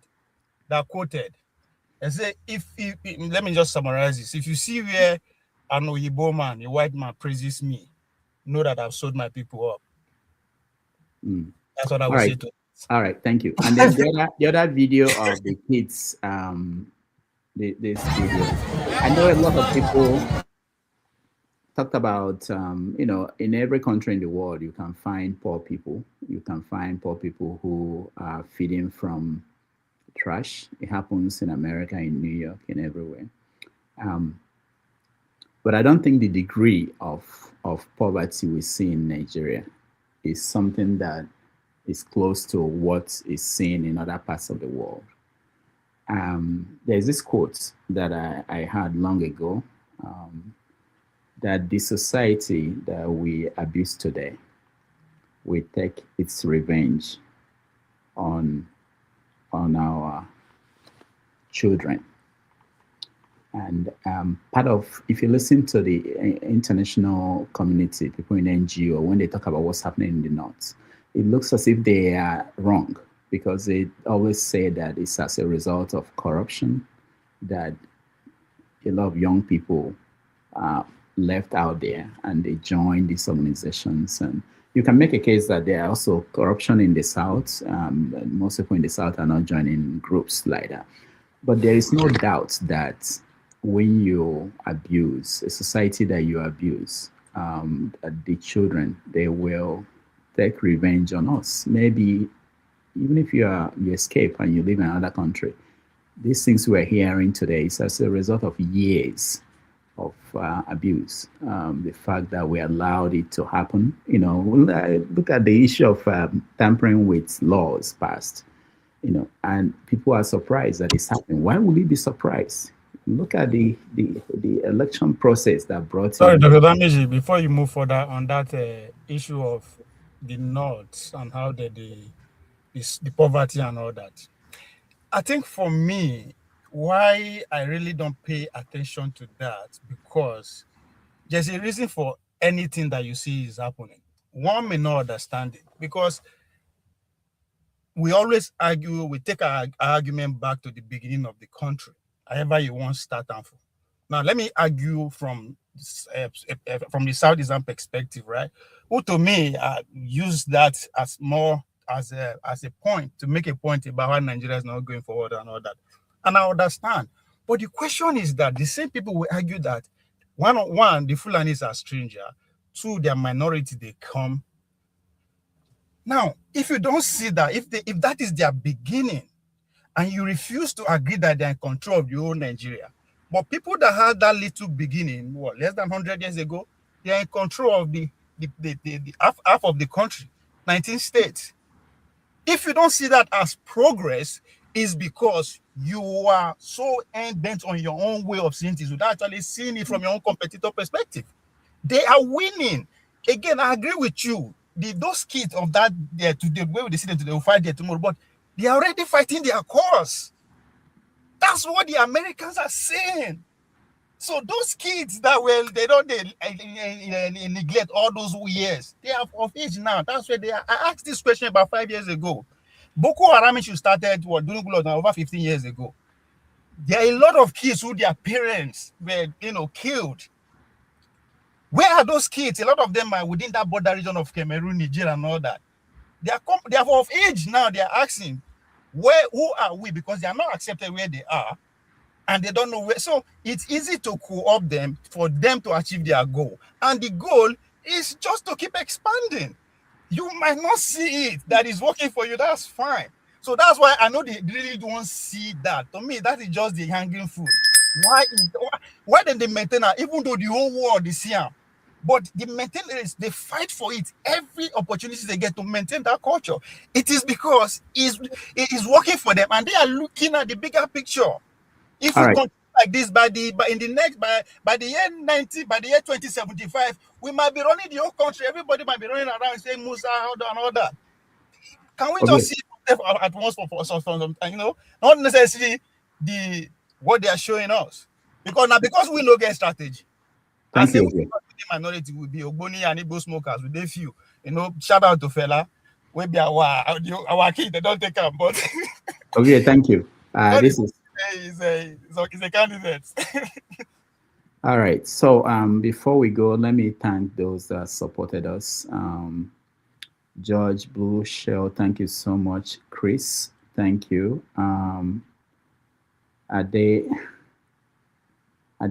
Adeleja, thank you so much. Oscar Blackbone, thank you. Nana, thank you. Victory, thank you. I need to mention one man, thank you.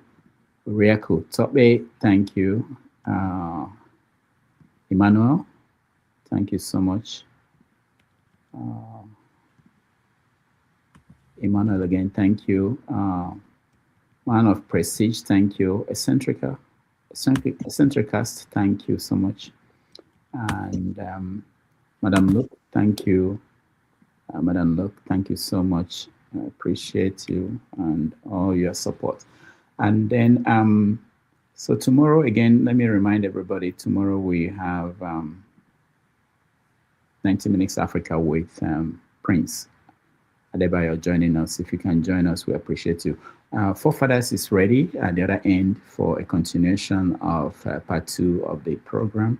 So I thank everybody who watched, those who watched at home. If you didn't like the show, please click like. If you did not subscribe, please subscribe to the show. And please continue to care about Nigeria. The conversations we're having, it may not look as if it's important. I think it's important, and it continues to impact people. I hear from several people. They follow what we do, and it's part of their conversation. So thank you all. But let them know that I'm looking for Sheyi Tinubu's number. Ovie, this is for you, actually. I have a video for you. I don't go one as far. Even these ones, I want all the council workers to know this. The governor of Edo State voted 100 million naira for us to use for Christmas, for buying rice for everybody in the council, in the politician. They went as far and bought only 40 million naira rice.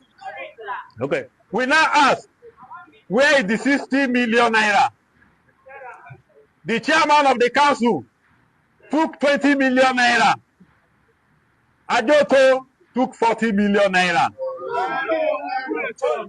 This is what brought quarrel in between the house and said, how can only you took 40 million naira? What about the rest people? This is the quarrel so far. I want the governor to notice this, that this is what is happening in Akoko Edo. We are begging the governor. The voice of Akoko Edo people is that we don't need them again.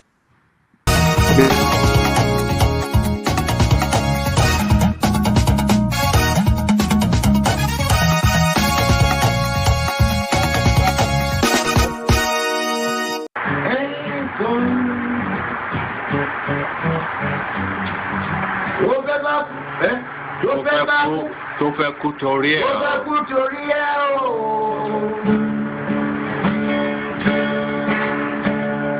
Ọwọ́ ẹni ló ti ṣàánú kọ́. Ayé la bá, ayé la fi sílẹ̀ sí.